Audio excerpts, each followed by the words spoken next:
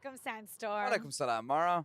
I can't believe this is the last day of MSC 2024 and probably the last day we're going to see one of these keys. I know, right? We finally reached the end of our journey. We finally reached the best of 7 grand finals. Falcons, AP Bren, Selangor Red Giants. But only one team will be able to unlock that trophy. But you know what I've been meaning to ask you? Tell me. If you won $1 million US, what would you do with it? It's quite a lot of money. You know what?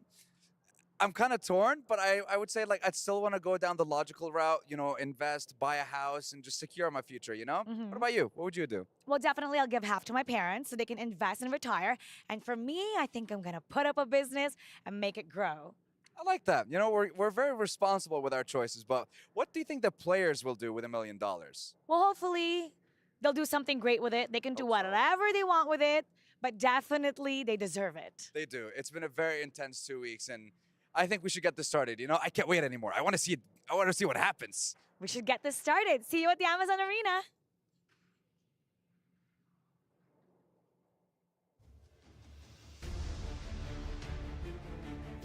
Today is the day we've all been waiting for. It's the grand finals of MSC, where we have reached the pinnacle of the journey to see the world, where the stakes are even higher, where both teams have secured 500,000 USD each, but only the champion gets to walk away with the astonishing $1 million US. It's not all about the money, it's not all about the prize pool, it's about the pride as well as the glory. Can Selangor Red Giants etch their name in the new competitive landscape? Or will Falcons AP brand finally secure the elusive MSC title? My name is Afel, and welcome to the Mid-Season Cup 2024 here at the Esports World Cup.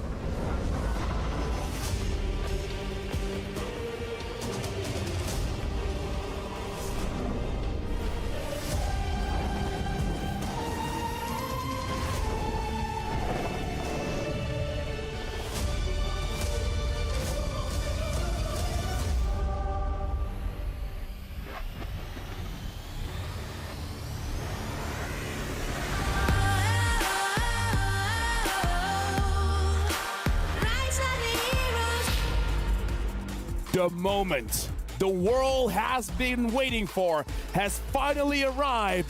Welcome to the grand finals of the Mid-Season Cup 2024 here at the Esports World Cup. My name is Afel. Alongside with me is our analyst, Wolf, as well as Leo. And looks like I'm a bit outnumbered here. How are you guys feeling for today?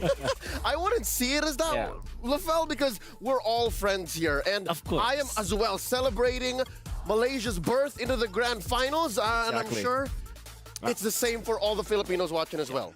More than anything else, I know that this will be a banger of a series. We know for sure that it will be very close. I'm happy that it is Selangor Red Giants that a Philippine team will meet in the grand finals because I'm sure it will be action-packed. And now we got to look at our grand final casters. Let's look at Mirko as well as Gideon. How are you guys feeling for this grand finals? As you can tell based on how we're dressed today, we're excited to see this grand slam from both of these teams, and hopefully they're going to go the full distance here, Mirko. Any team that wins, I feel like, will already have an amazing story. For Falcons AP Bren, they get the complete trophy set. And for SRG, if they can pull it off, invincible run. I mean, again, that's amazing because here's the thing. SRG already made history just by entering the grand finals. If they win this one, that's going to be a whole new start for the region. In the history of MLBB Esports, there's only ever one other time that Malaysia found itself in the grand finals, and that was the SEA Games. Oh, yeah. 2023 in Cambodia. But that aside, every other mainline international event that we have organized, Malaysia's always just not close enough. And when it comes to storylines, both of these teams are in that trust the process kind of a mindset. That's very true for a side of Falcons AP Brand, dating back to what, 2022, the end of 2022 Yeah. for quarter 4.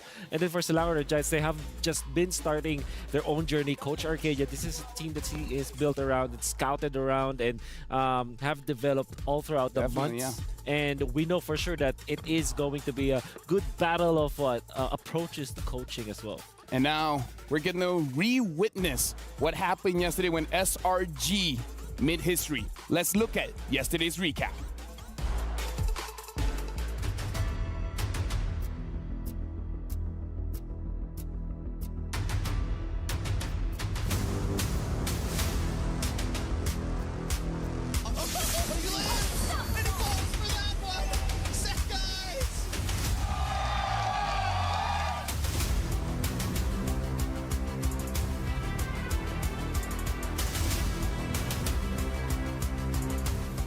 That was a beautiful dance indeed. Sakai's now coming in, but no one's fearing him. Connect, Vanix finally falls, and that is huge for SRG. Both damage dealers off the map. Unbeaten.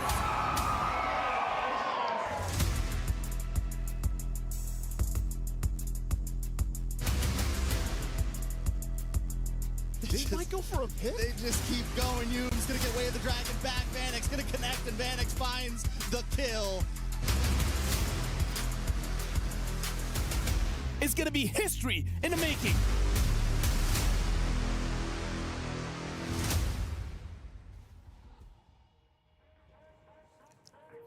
Watching that gave me goosebumps because again, it is making history, but also the birth of the Sky Prince Skies.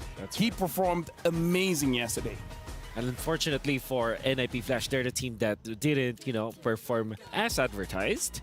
I was sort of, upset that went to 3-0 because I do want to see them battle for 5, but it is what it is. SRG were far more prepared. All right, you know what? Say what you will about how Singapore performed yesterday, but I think they've already gone further than anyone expected. That's also true. Me included, but if you'll recall, I predicted that they would actually go through to the next round from the quarters, and that proves that they are more than just a flash in the nip. You know what? I love that. Speaking of loving, honestly, I love NIP Flash's performance throughout MSC, and I feel like it's one of those teams that you guys got to be prepared for when we're going to M6. Speaking of which, before we even talk about that, let's actually look at the Pepsi's top reactions. Thank you.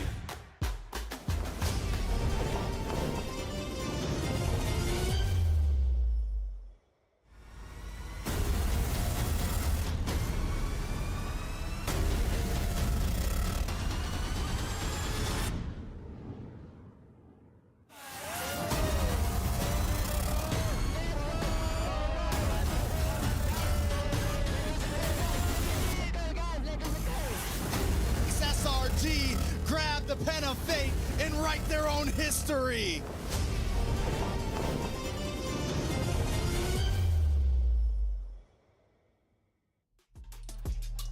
All smiles and all excitement when we're looking at the camp of SRG. Of course, looking very good.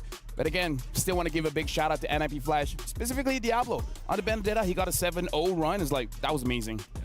I think he gave his heart out for sure, and I think the entirety of NIP Flash as well did. However, I think it boiled down to really just the draft choices from both teams, and I agree. SRG really did prepare for NIP Flash, which means that against Falcons AP Brand, they will surely be prepared. I got a little bit of insight on that, but for now, we got to check out our Aramco top 5 plays. And while we're looking at the top plays here, I actually got to talk to the coach of NIP Flash, Adamir, and he was like, it was an experience fighting against Coach Arcadia in the draft. Yeah. Everything that he planned for did not happen. Okay. Like he was expecting A, B, and C to happen, and then Coach Arcadia and Coach Vecchi went X, Y, and Z. You know what? I think that is perfect. Coming from a BS Information Systems graduate, that is Arcadia, comes from my very alma mater. Yeah, no, legit. He That's graduated in actually 2012. very- Yeah. that's So right. the programming is in him. Yeah.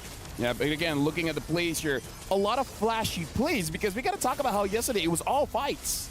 Yeah. I think this is the tempo that NIP Flash wanted to fight up around anyways. they really like to brawl. Unfortunately, SRG just had uncomfortable draft. And I think that even in the game where they could have actually won it, they had this interesting draft around the early game. Yeah. I know that it will eventually fail. They performed in the early stages, but just one mistake was all it took for SRG to take over. Which is literally the epitome of the saying they had us in the first half. Yeah. There were 2 of the 3 games, I think, that NIP Flash was winning in the early game really hard. Yep. And again, that's the magic of Selangor Red Giants. They just know how to find that fulcrum, that pivot point, that jiu-jitsu roll into the control point, and then they're suddenly on top. You want to know what interesting thing that Diablo said? What'd he say? It was a shame the Lord wasn't on our side. Because it's like the Lord is The Lord was Malaysian. is for sure Malaysian. Yeah. I can't believe he said it to me, you know, like face to face. At least he watched the panel segment, so that's That's cool. I love it. I love that. Yeah. And most importantly, like Hades, for example, also he talked about the fact that sometimes you just have a bad day, and it was definitely the bad day for NIP Flash. Some teams actually, and even Coach Arcadia himself believes in that kind of approach where there will be sometimes a person or a player will just have a bad day. It just so happened that it was the time that they were getting eliminated. He told me about that when Fnatic Onyx actually lost. It kind of felt like it was just their bad day. Speaking of Fnatic Onyx, let's check out the full bracket here, and let's talk about the journey both teams had to go through in the bracket. It's a long journey. Compared to the M Series, not as long, but maybe twice as brutal. Because look, we started with 8 teams, now down to 2. A single slip up, a series lost means you can no longer get to that $1 million. Exactly. It's like double it or give it to the next give it to person. the next person. Or nothing, Literally. I think, Or nothing. Yeah. Actually. I mean, we got to talk about the fact that single eliminations, if this was a double elimination, it could be a much different story. But look at this. Falcons AB Brand defeated See You Soon, defeated Team Liquid Echo, as well as looking at Selangor Red Giants. They beat Fireflugs, they beat NIP Flash, and now they're here. Now, we're at the grand finals. A dominant run for Falcons AP Brand. Almost, actually, literally losing only one game, right? The entirety of their runs so far. To Liquid Echo. So Liquid Echo. Which was in itself a turnaround. Yeah, but the thing is, while we're talking about how amazing this grand finals is going to be, we got to talk about how amazing the upcoming tournament M6 is going to be. So we prepared a special M6 video for you guys. Whoa!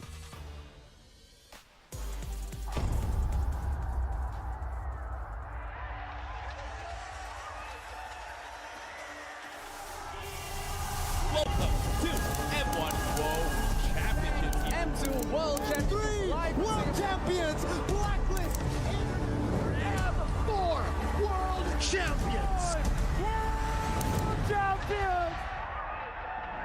M-Series is back in Malaysia, and we are as excited as you are to witness this incredible event. We welcome you. Selamat datang ke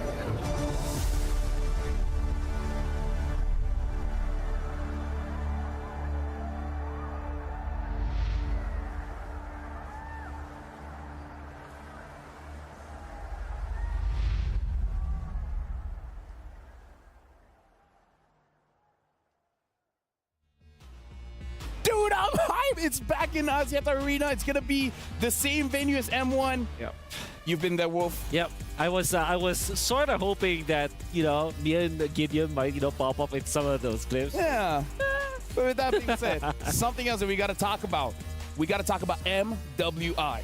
Starting on July 24th is the female pro players' time to shine. Catch the MLBB Women's Invitational 2024, where 12 teams from 11 regions break barriers and redefine esports. Now, I do have to say, I like that during the grand finals, we all look good. And if you want to look good, you need skins. The Soul Vessel Skin Series, Amon Vessel of the Seed, as well as Hanabi Vessel of Rage are now available.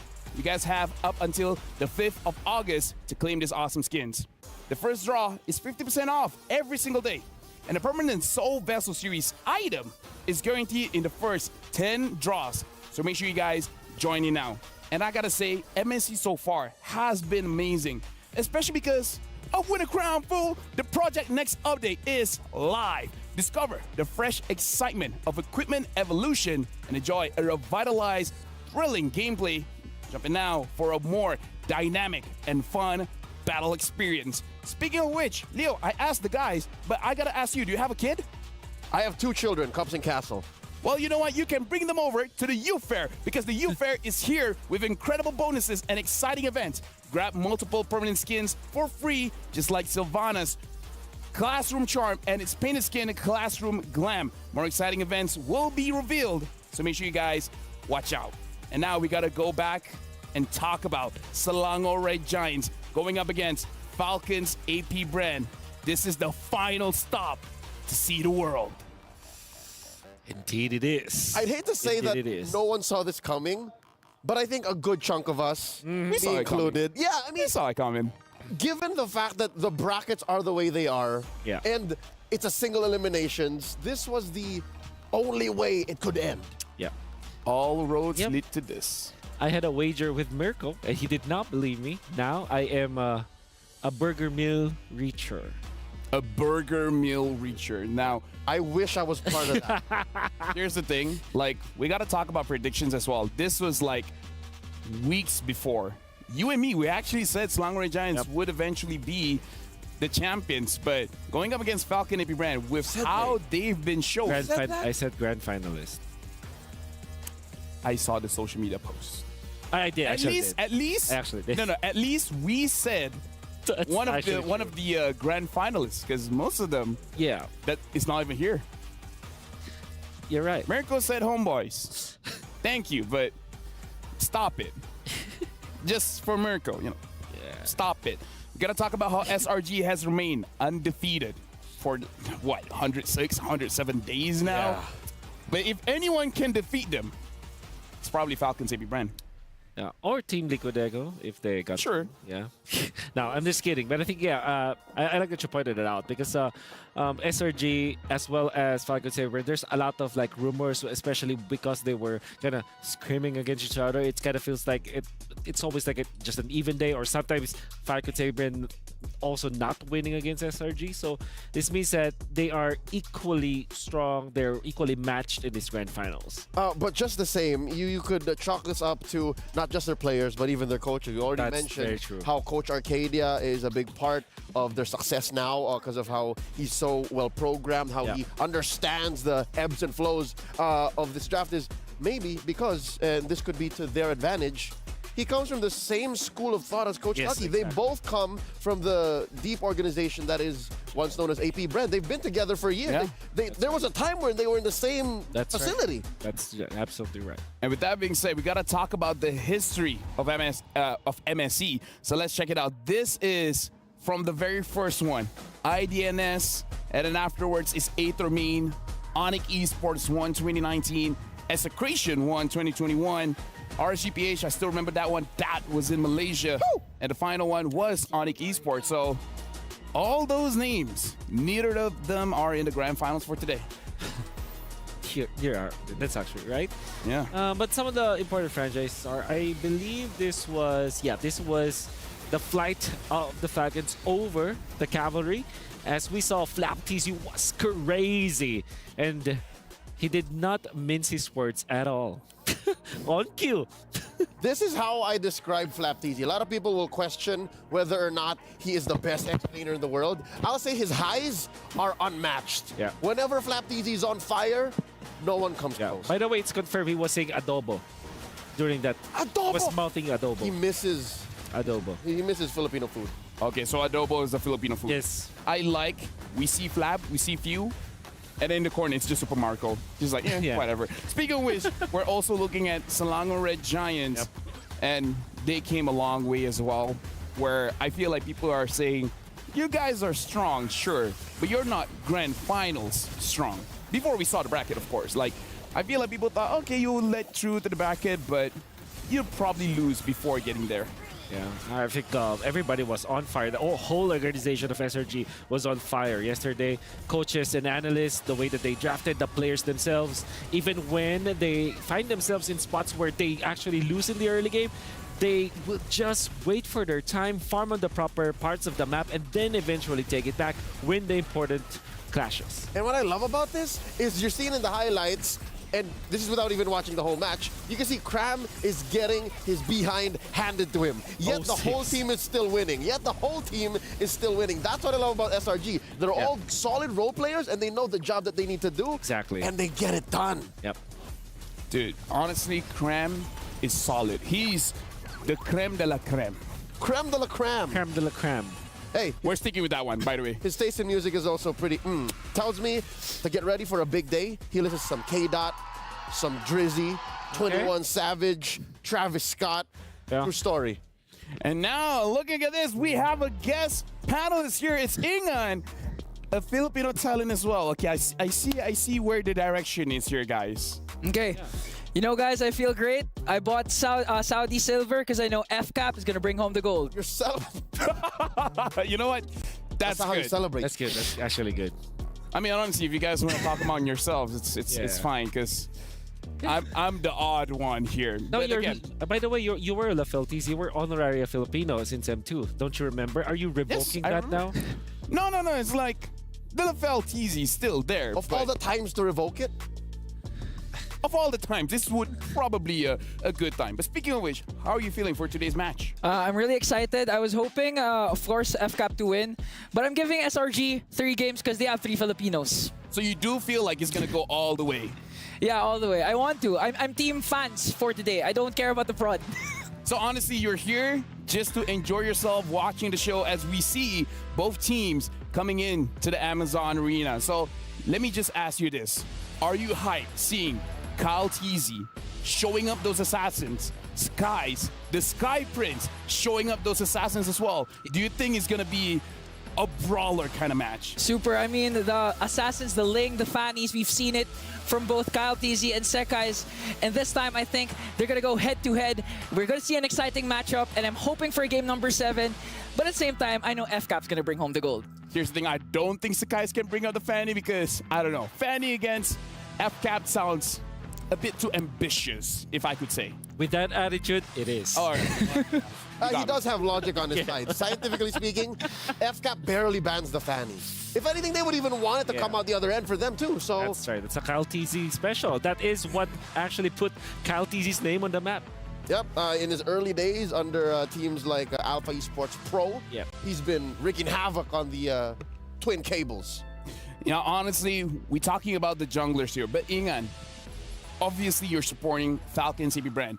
Which player we gotta look out for? You gotta look out for Super Marco. I mean, I've been working out with Super Marco, Pando, and Ogwen. Did you say working out? Yeah, working out. We're lifting iron. Yeah, okay. So those guys are really locked in. They feel more confident compared to MPL Philippines Season 13.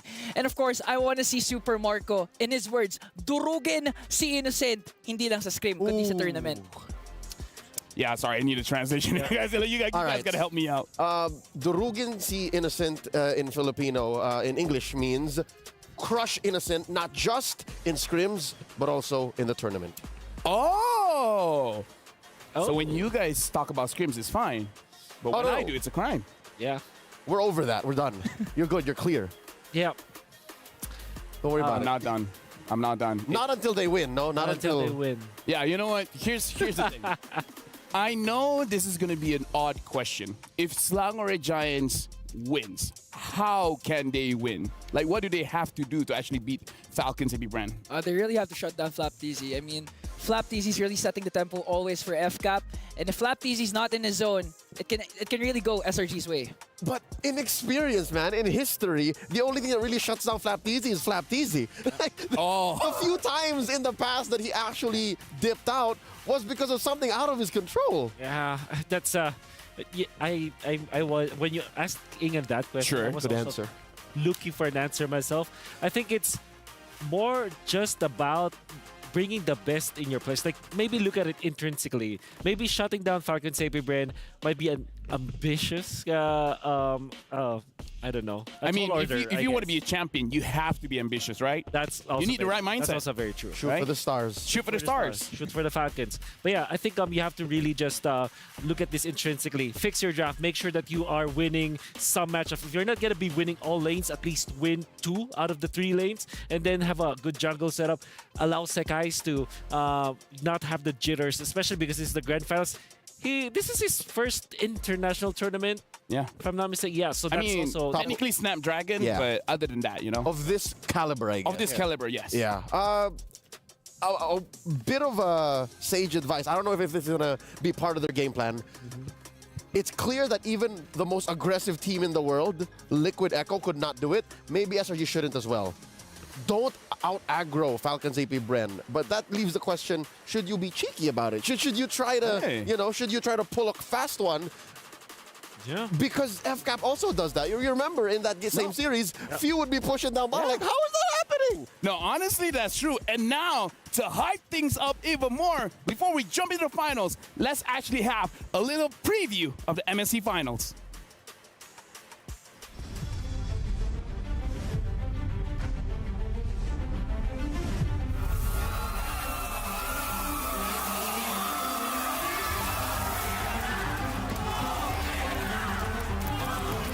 Sa susunod na mga kalaban namin sa Grand Finals, alam kong lumalakas tayo, pero dyan lang kayo kasi alam naman ng lahat na Pilipinas pa rin ang pinakamalakas. Walaupun tim Malaysia baru pertama kali menjejaki Grand Final di International Tournament, tapi kita orang akan pastikan our win streak akan keep going.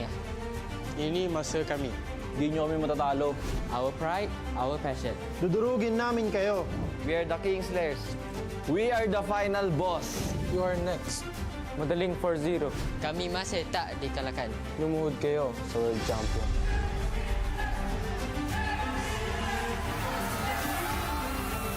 Ito na ang huling laban.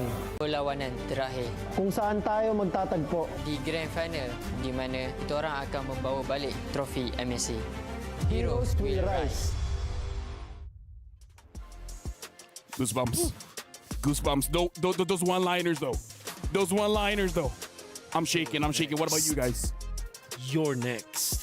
No, I'm Lapel. It's very rare that I hear Kyle DZ. Because again, Kyle DZ, after knowing him for a few years now, he's the kind of player that lets his actions speak louder than his words. But when he said, bow down to the world champions, I want to bow down to the world champions. I mean, Yes, sir. whatever you ask, say yes. Yes, my lord. I mean, again, looking at that video, that's quite the preview coming up. Because again, it's gonna be a best of 7 between both teams here. So honestly, Ingan, when we're talking about a best of 7, this is the thing that almost never happens. It only happened during M1. It happened. Is there a chance for a reverse sweep? M5 too.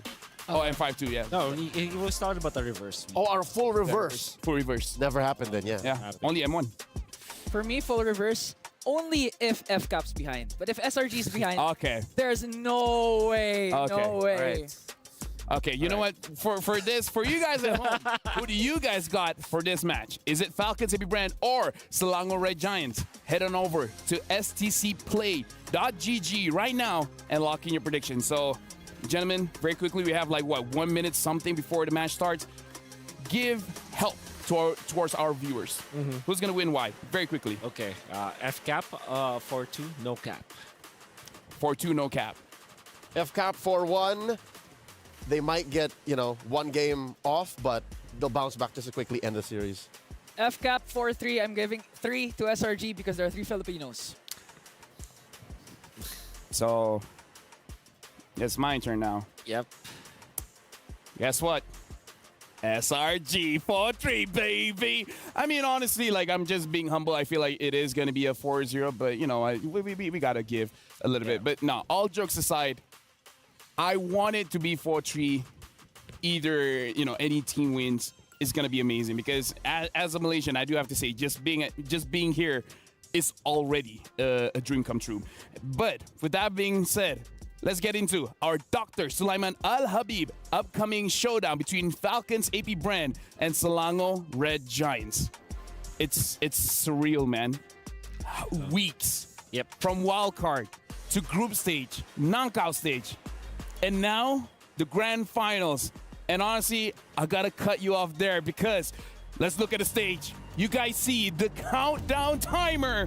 And I hope all of you guys at home, in the stage, in the studio, no matter where you are, be prepared because we're gonna start the grand finals of MSC. We're throwing it over to Maracino as well as the Wood Sandstorm.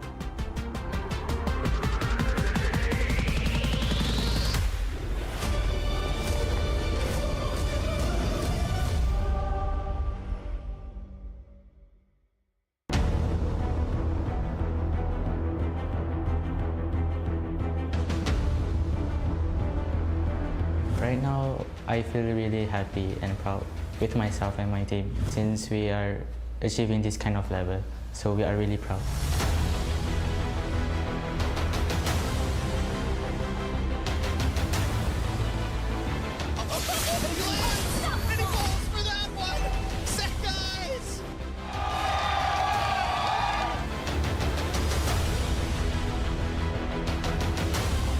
We just need to be focused and be more prepared in our discipline. So, and also our stamina. That's really important for the BO7. I think we're the ones who's gonna beat them in the grand finals. So they won't be undefeated anymore. Now another immobile. Lydia onto the backside, flop teasing with a dive again under the base. What are they gonna do? MP gets knocked up and the prediction right into the quad shadow. What are they made of? Falcons aim. I think our play style against SRG is that we are better at macro and micro. To FCAP brands, I'm really excited to meet you guys. But let's give our best and may the best win.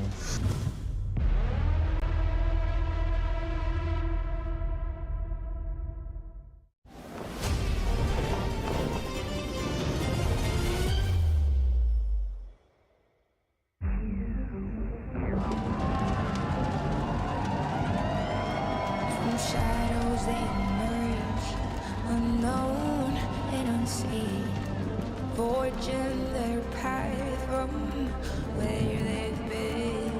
From weakness to strength, they'll rise anew, transforming their fate, destined to pursue.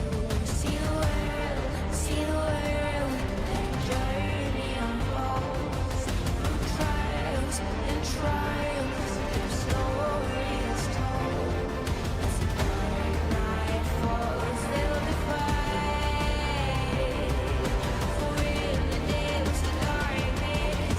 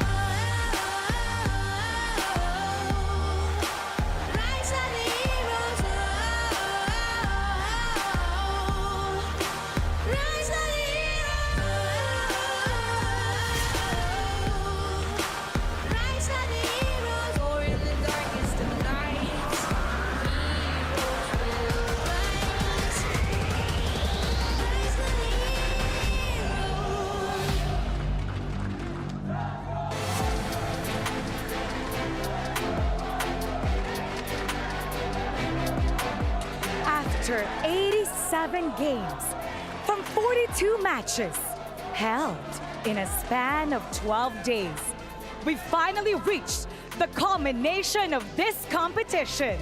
From the simple yet brutally legendary wildcard stage to the unfathomable, competitive landscape-shifting tournament events of the group stage and the flurry of do-or-die matches of the knockout stage, we are down to the final two teams. Two teams that still hold the key that symbolize their journey. two teams who have finally arrived at their last stop on their journey to see the world.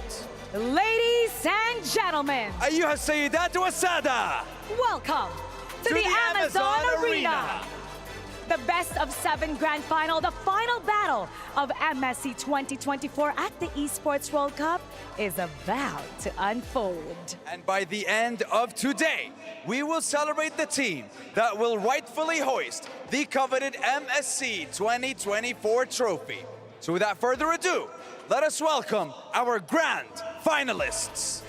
Introducing first, from the blue side, the reigning defending world champions from the Philippines, Falcons AP brand.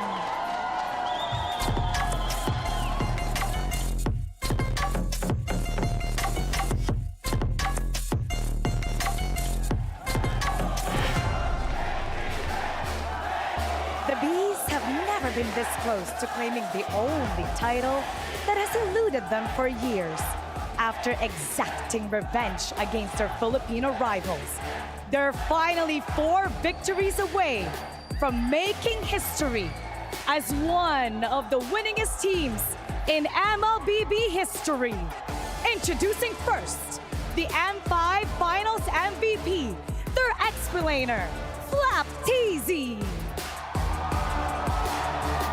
Filling the jungle, the golden boy, Kyle TZ. Playing mid is the timeless idol, Few. Manning the roam position is the master, Ogwin.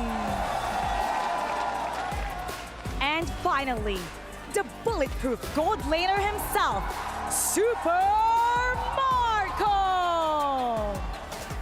Falcons AP brand are looking to bring home Philippines' 4th MSC trophy. And their opponents on the red side, hailing all the way from Malaysia, the unscathed, the undefeated Selangor Red Giants!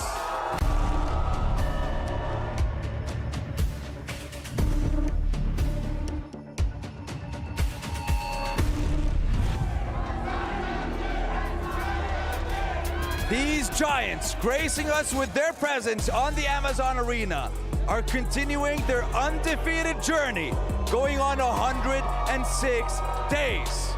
And now, they are 1 best of 7 away. They are 1 match away from continuing this streak. And by the end of the day, if they manage to tower over their opponents, they will hoist the trophy, going on 107 days of undefeated glory. And now, we introduce our players. First of all, their XP laner, the handyman, Cram! In the jungle, the Sky Prince, Sakai's.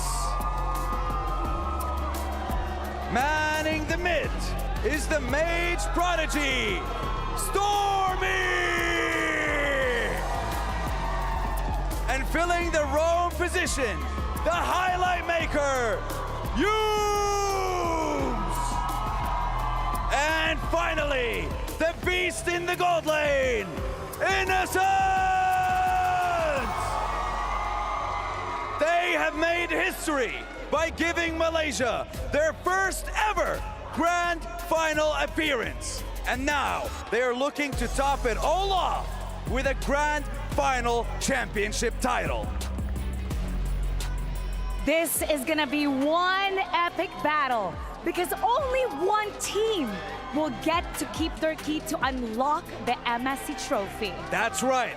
Falcons, AP Bren, Selangor Red Giants. It is time to take your seats, for the battle is about to begin on the land of dawn, and the fates of your keys will be decided by the end of today. And now the players are about to do their ping test with the best gaming phone in the world, fit for champions. That's Asus ROG, powered by Snapdragon 8 Gen 3 mobile platform. That's right. Asus ROG is the official gaming phone of MSC 2024. And my God, what a journey this has been. But it is not the end of our journey with all the MLBB action, is it?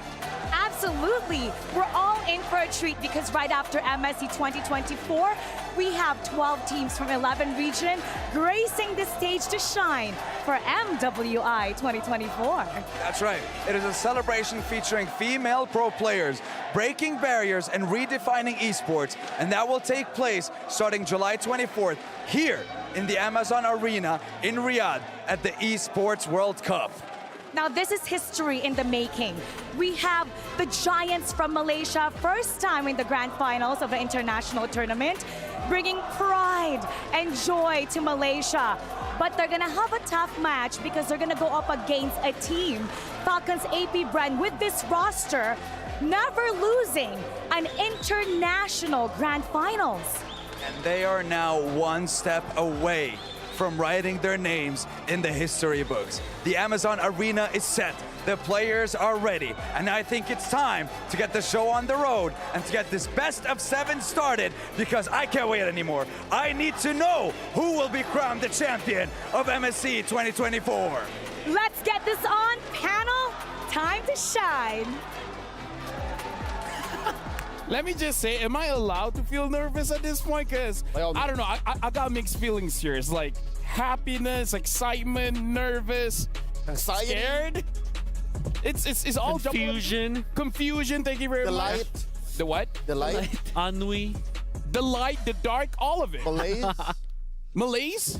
Yeah, it's the general, my mom taught me this term, it's a general feeling of uncomfortability. Oh. I just have malaise. Oh, really? I don't know how to feel about that. I hate the, yeah, no, perfect timing for this joke. Yeah. But yeah. look it up. Look it up, it's a real word. It is a real word. It's me. I'm a Malay. But you're just Malay. No, you're not Malays. With that being said, drafting. We gotta talk about the similarities first, right? Okay. Because let's talk about the coaches. Okay. You guys have talked about how both of them used to be in the same team. They know each other well. They should know each other well in this draft. You know how else this dichotomy between SRG and FCAP go? Sure. They also both have 2 tacticians that were former roamers for their teams that both respectfully played for MPLs. Yep. Ozorovecki for Geek Fam and right. Coach Treb for then BSB. That's right. Coach Treb, it was, he was on as Trevor. I think he retired playing as a roamer, but when he played in the MPL, it was actually a side laner / roamer where they kind of swap. Because back then in season, 5? This was before Project Next. This was before Project Next when... Roles were a little more fluid. Yeah, everybody was very fluid. You have to be flexible Yeah. for you to get into MPL, you know? Yeah, which brings up a conversation I had with Coach Vecchi about 2 or 3 days ago. I had breakfast with him, and he said that the reason why Filipino teams are so successful is because we focus so much on macro. Filipino teams are so good at macro that even if a lot of conditions change, they're so consistent that they get so much success, regardless of where you drop them. With that being said, we got to talk about the drafts here. Falcon AP brand is going to be on blue side. Selangor Red Giants on the red. Valentina band up as well as Chip. So Ingan, looking at the draft here, what do you think is going to be the first priority for Falcons AP brand? Falcons AP brand, if of course the Luyi is open, no chance that Few is not gonna pick that up. And apart from that, of course, the Roger of Super Marco is a good prio pick. And apart from that, of course, the Ling of Kyle TZ. We got to look at the Angela as well. If the Angela is up, both teams can definitely utilize that hero very well. A lot of good vehicles for the Angela, as I would call it. There goes the Ling, for example. Nolan is an assassin that can actually receive the Angela, but it's not It's not the suggested. best. Not the Not best. the best because you go in and out. You Yeah. want to stay in that area. For example, go for the Baksha. You have Roger. Yep. It's actually a great vehicle. Which is still up, by the way. Yep. So now you're looking for the trade. There's so many hot commodities still left on the draft. This is, I feel like I'm uncomfortable being given this option right now. Harif being banned up.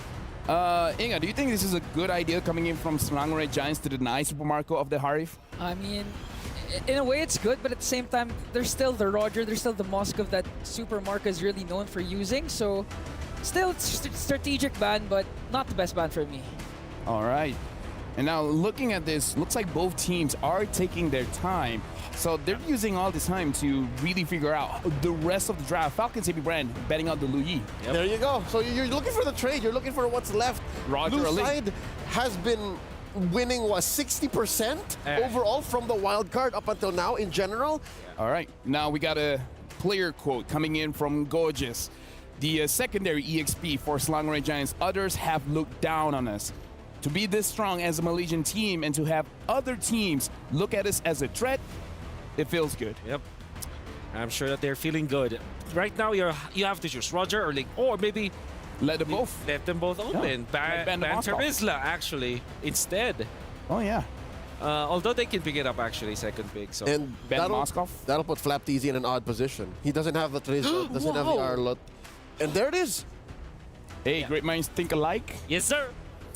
The Zhong is still open. Yep. Just so saying. You pick up the Roger, and now, okay, so that's a priority for FCAP. Now it's Ling Moskov.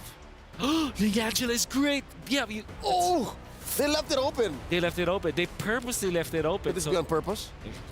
I think it's on purpose. 100% on purpose. Yeah, there's no way they didn't catch that. So I would say Ling Angela is top, and then next best thing is maybe Ling and Moskov. Because it would be kind of a bad idea to let Roger and Ling be in the same There you go. team, That's right? Angeling. It's gotta be. It's gotta be Angeling. What are you feeling after seeing the first 3 picks for both teams? I mean, Sek is, even without the Angela, is always activated. But with this Angela pick, it's too good. Too good. But what I am going to say here is this allows for Falcons AP Bren to lean hard on finding solutions. There could be worse places, right? Yeah. There could be worse positions wherein you get the Angeling and then you don't have any room to pick up the answers. So you pick up what? Farsa Yuzhong here? I mean, like, here's the thing. Like, good news, good news, bad news. Good news, you got the Angela. Bad news is that Stormy is not on a hero that can usually carry the game by himself. Barats instead. This is the early curveball. In a way, it's still pretty much open. The big guy passive's not kicked in yet. Tiny Dino, big problem. I love it. Big problems in many ways because you can put it in the XP, put it in the jungle. Roger's still open. Julian's also open. This is FCAP, and the F means flexible. Triple flex in blue. Actually, it means Falcon. Just to clarify. Yeah, it's Falcon. Triple flex in blue. So you get Moskov, right? If you are SRG, so that you're safe in many situations. Both good targets for the Angela. Got him. All right. Moskov being picked up here. I'm really thinking that Selangor Red Giants should have a very aggressive roamer because I feel like the moment they lose the mid lane, Sakai's not going to have a good time. So whatever next pickup is going to be, they got to make sure that the jungle is relatively safe. Yeah. Whew. It's difficult to be in the spot of SRG because you don't know what to ban at this point because all lanes are kind of open. So Julian you just have could be mid. But Julian can be played. Yeah, but meaning to say, like, if you ban the mid lane, then maybe the Julian can go mid, right? If you ban... All right. Yeah, that's what I mean, like the So triple you flex. force one of the heroes to be hard locked in one spot. I like how you think, Lafel, and they do by the fair miss for FCAP.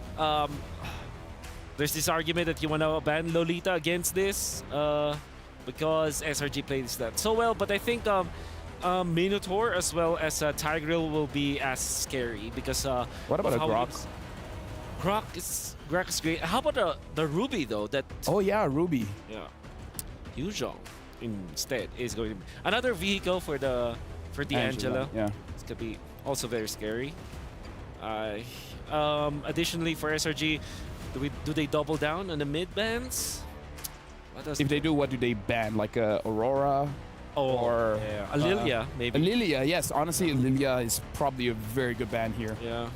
Because if the Lilia is there, and then say this Baras goes EXP, and then the EXP is won by the Baras, then it's just like, you have many open doors for FCAP, right. and it's just not going to be a fun time for SRG. Yep. Oh, Tigreal. Hey, okay. Interesting. What about Yums using the Cho? Is this Yeah, Is this chowable? I mean, the Barats might be... No. The Barats might be annoying, but, you know, it should be chowable. Chowable, yeah. I think Yums is that kind of player where every game is chowable. You know what? I agree. He's the highlight maker. Yeah. So, Leo, looking at drafts here, what are you feeling like? The triple flex from FCAP is still leaving them with clear options, right? They can, again, react to what comes out. And SRG here reverts to the Edith. No need to bring out the Ruby. I think the Ruby would suck, I mean, honestly. it's a flex. It still is a flex, yes. Could go Rome, could go EXP. Could XP, could be Rome. Where this leaves FCAP is to possibly, even after these two picks, leave up one flex row still. Yeah. Like, you will still not be sure. Like in the Kaja for FCAP. They gotta. I was thinking the Kaja would have popped up this early, but given that SRG did not ban it, all the more they have a priority. Yeah. Are they overloaded enough on CC that they would even, you know, be okay with like a Minotaur or something? Yeah. Right? Like that's plenty. Or even a Matilda to go with the Barretts, right? To deliver the Barretts. Yeah, that's right. But there's a world where it's like, yep, there you go. All right, Minotaur Hayabusa. So this is going to be a Ingan, what do you feel like after seeing the full lineup from Falcons AB brand? I feel like it's more of a balanced lineup. Again, you have the sustain plus the crowd control. And of course, the flexibility of Kyle TZ to actually dominate with Hayabusa in the early game. So I'm liking the lineup so far of Falcons AP brand. They shut down the flex, right? You all know where they're going, but the whole switcheroo still. Kind of need a lot of vision here from SRG to... Like, because you have the Angela, right? You have the Edith. I don't know if this Edith is going to the Rome or the XP. Probably better at the XP at this point. If you're looking for vision, that has to be the XP. How about a Borg for SRG? The eggs. They're still checking bushes the old-fashioned way, though. Yeah, that's true. It's the CC. CCI. Yeah. Oh, so greedy SRG. There's no vision, my dog. Three farm-dependent cores. Here's the thing. It's a cram special. With that being said, thank you very much, Ingan, for your services here. Thank you very much to our analysts. And now, I hope our casters, Mirko and get in already because we're throwing over to the first game of the Grand Finals. Thank you, analysts. Thank you, analysts. This is the moment. This is the time for the Grand Finals. This is going to be a best of 7. Let me remind everybody here, the final bosses, the toughest challenge here in the competitive MLBB space. And it's going to be Falcons AP Bred against Selangor Red Giants. Both these teams, they've had their journeys through hell and back to reach the Grand Finals. And here it is, a best of 7 to end it once and for all. I don't know, but it's looking like you're playing against gods, man. When you're thinking of FCAP, you're thinking about soaring high as we jump on into the land of dawn to commence game number 1. Oh boy, Falcons AP Bren on the blue side, Selangor Red Giants on the red. Straight off into the game we go here. For Selangor Red Giants, they've conquered the Sky Kings in the group stages. Now sitting on their throne, they challenge the gods of the game. And honestly, if they are going to challenge the gods of the game, this is a particularly interesting way of doing so, right? Again, how we're going to expect to see Selangor Red Giants to attack Falcons AP Bren is winning out on these lanes and maybe setting up some dive opportunities. So Falcons AP Bren, they're great at responding.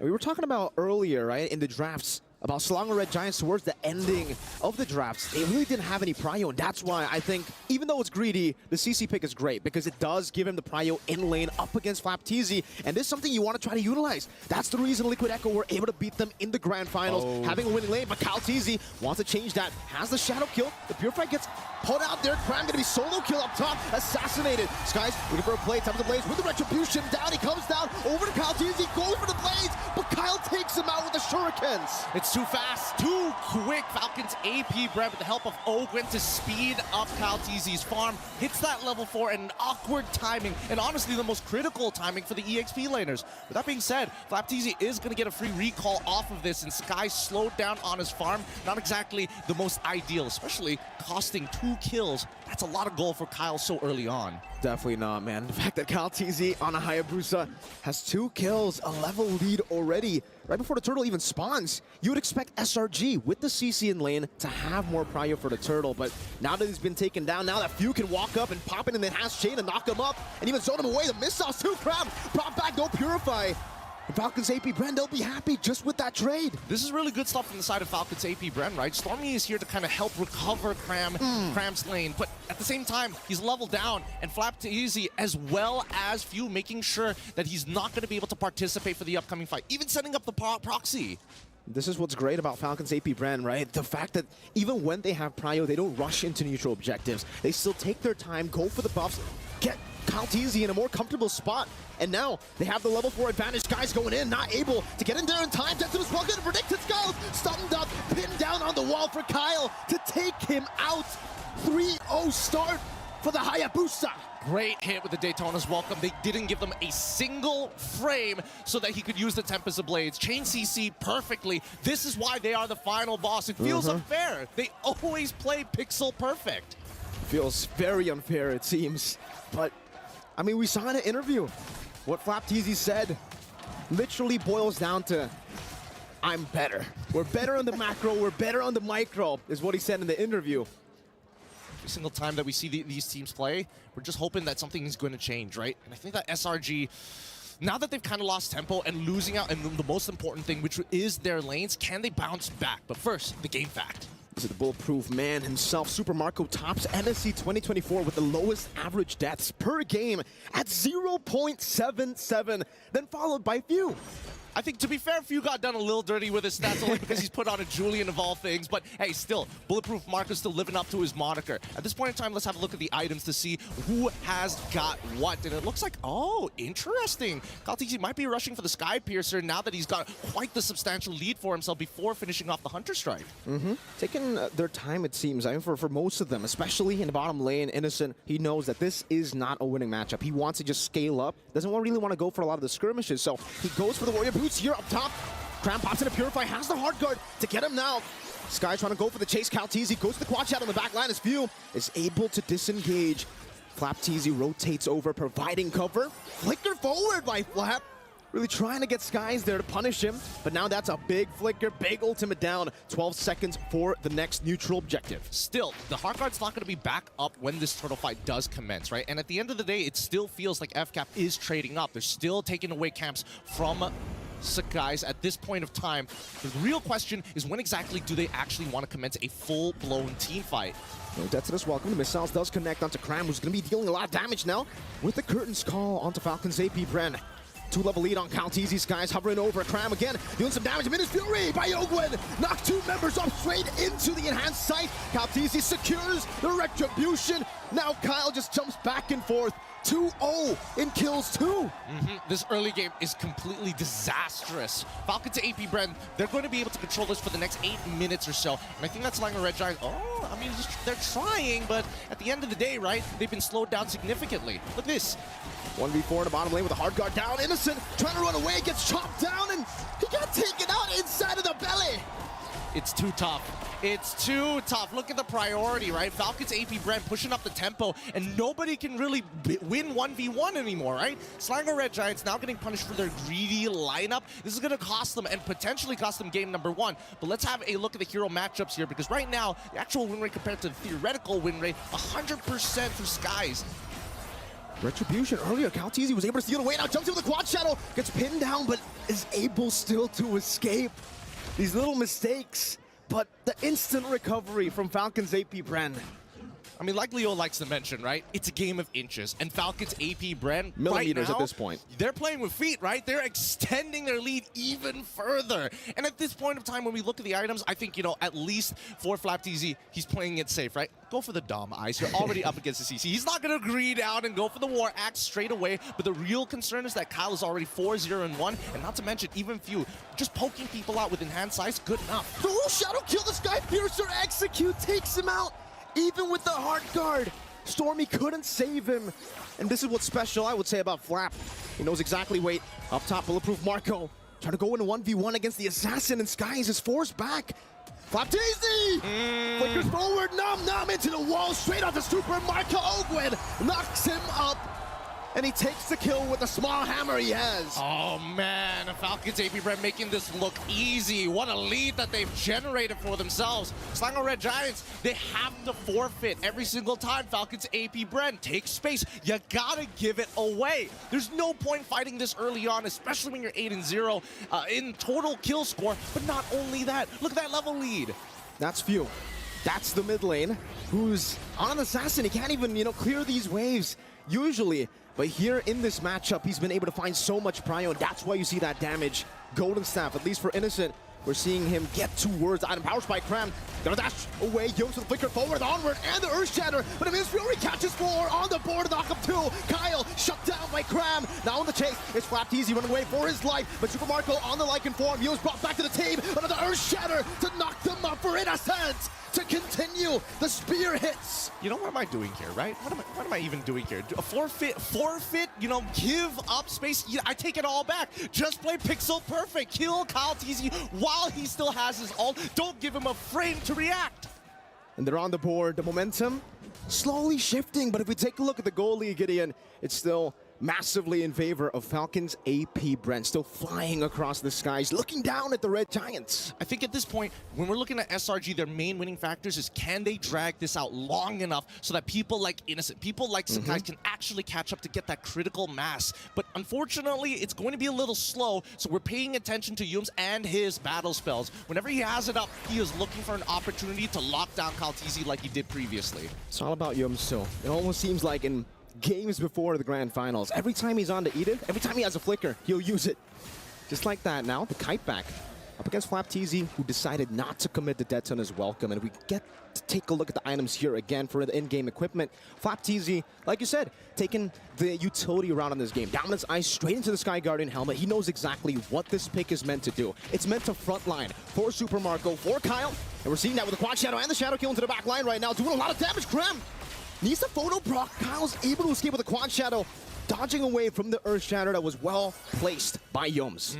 This gives a lot of information, right? Kyle TZ, he's already so far ahead. As long as he doesn't die, that's totally okay, right? Yes, he did lose a couple of Sky Piercer stacks, but it doesn't mean that he isn't like level 13, 9 minutes into the game compared to Sky's full 3 levels ahead of the man. It's tough to argue, but at this point in time, we're just hoping and waiting to see whether the Heart Guard is going to get dropped. Again, these Quad Shadows by Kyle, using it just to poke, slowly but surely. They bit out the curtain call though. Cram, no ultimate. Wait, Kyle TZ on the Lord.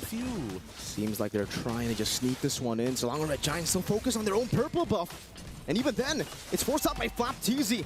Retribution still there for them. Minus Fury into the Deathers. Welcome, canceling out the Minus Fury there. And it's going to be the knock-up to Cake Yums down. Now into the back line. Tons of Blaze. Knocking you up straight into Skies' Blaze. FlapTeasy going to be taken down. That's a double for Skies. Looking for a triple as he marches forward. Skies continues the onslaught. Kyle forces the Shadow Kill. Super Marco chases Innocent in the back line right now. Kyle is in a 1v3. No Shadow Kill, but he does have the Quad Shadow. Going back and forth. Super Marco goes in and finds the Lycan Pounce. Skies looking for it. The spear catches him. Skies finds an unofficial Maniac. Oh my goodness! How did it end up like this? Falcons AP Brent, they lost sight of what exactly they were fighting for. They already had the objective that they wanted to. They wanted to extend their lead. They may have shown a bit of disrespect, but Slango Red Giants made it messy, kind of split them apart.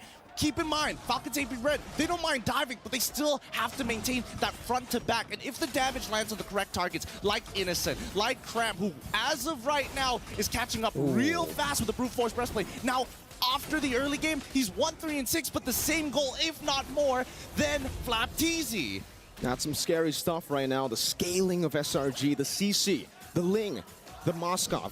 It's a very greedy lineup for SRG, but if they're able to somehow find those gold resources and place them onto these 3 members, it'll be very scary in the late game. Even the CC, he'll be able to actually withstand a 1v1 against Kaltizi. I think maybe he might go for the winner, Crown Fu.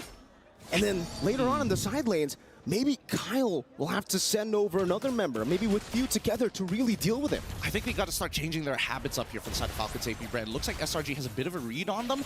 And at the end of the day, it's all about landing the damage on the correct targets. I think better yet... Oh, hold on. Hold on. Does he want to go for the info? Yes, he does. He's all 5. Flask of the Oasis is still there, though. And he'll be able to escape with the Quad Shadow. Scouse goes in. Chasing the back line. Tempest of Blaze knocking him up right into the spear as well. Skies finds the assassination in the back base view out. Super Marco with a gun down, finding the shutdown back, and it will be a trade. Both junglers down, but Innocent wants to continue to pin down Yums. Finds an Earth Shatter. Stormy in the back line, gonna be taken down by Flap as he stops him on the ground. But take a look at Yums and Innocent, who is still free hitting. Gets caught by the enhanced sight. There's a flask of the Oasis from Ogwin's motivation roar, but Cram is still able to escape. Few and Ogwin now with Marco. The chase flicker forward. The Lycan pounce will not give anything for Cram to deal with him. Innocent in a 1v3, now with a nature as well. Jumps forward, Super Marco buys it with a nature, scratches him down, and finds the double. He tries to outplay it. That's going to be a full wipeout here. A double kill for Super Marco. What an interesting approach. Slanger Red Giants make a play of their own to take out Kyle, reset his Sky Piercer stacks, but unfortunately, Few is quite a problem. These extended fights are working out much better for Falcon's AP Bread, thanks to the Julian. He doesn't have to wait for a long ultimate. He just needs 8 seconds. And now Minotaur. Ogwin has the winner crown, Gideon. That's the combo we were waiting for with the Minotaur, especially when they're snowballed. Yums, Earth Shatter R2, but the Minion's Fury knocks them up. Cram gets thrown away. The Spirit of Destruction into the back line. Yums try to survive now, even with the Shadow Kill. Sky's no purple buff, still desperately going for it. Tap the blaze now on the Super Marco. Skies finds the shutdown. Now it's a Kyle. It's Skies who continues the fight. And now onto the Lord he goes. Cram in a 1v3, trying to deal some damage. Stormy tries to heal him from across the wall. Skies finds it. Now with the Finch poise over to Few. He continues the damage with the winner crown. Saves him for a bit. Few trying to chase him down. Sky's still surviving. Cram with a cleanup, and Few will be taken down. Are you not entertained? Game number 1 from an abysmal early game. Somehow SRG are the ones who bounce back. Skies makes a play of a lifetime. And Chiling, you can't count him out. You can never count them out. Sky's in the mid lane now, trying to take the tier 2, and he will be able to do so. He started this game 0-3. He didn't have a purple buff in that team fight. He didn't, but he does now have 4 items. He's scaled up finally. And honestly, he has more farm than Kyle after having a 4-0 start. And they're cracking open the inhibitors. And I think that SRG, they gotta call it quits at some point. Kyle with the damage, jumps onward forward. Earth Shadow Flicker combos, guys. Trying to capitalize on this, has the time as a blaze, dodges away from them, Fury catches Super Marco, but now gets chain CC'd. So able to survive for a bit, knocked down by Flap TZ. Shut down by Flap. Stormy caught in the immobilization as Kyle finishes him off. And finally, Falcons AP Bren, they find the chance to slow it all down again. I think it doesn't matter, right? With more people dying at this point in time, we look at the waves and we can understand, unless, no, he wouldn't. What? Innocent? He tried to Spirit of Destruction, doesn't get that Few! Deletes him from the land of Dawn, now it's a wipeout for Falcons AP Bren! Why overheat? Why overheat? They could have just reset off of this. The waves were in a position where they couldn't get punished, and now they're definitely going to be losing something off of this. Sky's coming back up in 1 and Stormy in 1 as well. They could try 1v3 once more. No purple buff though. Again, same problem for him.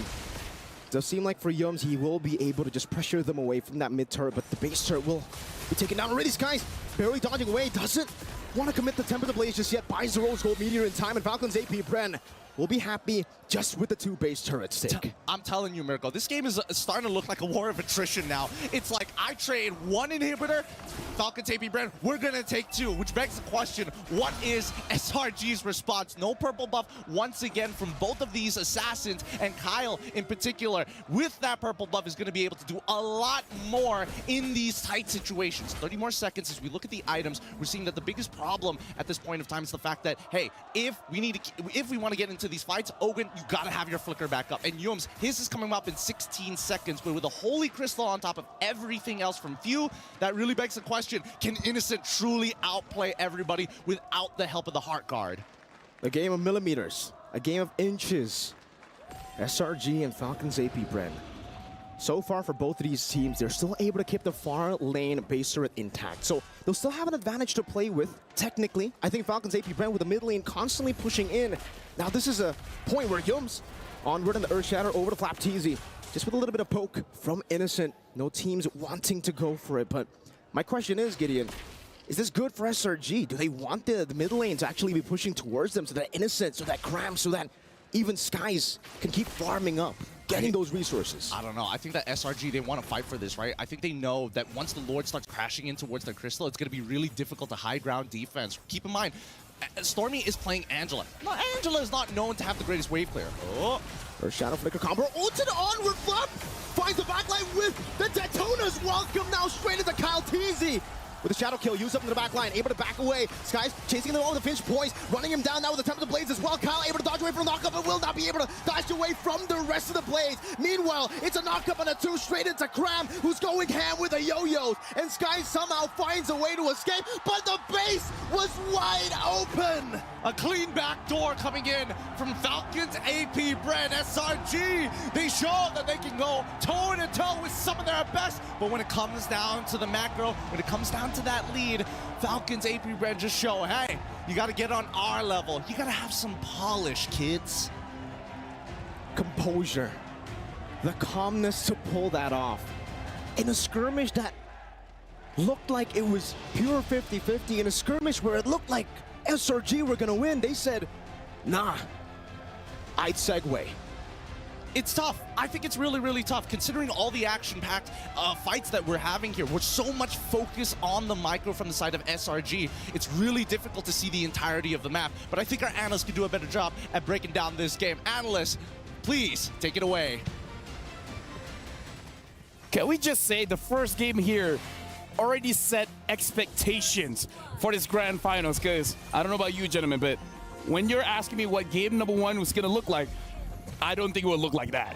Yeah, no, it was high risk, high reward for SRG. And again, if you want to achieve something great, such as defeating the world champions, you gotta think outside the box. You gotta think outside where the box was even made.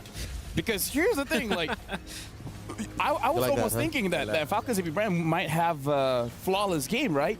No deaths and everything, but then Slaughter Giants fought back, and at the end of the day, it's not who has the better team fight. Yep. You just ended the game. And most importantly, you can see SRG with this set play where it is going to be either Cram or this Edith coming out from Humes to start the fights, and then they will force Kaltisi to maybe pop the quad shadow, or it kind of feels like there's someone who forces the ultimate coming out from Kyle, and then in comes the Angeling, which, man, it's still pretty strong. I believe that even when Falcons AP Brand won this game, they probably will not let go of both the Angeling.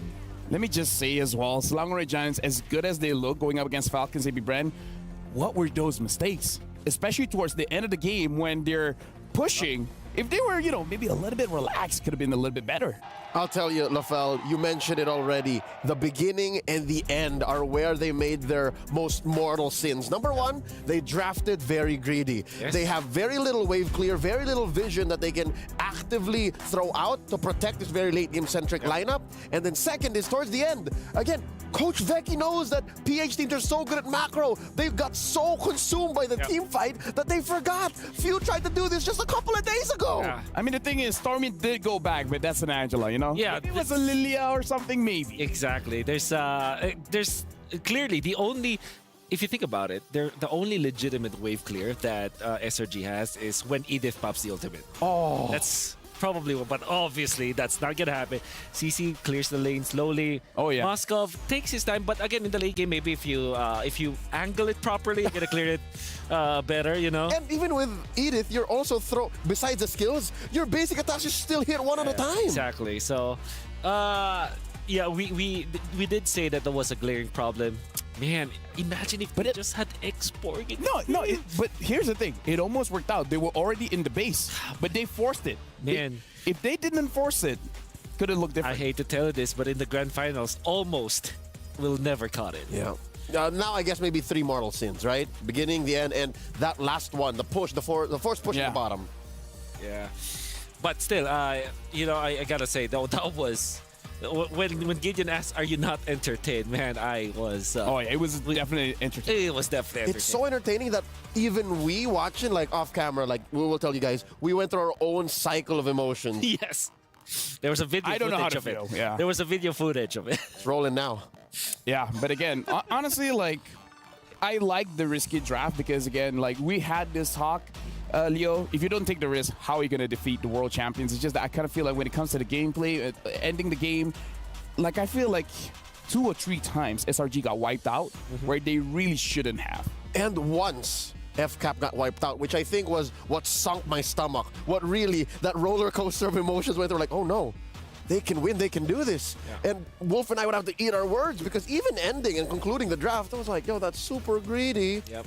And maybe through the sheer team fighting skills, they could have gotten away with it, but... Yeah. Nevertheless, if there was a team that I would allow to be greedy, I think now SRG has proven their worth for that regard. Because I think that they have a clear idea of what they want to start.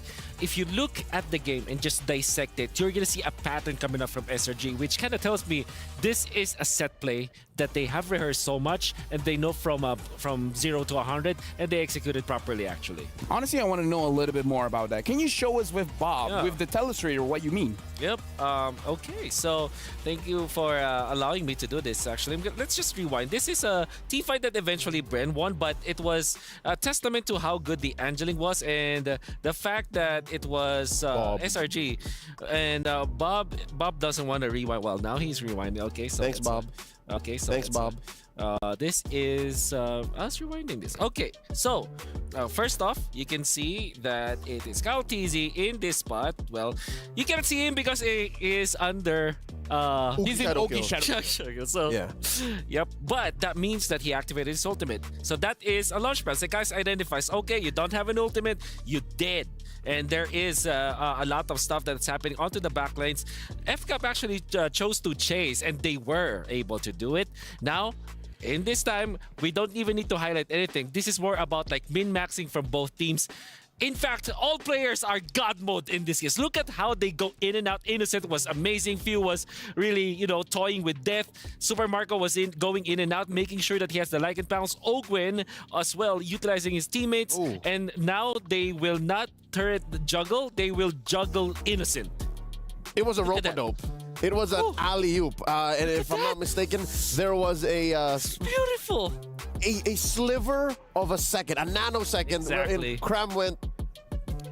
I think he wanted to throw some spell damp out and then maybe survive and then give the kill over to Innocent. That's right. But there were, if I'm not mistaken, 3 members of Falcons AP Bren there, and I think they thought one went back. So, again, take risks where you can, because if you want to beat the world champions, that's how you do it. I gotta say, this kind of games is where Super Marco gets the name bulletproof. But with that being said, we gotta look at our Sony MVP, and it's gonna be few on this Julian.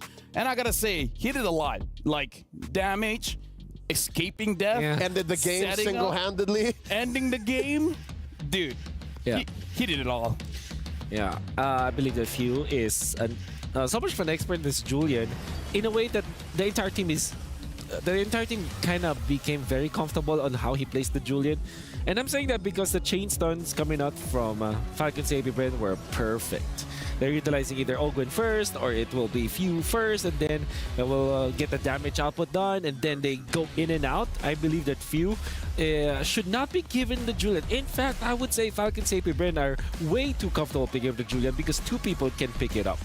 Would you say that it's a detriment to allow it to open? Like, it's your loss if you leave it open?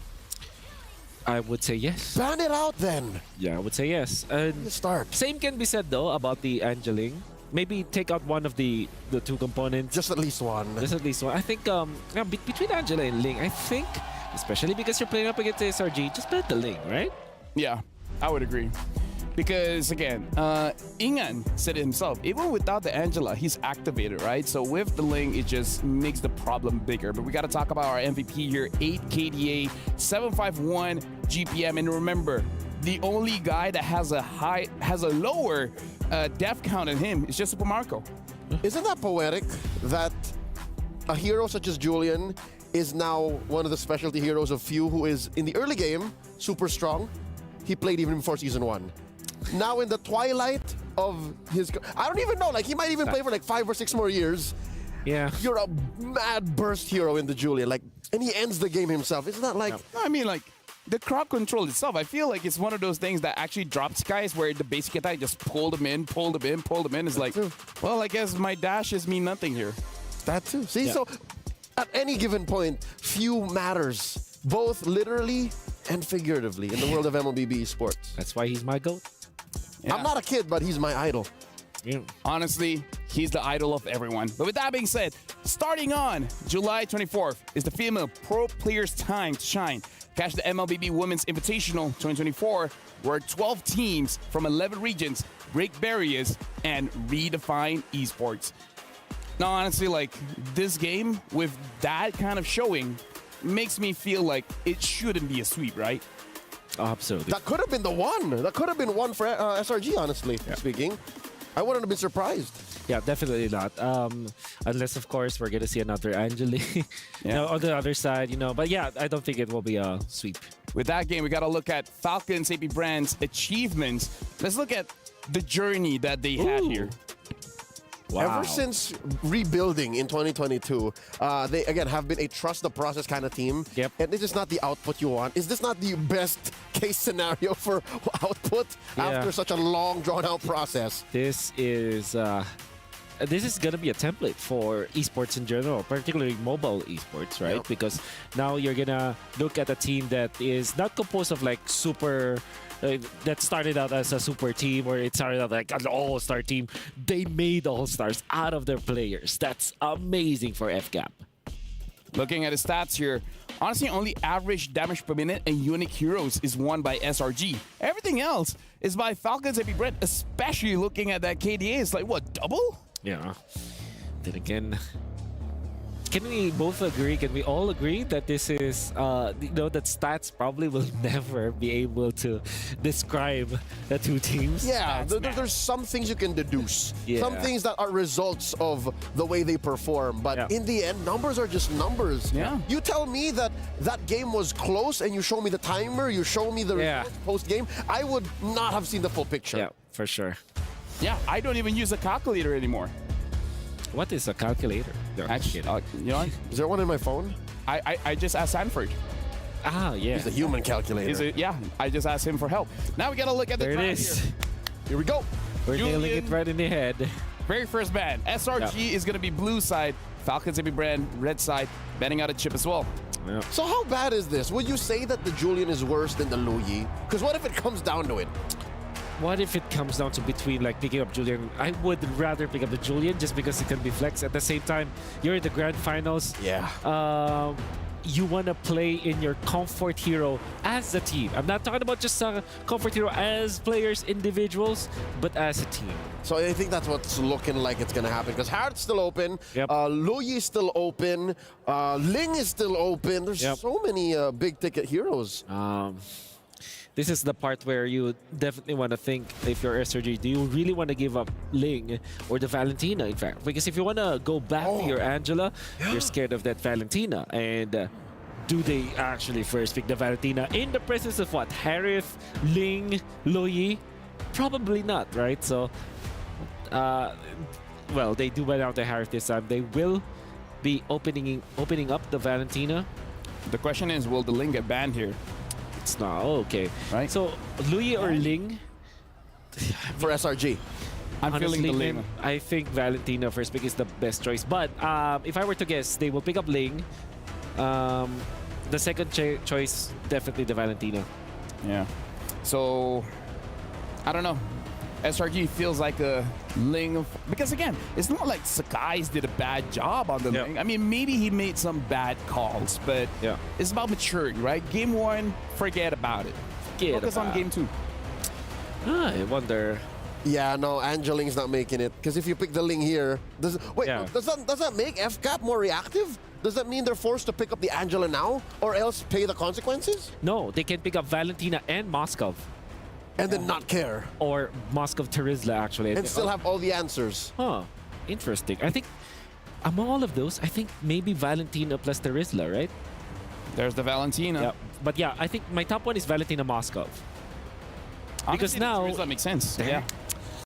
Let's go straight away. You got it right, but you did something else. Yeah, I mean, like, that still is... I'm still right, you know. We still want to see Angela Moskov, because it's not like they had a bad game. Exactly. No, they played very well. If anything, they just adjust the second half. Yeah. You know why I want them... Yeah, that's also true. Yep. I think, you still pick up Angela, but then why I like the Valentina is because it can copy the Angela. Angela actually hates playing against this Valentina. They both just hide. Yeah. Unless you want to go like Angela Ruby if you're SRG. Well, Moscow Ruby. Oh, wow. Okay. They're letting go of the whole Angela situation, Yeah. which I think is good because Yums is super comfortable on the Ruby. Almost single-handedly changes the tide of battle. And I feel like Stormy, this is one of those situations where he's looking at everyone's eyes and he's like, let me carry the game. Yeah. Let me do damage. So FCAP should pick up their gold laner now. Maybe somewhere along the lines of a Claude, so that they have a way to match up with this Moscow, because I'm sure that there will be a lot of Super Marco bans upcoming with the Moscow being picked up, Harith not being available, as well as Roger. You wanna pick up your gold laner now if you're FCAP. The real question is it really going to be Roger? You know what? At this point, I want the casters to come in. You guys are seeing the first three picks for Slangre Giants as well as Falcons AB brand. How are you guys feeling about this one? I think no, yeah. Haya. All right. They're thinking Haya. Yeah. They have a brainstorming in their own side. They're very invested. Yeah, they're very. I mean, given how dynamic and layered the first game was in draft, despite it being relatively greedy for SRG, I think there was a lot to go in there. Again, going back to the casters, like, let's start with Falcons AB brand. What do you guys think of their opener? Personally, I think their opener is looking really, really good. The Valentina, I mean, Miri Merkel have been discussing constantly about the back and forth between these two teams, and I think so far, FCAP looking real nice. Yeah, I think for Falcons AP brand, picking up the Terizla early was just amazing for them. Now they can nail down on the XPs for Cram, force the Ruby, hopefully, maybe for them, onto Cram. And then for SRG, I feel like they're really just going to try to nail down Calteezy, deny all the assassin picks, force him on utility. All right, thank you very much, gentlemen, for your thoughts on Falcons AP brand's opener. Now, in terms of the ban, what are we looking at like here?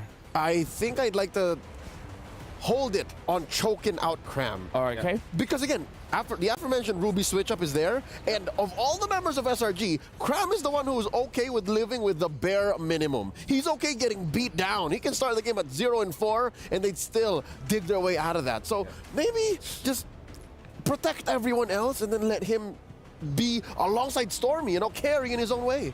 Yeah. All right. Now that means that you ban what? Paquito, I guess. Or Harlot's still Harlot's banned. Yeah, so you ban Paquito. There still is the potential of the Angela, by the way. We are not eliminating that factor, which also will be really good for SRG. That means that if they do want to pick up the Angela once again, Personally, for me, I want to see a damage dealer. For Stormy. Yeah, personally, like, give him Farsa? something like a Farsa. Yeah, exactly. Farsa's great overall. Another option is the Kagura. Oh, the Angel ban from FCAP. Oh, wait, another one. The Aurora. Oh, yeah. The Aurora. Yep. Also a hero that you don't give a massive ultimate to the Valentina too, right? Yeah. It's combo based, so it makes a lot of sense versus the Valentina. I'm curious, right? Nolan is probably among all of the assassins that we know, with Ling being picked up, Fanny ban, Hayabusa ban. You're left with Nolan. But it's not good against the Ling. So actually, my guess here is maybe they'll go for utility box is still out there. Or maybe even an Amon if Kyle picks that up. But here's an interesting thought. Maybe what if they go the Echo, the Team Liquid Echo route, where they pick up Guinevere, right? That's a pocket pick. Haven't seen Kyle Teasy on one in a while. Ooh, with the Minotaur, you pick up Aurora here. Okay, that's a chain stun special from Falcons AP brand again. Yeah. Chain stun, chain knockup. Yeah, or maybe a Navaria. How about a Navaria for SRG? I mean, that does solve the vision situation. Doesn't really give much burst, but allows for you to control the flow of combat. Navaria and Edith looks really good here for SRG. It's a good close-up on their already solid lineup with two important cores. You have the Ruby eventually for Cam, or the Edith, whichever they pick, which are two heroes that are unbothered by the Terizla, and in a way can actually soak up the damage from the Claude. Now they pick up X-Borg. Now they get the Borg and they get the Vixana. I guess they're just throwing all caution to the wind, saying, you know what, we don't care. Take the Eternal Guard. Yeah. And we'll go off of Innocent, we'll go off of Sikais. Okay. Oh, and the Nolan last pick here. Yep. So, thank you again, gentlemen, analysts, for your service towards the draft. Nolan last pick here coming in from Falcons AP brand. Gideon and Mirko, hope you guys are ready because we're throwing it over to you guys. Man, that first half of the draft, that was interesting, but at least between you and me, Mirko, we figured it out towards that second half as we start rolling into this game. Oh man, you know, it really felt like for SRG, they really wanted to deny those assassins away, but they left the Nolan open, obviously because the Tigreal is a big threat to them as well. But now that Kyle is on an assassin that can match the Ling when it comes to farm, it's scary. They have a Terizla as well. This is a very similar composition that they used to beat Liquid Echo just yesterday, or 2 days ago. And that's the thing, right? It's just a one-to-one solution. And hopefully the pieces are going to start falling into place. We're going to see whether our Malaysian representatives has what it takes to even take away a singular game in this best of 7 from the final bosses, the gods of the games. Falcons, AP, Brent, as we start rolling into the land of dawn, it's going to be SRG on blue side up against FCAP on the red. SRG were definitely able to make Falcons AP Bren bleed in game number 1. It looked dominant for Falcons AP Bren at the start, but then towards the mid-game, SRG with Yoms always looking for the fights, they were able to drag them down to the ground to actually make it a head-on battle. Yeah, I'm surprised that they were able to get the Falcons. They're not clipping their wings just yet, but definitely brought them to eye level, which is surprising. But looking at the emblems so far, seems pretty standard all across the board. However, this starts from the side of Falcons AP Brent. In particular, Kyle Teasy, he opted to go for his orange buff first, then make his way down towards his purple, which does give an indicator that maybe they would just want to break the Faraga armor relatively early, just so that Flap Teasy has a better time in lane. Yeah, for sure. I think getting rid of the Faraga armor is going to be top prio for Falcons AP Brent, because we were talking about this Exborg pick as well, off cam. The Exborg is really great in lane. In the team fights here, up against a lot of burst heroes, like the Valentina and even the Nolan, he will struggle a bit, but as long as Cram can utilize the lead he gets in the lane, if the rest of the team is able to also just let him do whatever he pleases in the lane, it's going to be A-okay for Cram. Now we get to the 1 minute 30 seconds and nothing has happened down by the EXP side, which gives Cram indication that, hey, it's probably safe on this side of the map for now. And as we notice, Kyle Teasy, he's on the top side, right? He's looking for an opportunity, maybe foreseeing that SRG was going to read into the EXP attack. Because look at them, they're sending 4 members down. Again, for Falcons AP Brent, it's all about dealing with Cram, the Faraga armor, because he's going to have auto prio. Especially with Stormy coming around. He gets that passive down, and Cram will just burn those minions for the passive to kill everything. Now, Turtle is up. Purple buff is needed for Sakai to actually stand a chance. But Kyle, he's power farming this entire time. In terms of like the laning phase, honestly, this is a way more manageable game compared to number 1. Good damage there. Onto Few. Placed down by the Cursed Blast, but take a look at Falcons AP Brent, who are the ones on the Turtle. Holding it down for now. Flap Teasy has the penalty zone. Can go for the zone, but Skies is really rotating over. Cal Teasy getting pulled back by Yomes. Eternal Guard coming down as well, but Ogwen will be able to pop the Innis Fury straight into the flicker, knocking 2 members up. The SOD connects, but no one's taking it just yet. Ogwen gets blasted down by the last Insanity, and it will just be 1 for 1. Few going back and forth on the Valentina. Just with a turtle advantage. Falcons AP Brent up top. Super Marco blazing duet. Innocent wants to go for the pin down, finds it, but there will not be a solo kill. Not now. Man, Innocent refuses to let go of any farm. He's like, I'm gonna pin you to the wall real quick. No. Let me quickly get the cannon. All right, we're done with the trade. Okay, we're done. No more afterwards. But at the end of the day, Falcons AP Brent, despite trading both supports for each other, they were able to achieve that turtle. So if we're talking about a matter of inches, it's whether or not this turtle shield is going to make a difference in the upcoming engagement, right? Because right now, it's pretty passive between both top and bottom side, EXP and as well as gold. I think it's going to be that way for the most part because Falcons AP Brand, they're just so good, even in losing matchups, to make it even in the lane. They know that they are just here to farm. In the bottom lane, the Terizla is a losing matchup. Up top, even the Claude is a losing matchup, but somehow they're farming really, really well. You can even see in the XP, Claude, Marco's ahead. Yep. They got to take their time with this, right? They're looking for these big opportunities to make big plays. And I think I'm looking towards Few and as well as Stormy in this particular game, right? Because I think that's the big game changers for each team. We're expecting Flap TC to look for the big engage. We're expecting Cram to peel. That's pretty obvious. Even for Ogwen as well as Yums, the big engages happen off of their battle spell timer. So keep in mind, 30 seconds on and 25 seconds on both. That's a fracture damage. That's the burst damage that we were worried about for Cram on the Exborg. Say goodbye to the Faraga armor. Skies now in the bottom lane. Goes for the Fine Blaze just towards the minion waves. Kaltizi to get to a flap. The hammer swings a few times. Skies get zoned away from this turret. We'll be able to pick up that last XP cannon minion. But still, a lot of resources down now for Skies, half HP. Yoms, I'm offended, didn't connect you. Able to use the last Insanity anti-CC to escape. Yeah, nah. I think at this point, they're just going to have to take their time, right? I definitely think that at this point of time, wait, hold on. That doesn't look right. Kram's got a little more health of that, but still good patience coming in from Skies, right? His ult is such a big resource for him that he needs to hold for as long as possible. At the same time, where's the Minoan's Fury? Again, time not that well. Eternal Guard, this Fury though catches them. Skies gets knocked up straight into the penalty zone. And now with the last Insanity, Kram, he's trying to burn them down. Is forced to flicker backwards. Falcons AP Bren, it's Few with the steal on the last Insanity. Ogwen's trying to pin him down under that turret, but Kram knows better than to stay in the bottom lane all alone. Innocent up top now. Kyle TZ comes in. Innocent still able to survive for a bit, but not for long. Not against the TZ air. Nicely done coming in from Kyle, right? I mean, if you can... Whoa. Calm down. Ooh. They really want to deny Skies any kind of farm. It's getting tough for Skies. 3 levels down against the Nolan. That was a threat that we were talking about as well in the draft. The Nolan can match the farm speed of Ling. So with the Terizla, so much prio. Now with Ogwen walking forward against Kram, Flap TZ can swing the hammer down with the cannon minion. The Skies will be forced to just go for that purple buff up top. Let's look at this replay one more time here, because again, the way, man, the fact that Kyle TZ just using the ult as a gap closer rather than I want the burst damage, knowing that Innocent still has his dashes, just goes to show Falcons AP Bren, they got really clean communication. Like Super Marco's informing him about what is available to make these plays effective.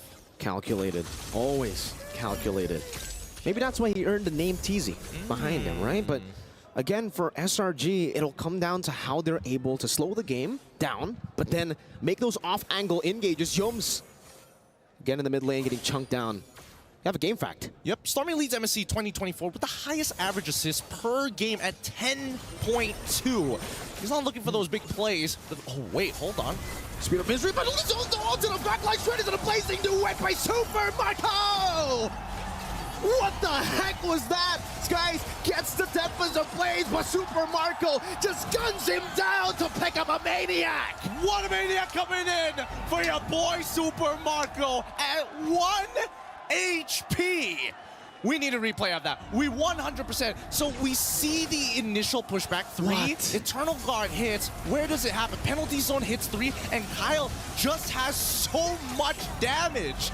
He has so much. He sets it up perfectly for Super Marco to walk in for free, and despite all of that, it just goes to show the jungle diff at this point of time. The 3-level lead that Kyle TZ has really making the difference. And let's look at the gold difference. Yup, he's still 2K ahead. Super Marco. There's a reason he has Super in front of his name. Time and time again, he decides to flex that Super name. Standing in front, no, below a Ling. He got knocked up. He's like, nah, Purify. He was getting stabbed. He's like, nah, I got guns. He's so brave. I don't know. Sometimes it feels like he teases people like, oh, I'm going to take off the bulletproof vest this time. Nah, there's still plating underneath it. Joke's on you. But with this being said, right, Falcons AP Bren, they slipped up in game number 1 when Selangor Red Giants hit a power spike, and they managed to out-micro them in a singular fight to turn things around and find that momentum. I'm expecting that Falcons AP Bren is going to take a much slower approach this time, and yeah, that's what we're seeing, right? They're not sending everybody. They're just, oh, if we hit it, then sure. If we don't hit it, we start backing up and waiting for the refreshes. It's all about poke, I feel, right, at this point of the game, especially considering for Kram, he wants to stay in these team fights for a long time. So if Falcons AP Bren can just burst that Faraga armor down, nah, you can't really do much anymore. You're going to be forced to wait for the reset, for the regen of the Faraga armor. But yeah, man, Super Marco. He's like Kakashi with his mask, but Super Marco with his vest. Technically, you take it off, there's another vest down there, there's another plate down there. But at least for Skies, he is looking for farm. On the right place, Yums. I thought he was going to be bursted down there, knowing how far ahead Kyle is. But he just walks up, and Skies is able to get a trade. Few, though. He can stop us if he wants it all. I don't think he spots it all. He checks it and he cancels it just to slow him down even further. How annoying. Worst yet, I think that Falcons AP Bren are in a great position because honestly, Few, he has his 2 frontliners to create that space for him, and SRG don't have that same capability. Stormy is playing at the very edge of his max range, where Few, he can stay as far away as he wants to. Oh, Flap TZ set it up for me, and Ogren follows up. I can go in and out. Oh, look at the burst damage. on towards him, baiting out the Eternal Guard for Peel. Skies is forced back as well. Cram is very low. And they can just stand there. Innocent up top, finding a turret. But look at that view again. Able to find the last Insanity. That's a blazing duet. Stolen Skies! Steals the Lord somehow, some way. Marco gets the unstoppable. And Innocent gets a turret. That's a tempo breaker. That's the clearest indication. Look, wait. Let's see. Look at the Lord health. We know what's gonna happen. Tempest the Blades comes out the penalty zone. Lands first. Man! 2 levels. A millisecond off. Kyle didn't get his retribution off. He wasn't expecting it. That's really unfortunate. Oh my goodness. And not to mention, right, after everything they got, the Eternal Guard, they also forced Yums to actually flicker out of the way. Technically, that's unacceptable. Falcons AP Brand set that up perfectly. They had everything in their cards. But then, up top, that's where Innocent got picked off as well, by the way.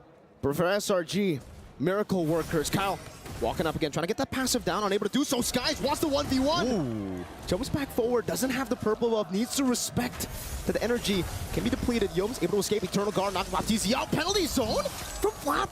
Not connecting there. A rare mistake. Marco even almost getting bursted down. Forced to blink back with the BMI. But now Skies is looking for him, jumps forward, and will be able to find it straight into the Spear of Destruction. A shutdown as he gets out. The fadeaway jumps down, autos, doesn't even move. One more auto and walks off. Holy, SRG find a way to crawl back into this game despite everything that's happened. It looks like Falcons AB Red, they're trying to regroup here. They go. I don't want to say that it was an overheat, but there are definitely moments where Falcons AP Brand were poking a little too hard for pretty much no value whatsoever. It could be an adjustment to SRG anticipating the pushback, or we could say that Falcons AP Brand, they were hoping for a little bit more from SRG. I don't know what it is, Gideon. Falcons AP Brand had such a big lead. Cram taking a whole lot of damage. Even the execute there on the Sky Piercer towards the Firaga armor. I didn't know you could execute the Firaga armor. Yeah, I didn't know that either. Doesn't happen very often here, but then again, it's not like we see Xborg every other day. When was the last time we saw Xborg? Oh, I think that was in the group stages already, man. Because that was the only time we got to see, like, you know, Terizla through. Once we got into the playoffs, man, the Terizla definitely was one of those things where, like, we gotta push him out of the way. But at this point of time, we look at the damage dealt, Nolan's still on top, and even the damage taken, right? Yep, there we go. Xborg as well as Terizla, both on top with, you know, Ruby not too far behind. And I think that Yum so far hasn't found a crazy I'm offended yet, right? I think that's the hardest part. Whoever's been throwing the first their abilities first tends to lose that match. But with the Winds of Nature from Slide with Super Marco, maybe he can make the super play. That's something that we have been seeing a lot from Falcons AP Brand, but just in the few last minutes, it's been SRG finding those miracle plays, finding those super plays with an assassination from Skies.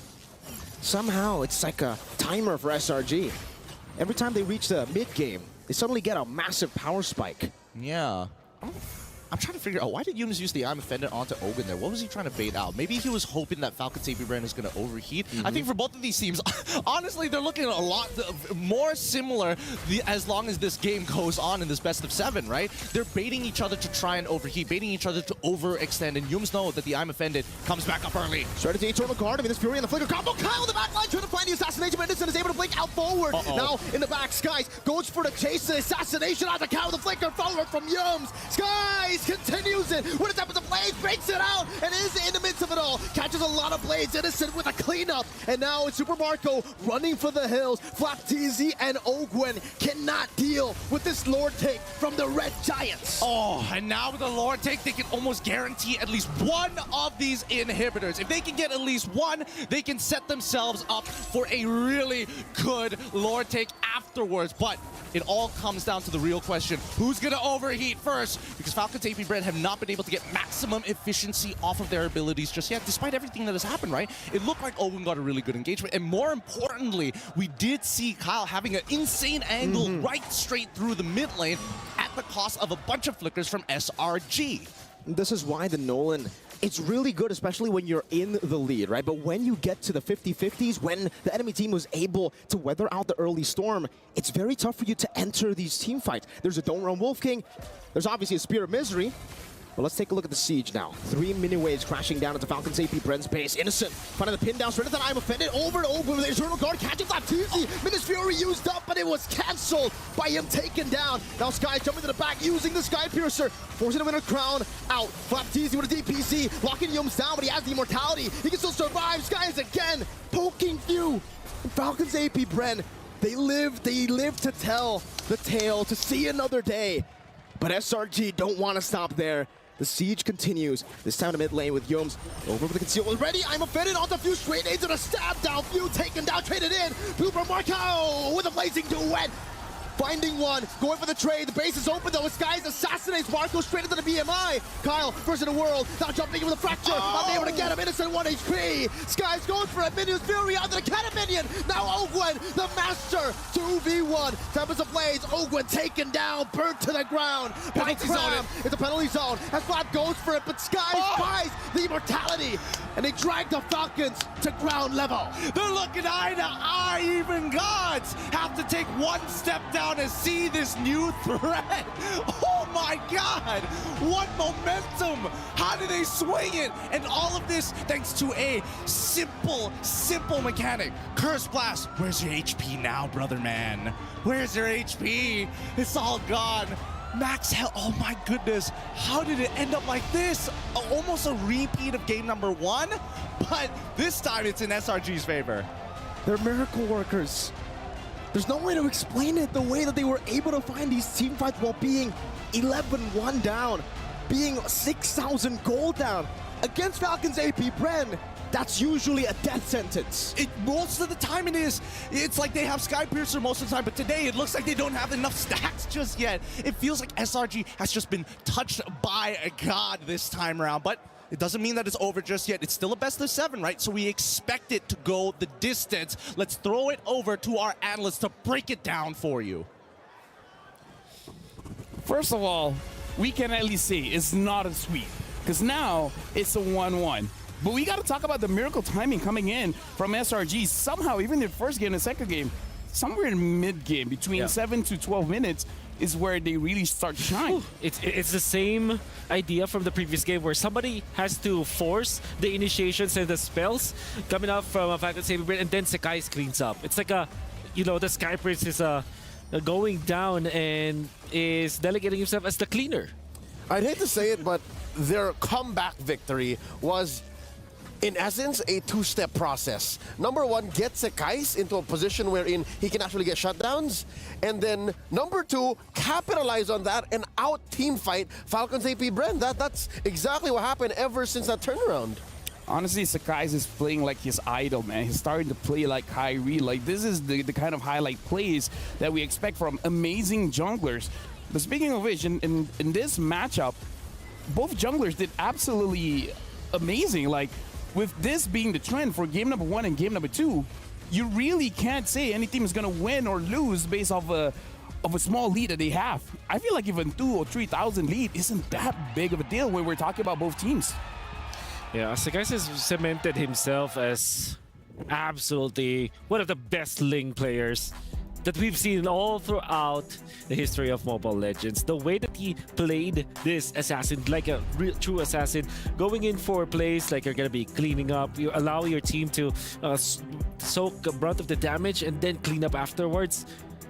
It's as if his strat right now, and this will sound hilarious, but it kind of feels like he's sacrificing his teammates so that the FCAP members are getting a streak, and then he collects the bounty afterwards. All of a sudden, he's hella rich afterwards. That sounds like a strat I would be into. I mean, it's working. Let me die a few times just so that you can get a big goal lead. Yeah. That's the two-step process again, right?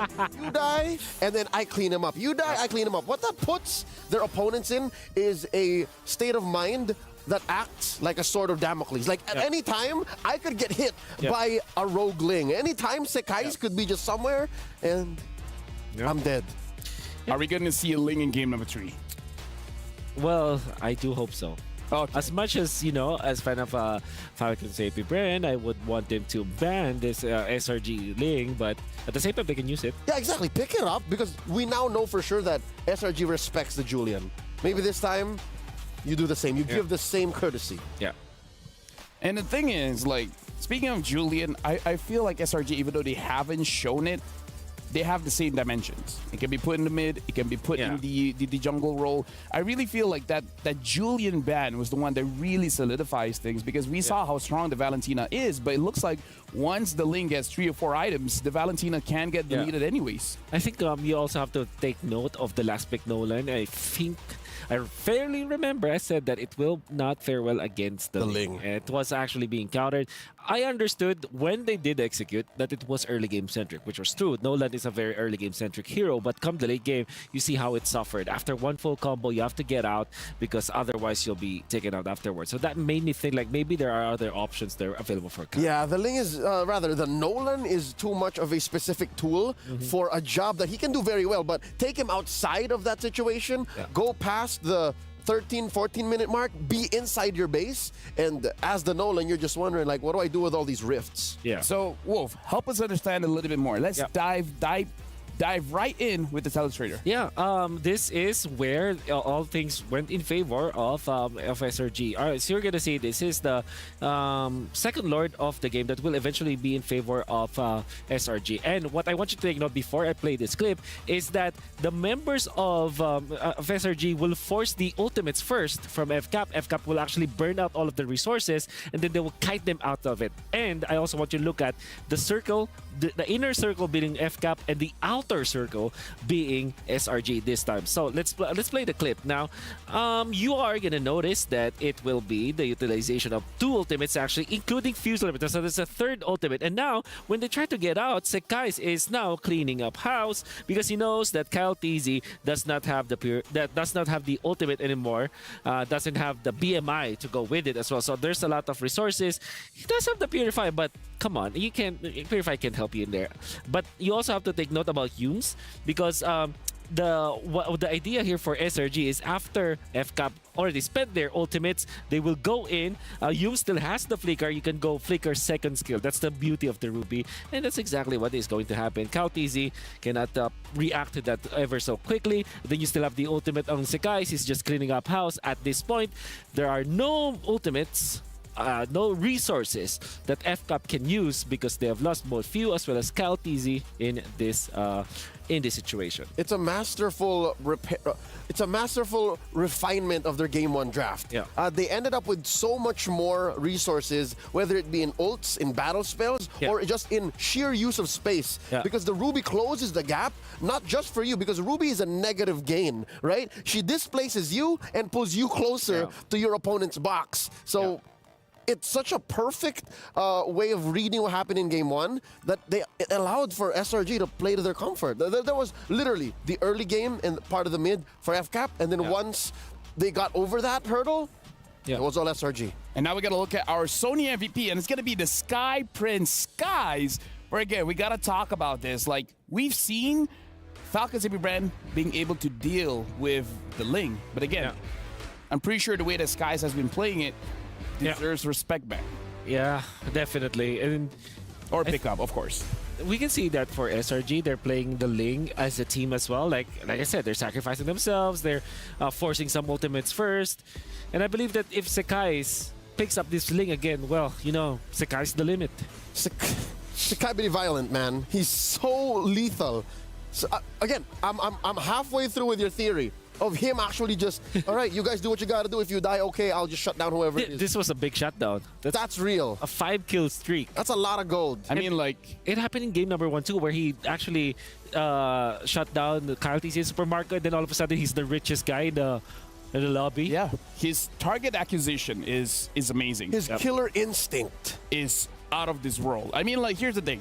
If Coach Arcadia says, okay, someone has to die just so that Sekais can get a big shutdown later, I'd be like, I volunteer.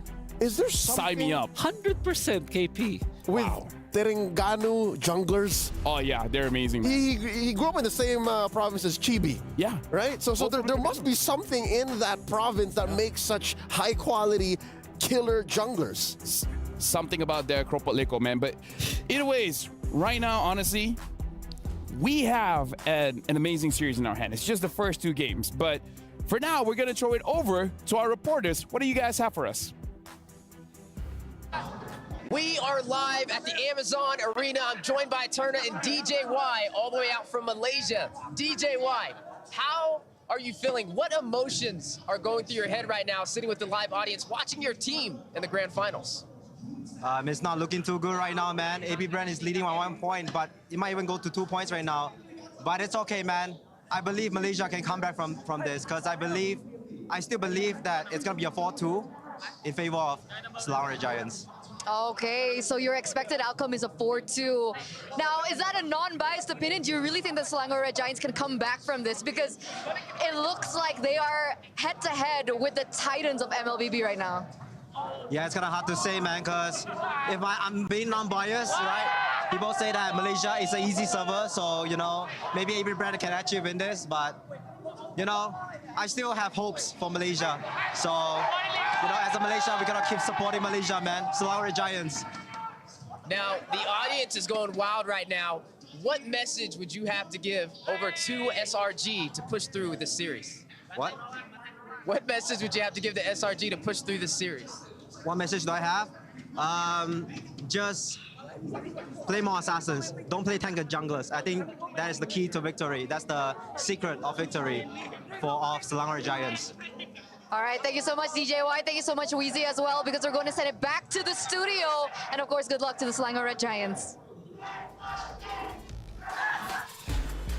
Well, for DJY, clearly he didn't see game 2 coming, because he's like, that's probably 2-0. Well, now it's a 1-1. Now, he said he wants more assassins coming in from SRG.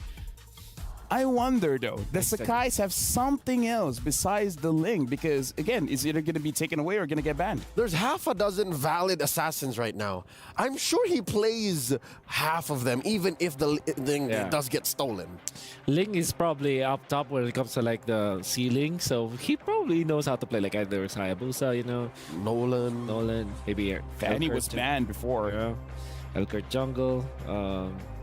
Crazy. Worst comes to worst. Amon. Oh, yeah. Amon. Yeah. Natalia, you know. Maybe. Natalia has a bit of a stretch, though. It's a bit difficult. Yeah. I mean, if that anyone can do it, it's him. You know? But yeah, we're jumping in the draft here. It's going to be very interesting to see who's going to be on blue side, because I feel like if Falcons AB Brand gets the blue side, it's going to be very difficult for Selangor Red Giants, where they have to consider they have to be the ones banning out that Ling. It looks like Falcons AB Brand is on blue side, SRG is on red side. All right, if this continues and the trend is whoever does better in blue, means the draft is a huge influence. It really does dictate who comes in with an advantage. Now, wow. Yeah, they really respect I can smell it. I can smell the Julian being at least here, or the second, or the last ban for SRG, and then a Ling steal. Can we talk about how we thought that Falcons AB Brand is like, yeah, take the Fanny, but it looks like they're respecting it enough to ban it. Yeah. I guess there's just a ton of problems that will arise if the Fanny was big. Like you're forced to pick up a Kufra, or you know, somewhere along those lines. You need a hard lockdown. You need a suppress to go with it. Maybe the Kaj. Yeah. And interestingly, after dominance in the MSC, the wild cards in the group stages, in the early parts of the knockout stages, Luyi was king altogether with Chip. Queen, yeah. At this point, I think that it might be snubbed all throughout the series. Hold on. Now the Harif has been banned out. Looks like for both teams, they're willing to fight against the Luyi if anyone wants to pick it up anyways. But SRG, it's really on them at this time. Yeah. Either they're going to ban out the Roger, they're going to ban out the Ling, or they're going to have to let both of those go. Yeah. Okay, so yeah, Moscow perhaps is an additional ban here for FCAP. They banned the Roger, so this is definitely a race for the Ling. And SRG might be considering just banning that out, because I'm pretty sure the FCAP will prioritize taking that. If that happens, if this is indeed the Ling ban, does FCAP go Luyi or Julian? I think they will go Julian. It just makes a lot of sense. Leave it out. Hey, Valentina's open too. That's true. And yeah, Valentina is an okay hero when going up against the Julian. So I think SRG might be just very confident about giving that Julian up and maybe just ban the Ling. It's like one of your, sometimes when you're like, okay. Let both of them open. Oh, we'll see. Do you want to take the Ling away? Pick your poison. Because again, like you guys said, they pick up the Ling. Maybe SRG picks up the Julian. And they can't afford to let the Ling and Angela, or can they? They already beat it. Yeah. Oh. So that's definitely the link for Falcon Saber Brand. You answered this with a Valentina. Oh no, you answered with Angela. Julian. Whoa! It's their turn! I mean, again, like we just said, you take the Ling, I take the Julian. This right? Could be, yeah. Stormy. I'm sure you trust your boy. I trust my boy, man. Yeah. The Mage Prodigy, I'm sure, has a Julian in him. Yeah, that's the thing. Like, the last time he used the Julian, that was like, what, season 10, season 9 or something like that. But years ago, my dog. But the thing is, when he's using the Julian, everyone else don't have to play. Yeah. He'll get all the kills. That'll be Valentina Moskov all the way, I believe. That'll feel great for guys. Barretts. Barretts.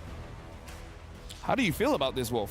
For you to pick up these heroes in the face of a Julian, which you know to play very well, this must be FCAP knowing the solution. Yeah, for sure. Yeah, for sure. But then that X was CC. I think you pick up the CC now if you're SRG. Honestly, right now, I want to bring in the casters because for both Gideon and Mirko, I'm pretty sure you guys are watching the pick and bans here. So just want a general idea from you guys. What do you guys feel about the first 3 picks for both teams, FCAP as well as SRG? We're kind of freaking out here. We were expecting the Ling to get first pick, but then afterwards we're hoping for Yuzong, another vehicle, deny them, and even from SRG side, like they can pick their poison whenever they want to. They can really do that. I think at this point for SRG, going for, I mean, they already have the Julian, they go for the Claude here, and I get it. For both these, it's all about getting the Julian and the Claude into the mid to late game stage and then battle it out up against this composition. Wait, is this a Yums, Angela? Because if you are saying what we think we're saying, then there's a this chance. is a mid Julian and There's a chance. Again, it's like, it's not really Yums' play style, but Yums is the kind of guy that he's a soldier. You ask me to play Fanny Rome, I'll do it. It's actually a switch up in the dynamic. Correct me if I'm wrong, LaFell. Gideon, you're listening too. Because what I heard is Stormy says where to go, Yums drives. Yeah. Right? Stormy, so it's now Stormy doing the job and Yums just following up. I mean, if they do that, it really is like just saying to Falcon Saber Brand, what you guys can do, we can do it too. Speaking of which, now we're looking at the bans here. Valentina getting banned out, Yuzong getting banned out. What do you feel about this, Wolf? Yeah, Valentina, just a valid ban. I thought that should be the 3rd pick of FCAP, but they chose to go for the Barretts. Understandable because they want to secure that lane. I believe that you also ban what maybe interesting. I want to see ban Kadena because I mean, we see SRG fought the Julian mid with a Phoveus. Maybe they have some kind of fighter situation in mid that they want to bring up as well. Yeah, Few is the first one to actually rock the mid Phoveus. The mid Phoveus. So, yep, that's a pretty strong hero to pick up.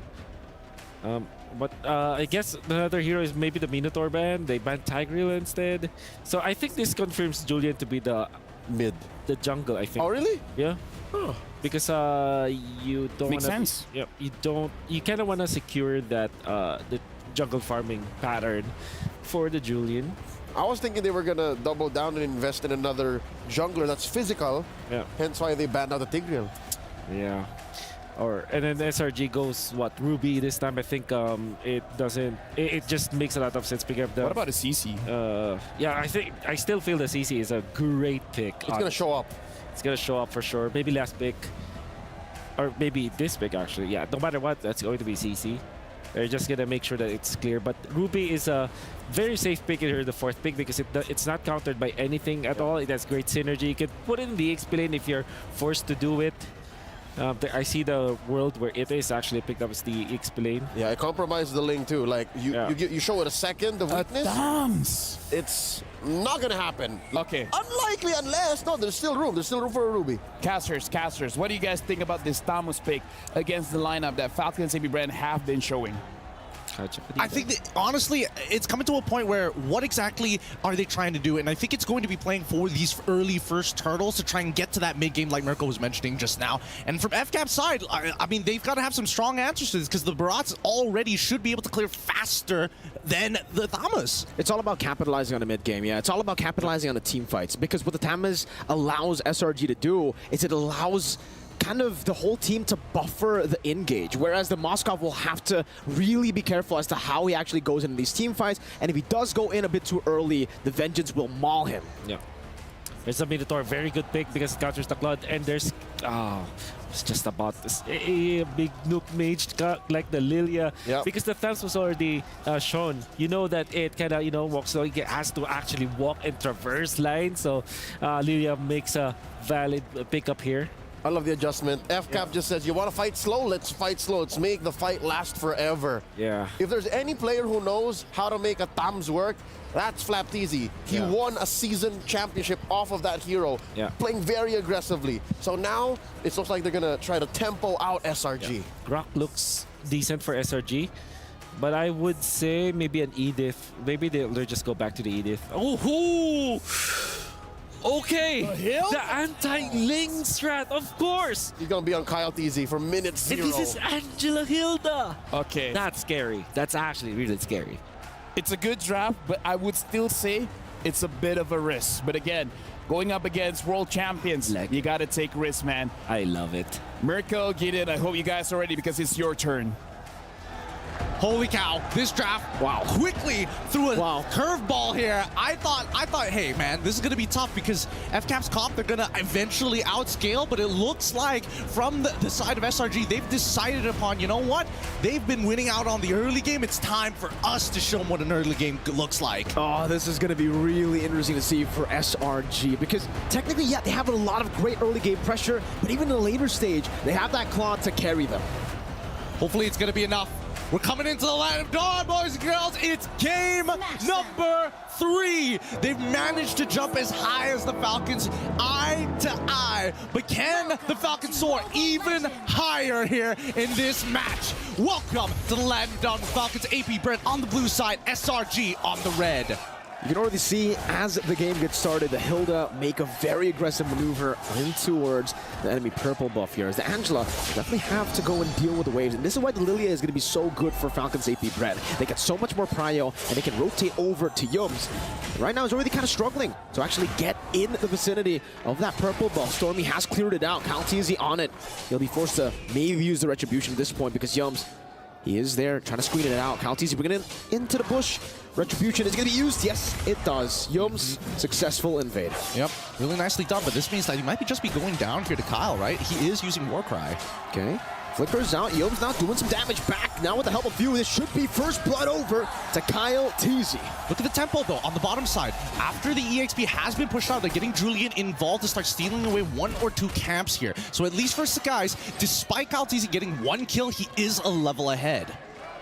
The gold for XP trade.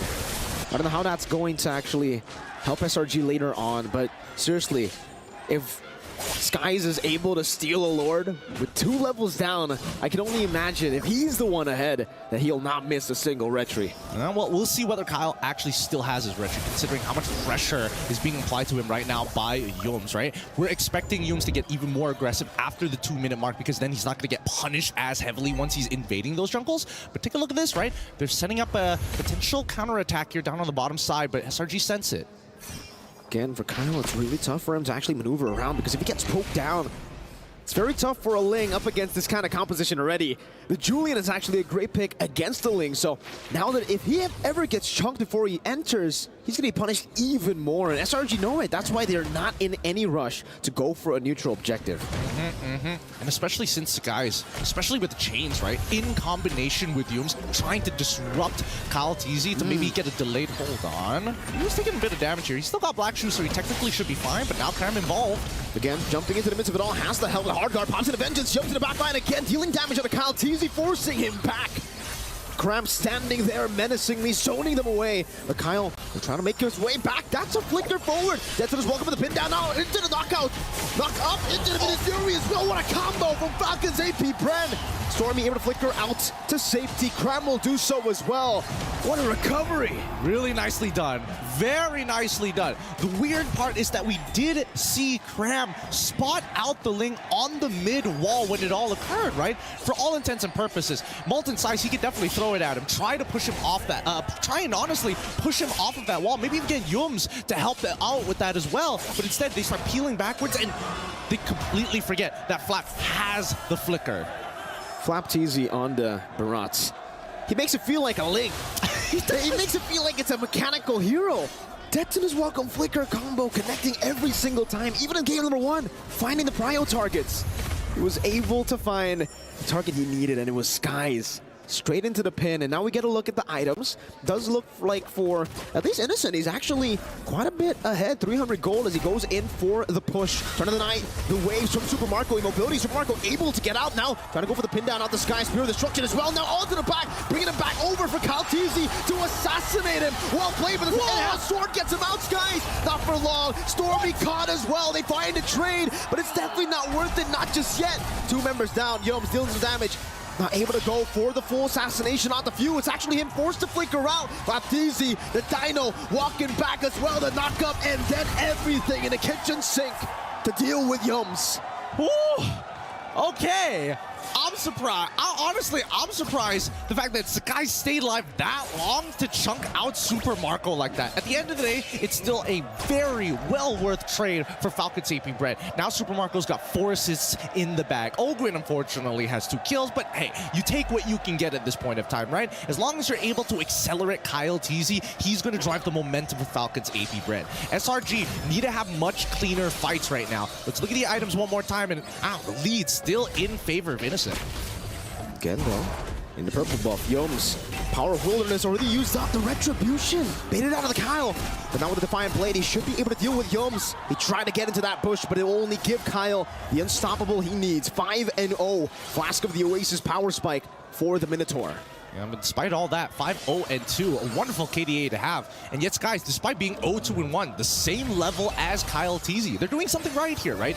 They are trading gold for a little bit of extra time and EXP. And that is going to keep SRG in the game because, as we mentioned before, it's about that mid-game, right? That big mid-game spike. Cram, poke down a bit. Good position on that choke point. Cram unable to really go in. The missiles not able to connect right now, but Cram will be brought back forward. Pops in the ultimate, has the heart guard to play with. Stormy is hovering over him. Taking a lot of damage though, Kyle now. Able to recover, able to clear some waves, able to clear some of the creeps. 1 level ahead of Skies, he's back again. And finally, for the very first time, we see SRG say, no, we're not gonna contest. We're finally just gonna retreat. And Stormy's gonna top off his boy Cram here because it could be a setup angle for a dive. And I think that's a very good call considering everything that has happened here.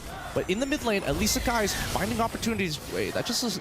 They're not going to dive that for sure. But let's look at the gold difference, right? Because while everything is happening, it looks like Innocent has been doing a phenomenal job, now extending his 500 gold lead to an 800 gold lead. He can go band for band. He can go M for M with Super Marco. I was not going to follow up you on that reference. I knew you were going to pull it out as well. Let's look at the items because now you can see that the 800 golds make only the slightest difference, right? It's Golden Staff already built on top of that DHS. But let's cut back to the supports because the Flask of Oasis is going to be a lot better than just Steel Paints. Gotta be careful though. Look at this. The Dynoman up top. Oh, one with a knock-up, getting chunked down. It's a bit of damage. I think it was from the turret, Yums, and then a few basic attacks from Innocent too. Now walking up forward. BMI defensively again. Both teams really just looking for an angle to find an advantage. Yeah, I'm curious to see what Kyle TZ has built. I just saw the GDS actually getting purchased, and I don't know if he's fast-forwarding the GDS instead of getting the Haasclaw, or maybe he already has the Haasclaw in time on top of the Berserker's Fury, right? That's the atypical build that we like to see. Wait, he's not gonna... Forcing types of blades. Guys has the enhanced sword, goes for the chase down, has the heart guard to help him too. Kyle TZ gets out. And SRG want to capitalize. Cram straight into the bottom lane. Wants to cut this wave to find that prio. And it just goes to show that KDA isn't everything to all of our ranked demons out there, man. Like, look at that. He's a full level down, and you compare it 5-0-2 to 0-2-1. In what world does that win? In this world. 7 minutes in, Game 3 of the Grand Finals of MSC 2024. But Super Marco will be able to utilize that advantage up top, the 3-man advantage, to take a Tier 1. Now straight into the bottom lane, utilizing the movement speed, but SRG are on it. Sky, Stormy, and Cram. Look at maneuvers coming in from Falcon's AP brand, trying to recover the space. Going to be chunked by Yums. Forced to flick around, actually. Super Marco with the Abyss Walker. Also with the Spirit of Misery. Trying to really go for the poke onto Innocent as Calteezy holds on it. No purple buff on him. Flapteezy in the midst of it all, caught in the poke. So much poke placed on him. Still able to flicker that to this Walker. Finding Skies again. And this time, it's going to be Skies. Dealing some damage back again. Ogre with a mock-up. Calteezy with a blaze. Still able to survive. Cram with a vengeance. Yums in the back. It's Skies getting soloed. Ogwin will fall as well to Innocent. A trade for now. The Falcons AP brand, they secure all 3 neutral objectives. I mean, at this point, I bet even the audience is tired of like, how does only 2 people die? Despite everything that has happened, these battle spells, these flickers especially are proving extremely valuable. I would have imagined at the very minimum that maybe few probably needed to purify or something, but even Flapteezy, wow, that was just, man, how does he get away with this? I can't believe he's done it. Well, at this point, I don't even know how many times he's done it. But the fact that he keeps getting Skies, and in Game 1 he kept getting Innocent. Barat's the death to his welcome. Usually we see the death to his welcome miss, especially when it's coming with the flicker. This guy still gets it every single time. Man's got aimbots somehow. It's inbuilt to his fingers somehow. I don't know. There's no explanation for it. There is an explanation. Good. What is the explanation? Tobey Maguire got bit by a spider. Flapteezy got bit by a goat. This guy is just, he's too good. He's too good. But at the same time, right, SRG continue to try and keep it even with Falcon's AP brand. Yes, it is a 3K differential between the 2 teams, but we've seen time and time again that SRG have made miracles happen, and Falcon's AP brand are now taking a much slower approach to SRG than they have before. They're not just throwing people at the wall and hoping that it sticks. Here, though, you can see Yums trying to screen out Skies, able to clear out the mini wave in the bottom lane. And again, for Selangor Red Giants, they have a really good way to actually minimize their losses, right? Every single time they're actually behind, when they don't have tempo around the map, they're still able to catch every single wave while also denying any pickoff from happening, which is very, very impressive up against a team like Falcons AP Bren. Usually a 1,000 gold lead means that it will give them a billion more opportunities to look for pickoffs around the map. No, but it's starting to look more even. Even we're talking about like priority, right? Like Cram half the time is able to kind of match up unless we do see Flapteezy sacrifice a bit of his wave just to get there on time. That's the cost. That's the big brass tacks that both of these teams are applying onto each other. Every single one of these moves need to have purpose, and it always comes with a cost. That being said, though, this Lord Dance is going to be extremely important for the 2. The worst part about it is that Falcon's AP Brem probably can do it slightly better thanks to the help of Ogwin on this Minotaur. Slowly but surely, again, for Falcons AP Brand, this is the new version of the Lord Dance. With the changes, it's all about the Lord, do we call it a step? It's a tap dance, kind of back and forth a little bit, you know? It's a tango. Yeah, it's a tango. It's much more of a tango than it used to be, than just sitting and doing the waltz, right? But at the end of the day, Minotaur is really, really good at... Almost catching him with the enhanced chain, but Kyle still able to utilize the Finch poise. He is low, though. He'll get the motivation roar. He'll get that sustain. I think this is a pretty good opportunity for SRG to start taking the space back here. However, Few not making it easy, right? Drawing the borders in the river, making sure Gloom is going to set the tone for this upcoming fight. Oh, what a nature. Perfect timing here for Falcons AP Bren. Now it'll come down to Skies to really deal with Super Marco. Yums in the front, trying to deal some damage on the Flapteezy. Will be able to do so as Cram walks up forward as well. Jumps into the midst of it all, still able to pop the ultimate. Now Innocent, deals some damage, jumps in the midst of it all again, jumping forward, Super Marco. Where are they? But Skies goes in for the assassination, still able to find a Spirit of Misery. That's in his welcome with the pin down. But now the winner Cram from Skies, he tries to stay alive, but Calteezy is an absolute monster! With 5-3 so far, Kyle, he's not going to die here, but look, 12-2, and SRG finally making a big mistake here. As we look at the replay, this looked like a great engage, and I think it was a good idea that even Yum's flickering forward to try and disrupt the backline, especially since Super Marco honestly was in a pretty dangerous position. Now they're in their base. Can they close it? Stormy trying his best to actually evade from it. The Cannon Minion not in range just yet. Cram, he did what he needed to. He stopped the minion from getting into the range. but still, it's another 2 members down. At this point, like you mentioned before, Wind of Nature came at a very convenient time for Super Marco. Without that, he probably would have died to Sakai's or wouldn't have enough health to actually survive from him. Luckily, he still played it as best as he could. Oh, God. Youm's pinned down, flicker forward, and has sword from Sky, Spear of Destruction!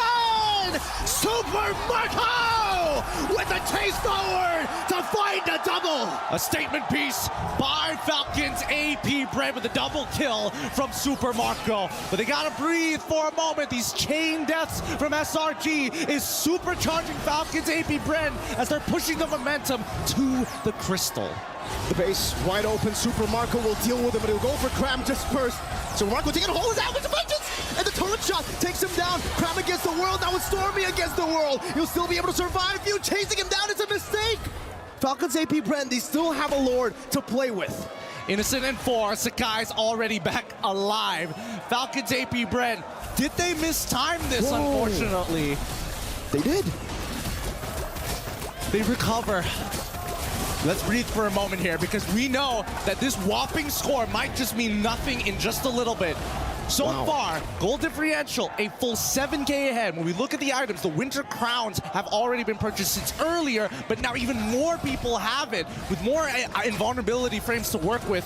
At this point, the question really is, SRG, how are you going to make this miracle happen again? Can somebody deal with this Daytona's welcome from Flat TZ? And more importantly, Few. Now that he has the Ice Queen's wand, it's very dangerous to walk up. I think it's all about Skies with the Enhanced Scythe. If he really wants to deal with Death in his welcome, it's all about him evading and then trying to melt Flat TZ down. Look at Youm's going in onto Few with the Power Wilderness. Cram as well, forcing the Black Shoe. Skies right there, goes in for some damage with Lazy Do. Few still able to escape, but Youm chases him down. Skies win a crown in the midst of it all. Over, he gets isolated. Skies will too. Flap TZ, Death in his welcome, now into the mist, pinning him down straight for Super Marco again! The Spear of Destruction, whiffing this time. Stormy able to survive. The same 2 members, Cram and Stormy. Can they do it again? This time, dodging away from the missiles, able to go for the clear onto the waves. No lore to play with. Have they survived again? I think it's fine for SRG. It's going to be hard to close it out at this point in time with 3 members still alive, right? But they trade 2 for 2. And I think at the end of the day, it should be good enough. Oh, no. Hard guard and the ultimate now turning things around, forcing to win a crown from Flap TZ. He's going to be melted down, but so is Cram. Super Marco with the help of Kyle TZ. Picks up a double. The mini-wave's still there. They're going to go for it, and they will secure game number 3. Oh my goodness, this game is coming down to the inches here. The chain deaths coming in from SRG side, supercharging and doubling the momentum generated by Falcons AP Brand. Put them in such a bad spot. Miracles only happen when you work for them and you make some good decisions. That one was not on top of the list. Well played. Falcons AP Brand, they really adjusted to the mistakes they made in game number 2. They weren't composed enough. They weren't controlled enough. And in game number 3, they decided it's all the way from the start to the finish. Consistent step-by-step process. Falcons AP Brand really showing why they're some of the best players and the defending world champions. I think that SRG, unfortunately for them, this is going to put them in their place a little bit more. Falcons still in the air. They're still punching up towards them despite being giants. All this time, even after the miracle defenses, Falcons AP Brand still fly above the rest. Well, analysts, it's time for you to break this down. What could both of these teams have done better? I mean, I feel like we can go very different angles here, but I do have to say for the 2 games that SRG lost was with that Angela. Even though it did look good, but it looks like it's not good enough to get that W. I hate to say it, during the draft, we were all saying, hey, maybe it's time to put Stormy on a hero that is actually proactive, that has the mechanics and the damage to output to actually put the team on his back. But no, the glaring thing here for me personally would be the hill down Youm's. We saw it as a bold choice. Definitely one way to maybe stop Kyle TZ's Ling, but in essence, it's such a reactive hero. I really didn't feel much of Youm's. Gimmicky. They were a step behind for the most part. And okay, so my argument with that is it works. This is I would say this is a regular season or a group stage kind of answer to the Ling, right? Because you can see that it can easily like trump the early stages, and if it does become successful, it's gonna be great. Ling is gonna struggle. However, this is the grand finals and they have solutions for that. I'm sure that prior to picking up the Ling, you're also prepared for that. So I think that if you dedicate taking the Angela and taking the Hilda, then just to answer one pick, exactly, that's not that economic if you think about it. It was a permanent solution to a temporary problem that, you know, maybe even FCAP was ready for. Honestly, not just maybe. They literally were ready for. It's very rare that you don't feel Humes, especially since he started playing for SRG. Honestly, the one that really seemed to be a problem was Flap as well as Few on this Barats, as well as the Lilia. The Lilia did her job very well, zoning out SRG far away. Okay, so what you achieve from this pick, right? If you pick up the Lilia, you get late prio. You trump the Angela in a mid versus mid matchup. There's no way the Angela can win that matchup. Then you get out of the lane, you super serve your teammates by applying the damage. Because you're uncontested in the first 3 minutes or 5 minutes of the game, come the second turtle, you're actually a force to be reckoned with. And come big team fights, you almost undo the doorstop that is the Tams, and you even outlast the Hilda because you drop the glooms, you blow them up with the shadow energy, she hides into the bush, and then next thing you know, she comes out. You can do the same thing again. There's very little that it costs Few to push out 2 or 3 members of SRG. And a little tech there for that it kind of counters the Julian is that the Julian wants to go all in for marksman, your position for, but it's almost like not a choice at all. It's not like going for the Lilia isn't even part of the choices there for Sakai's because it's not worth it. It's a waste, honestly. Yeah, again, because of the black shoes as well. Like, if you don't burst in, I mean, like, Few is probably waiting for that to happen just to press the alt. Not to mention, he also has free ways to check bushes. Right? So, again, already for 2 games now, prior to this one, Sekai has been playing the Ling. He can come in from any angle. He has a free go at the back line. Now he has to go through bushes, which most likely has a shadow energy or gloom in it. And then he also has to be honest about his engages, even if he does have a Hilda checking forward or an Angel as a backup for his entry. It's SRG across game 1 and 2 were a step behind. Either way, can we say that this Lilia pick was absolute genius? It really stopped SRG from doing whatever they wanted to do. It was. It's the anti-assassin build. At the same time, you have the Minotaur to because you pick up the Lilia, which usually, you know, the mid laners are kind of backed up by roamers. Lilia is very independent. In fact, the Minotaur had a, Ogwin had a time of his life in a way that he was able to achieve whatever he needed to achieve because he doesn't have to take care of another hero in the mid lane. What the Lilia Minotaur brings is a mobile box. The Minotaur defines where the box is, and then the Lilia sets where they can push forward, which is why often in this game we see more than I think the regular game between other teams is the flicker forward Minoan Fury, because you know that the Lilia can follow up. You know that it's more than just a singular CC to maybe push forward or to disengage. It's always CC plus extra. So part of the loss here, is it that SRG really fumbled the draft? I wouldn't say they fumbled. I think that it was just an over investment onto answering the Ling. At the same time, you go for the Hilda. It looked like it worked. I think that it's not about them countering the Ling at all. It's more like they're putting their important players in a spot where they're not able to play their game. Storm is not playing the best game of his life. Humes, I really like him with setup heroes. With the Hilda, you're very honest. No hiding. You're just literally showing everywhere. There's no surprise factor at all. What's the highlight for the highlight maker if you're a Hilda? Exactly. No, I agree. But now we got to look at our Sony MVP. And it's going over to Kyle Teasy. So looks like the name of the grand finals is the Ling. Yep. It's the Ling. I'm proud of how Kyle has stepped up to the plate. For the 2 years that they've been a team, for the 2 years that they trusted the process, it's very rare that Kyle Teasy is the one on the pedestal. And here at MSC, here in the grand finals, There's a lot on Kyle Teasy's shoulders, and I'm glad that he's putting the team on his back. He went the reverse way when it comes to like being the superstar of the team as a jungler, because usually when you're a star jungler, you start as the assassin / damage dealing jungler that you're always about the highlights. He started. He was known because he's assassin plays, but he got famous because of how well he utilized the utility heroes. That was the meta at the time. That was the meta. He did his sacrifice. Now it's time to shine.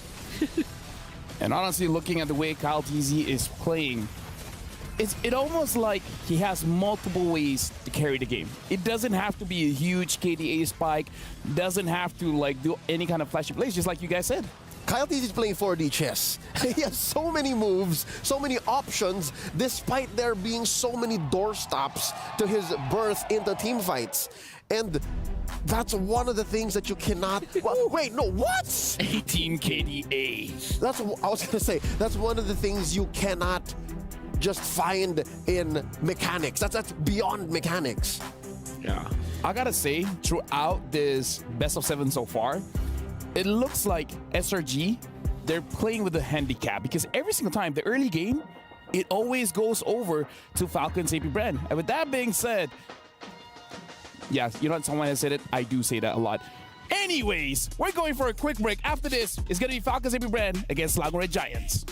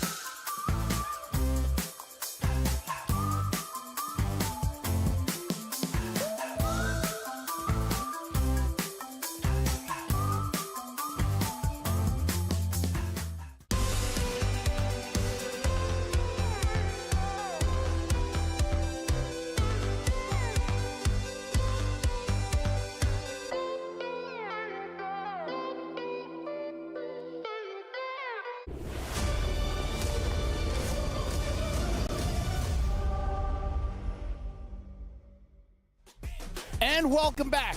Just to update the score right now is 2-1. We're 2 going over to Falcons AP brand. SRG only having 1 point. Welcome back. My name is Afel. Alongside with me is Wolf as well as Leo. As you guys can see, based on today's games, I'm a little bit tongue-tied. Yeah. Why, I wonder? Well, who knows, right? Who knows? Am I right, guys? Am I right? You have the right to feel that way because thank you.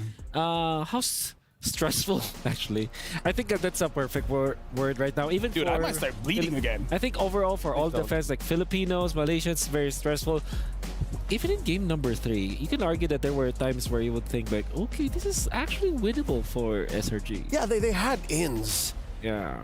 But the fundamental problem with the draft and what they came in with kind of bit them in the behind. Much like game 1. Is this not the story of game 1? Yeah. Wherein they're like, oh, whoa, whoa, whoa, whoa, whoa. It's greedy, but they're making it work. And then, oh, never mind. Yeah. Well, now we're jumping back into the draft here. SRG, blue side, Falcons AP brand, red side, betting on that Julian. So it has to be a Ling Bang. It has to be a Ling Bang. I agree. Take it away. Take it away. Like we've seen what happens when Skies doesn't get the Ling. Get out of here. He's just too good. Yeah. That is the most respectful way I can say it. Yeah. He's just too good. Yeah. Or open up the Angela, tempt SRG to pick up this Angela once again. And you know what else is actually forced out when you pick up the Ling, as well as the Moskov? If you go Ling Moskov, you're already very greedy, right? Yep. That means that Cram will be forced to a hero that skills as well.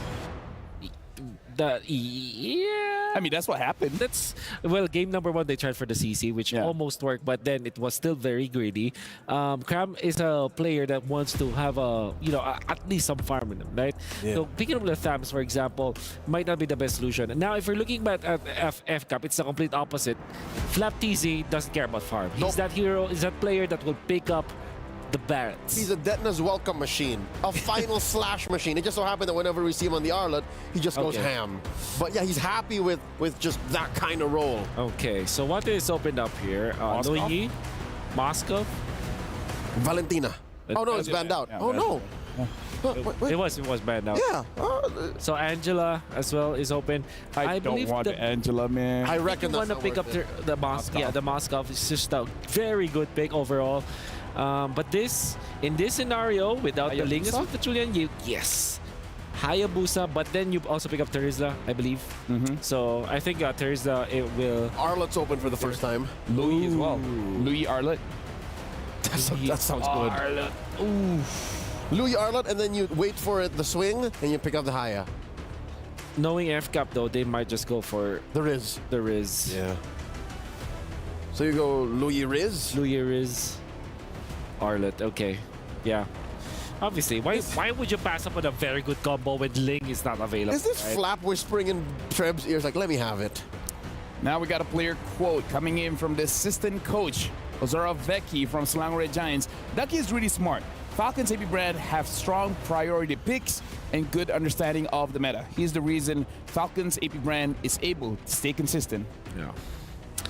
Okay, they still want to pick up the Louis because, I don't like it going up against Arlet overall. And then the Claude also is a problem for the Louis. By picking up the Louis into the Arlet, you essentially feed yourself to a 5-man final slash. Oh, I love it. You don't want that. I feel like it's risky. Okay, here's the thing. Wolf, you like it. I love it. For me, I feel it's risky. It's the Fanny. We're talking about the Fanny, folks. Let's ask the casters. This Fanny pick. Casters, give us your insight. Here, let me just explain to you. Our reaction to it, well, at least Miracle's reaction was, oh, that's good. And I'm just like, I don't know. I agree with you, LaFell. It is quite risky. Why is it that us that's trauma. That's just PTSD from relations, honestly. But we've gone through a lot. All the more, I think I'm gonna side I'm gonna err on the side of caution because they picked up on a Kyle TZ, you know. I see what you did there. Because again, you bring out the big guns when the Fanny comes through for the first time in the series. This is Kyle TZ's first time on a utility this series. So that means they're ready for this. It came out, what, 5 seconds after the pick? Yeah, definitely the answer.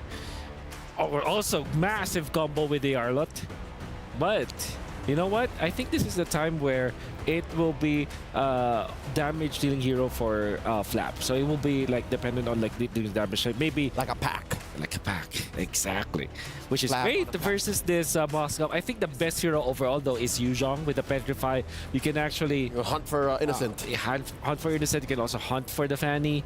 So if you're SRG, if you're paying attention, ban the Yuzhong. That's gonna be a problem for you. Faramis? A Faramis. Right, denying the... still no mid laner for FCAP. No mid lane. Yep, there we go. Famous ban. I play MLBB. Yeah. Sometimes. Assassins generally don't like playing up against the Famous, so I understand. very good ban. You ban Tigreal perhaps if you want to double down. Yeah, no, there's a lot of all 3 heroes for FCAP are physical, so the Tigreal would be a smart ban here. Yeah. Innate Kira. Oh, okay, of course. Cover your base. Oh, they're not gonna risk it. They'd rather deal with the implosion. Yeah. What does Stormy play here? What if they Aurora? What if they pick up the Tigreal themselves? They can on the clapback. And then Arlet from Flap TZ, just like in M5. Ooh. Just like the other day. Just like the other day too. So that opens up a lot. Like you already have Implosion, you have the knockup from the Tigreal, they have the Akai with infinite amounts of vengeance juggles here coming out from of the Arlet if ever they do pick up the Tigreal. However, I still feel the Yuzhong needs to be banned here for SRG. They gotta pick their poison. It's the Crockett. They're covering up the roamer choices, I see. Okay. I wonder what Yums wants to play, because again, he's the highlight maker. Yeah. Highlight makers, Cho, Ruby, that kind of picks. Lilia picked up again, so Falcons AB Brand, they're gonna have priority. So this is making me feel more worried about the Fanny pick. Yeah, but maybe a Lolita for Yums? Lolita's fine, yeah. Going up against a Cloud, I think... I don't like the interaction with the Lilia, though. She just tears through you. What else? Maybe they snatch a Tigreal, I guess. But the thing is, Falcons AB Brand, they have a lot of ways to survive, right? The Purify from the Lilia as well as the Claude, the Akai with the innate Purify as well. Disengage, yeah. So it's kind of like, I can see the Tigreal pick, but I feel like it's going to get countered so hard. How about Aurora for SRG? Yeah. Looks to be Aurora and then Tigreal. That's a really good combo. It opens up a lot. It's the Cho. It's the Cho Novaria. Chovaria.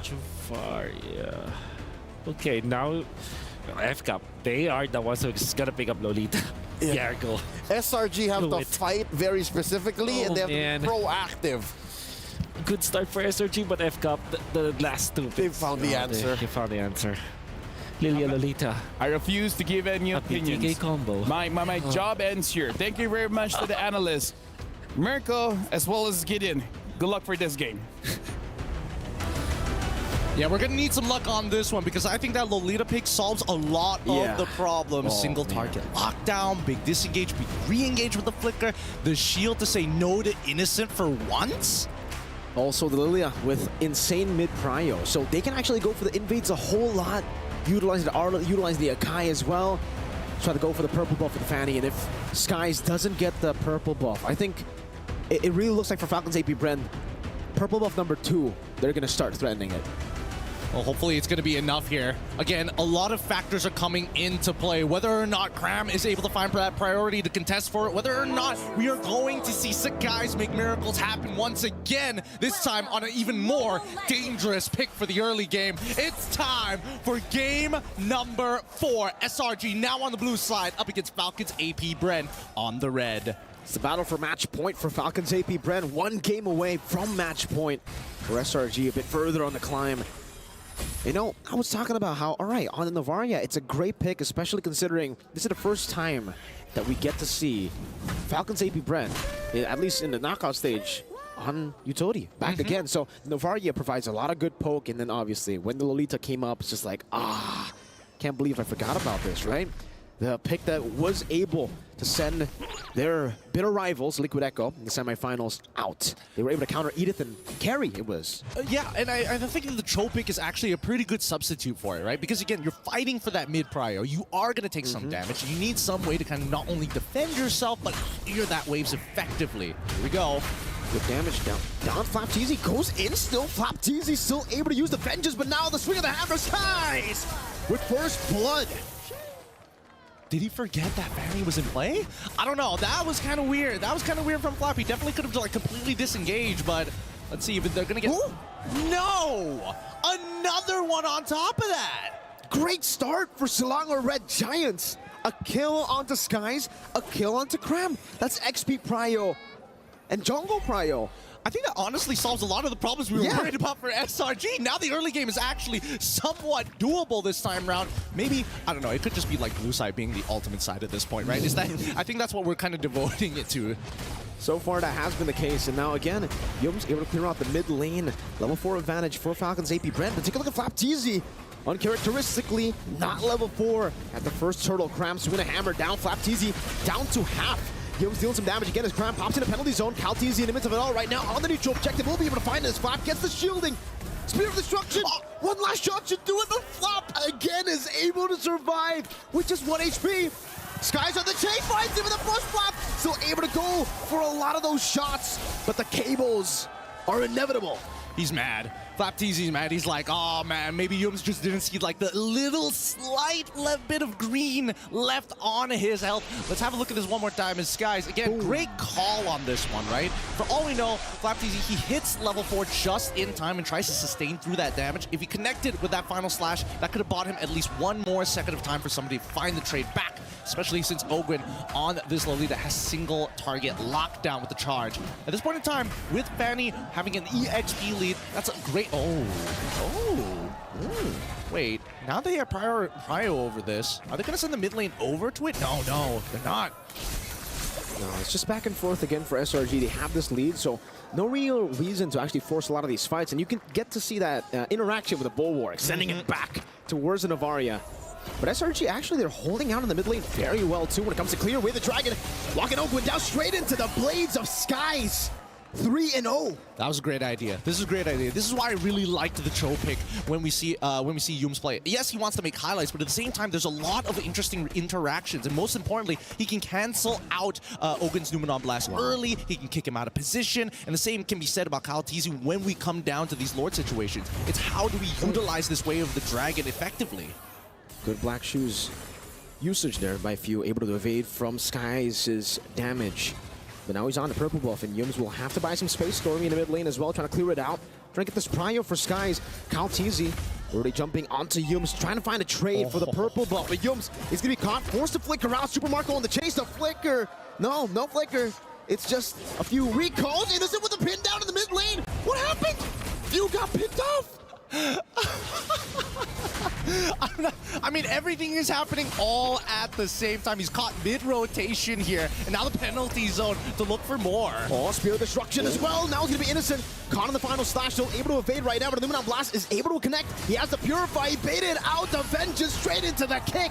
Into another spear from Innocent. Dude, talk about well-played Innocent there, right? He purposefully delays until he sees the engagement, the Vengeance coming in for FlapTZ, hits that Purify so that he's stuck. Once he's on top of that Moskov, he's got nowhere else to dash because it goes on cooldown. Skies with the cables. Oh!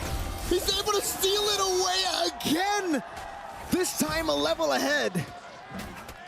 It's not about the players anymore. It's blue side. It's something about blue side, right? It's sorcery. How is this fair? How is blue side so dominant in this game thus far? I thought the draft coming up for Falcons AP Brand is honestly not that bad, but considering these early interactions not falling into their favor, it looks like SRG really taking advantage of every single bit here. But same like last game, that mid-game spike from Falcons AP Brand. We need to see that happen. So far, CalTZ hasn't been able to create too many opportunities just yet, but that's all due because some people are getting caught off. Other times, you just don't have the battle spells.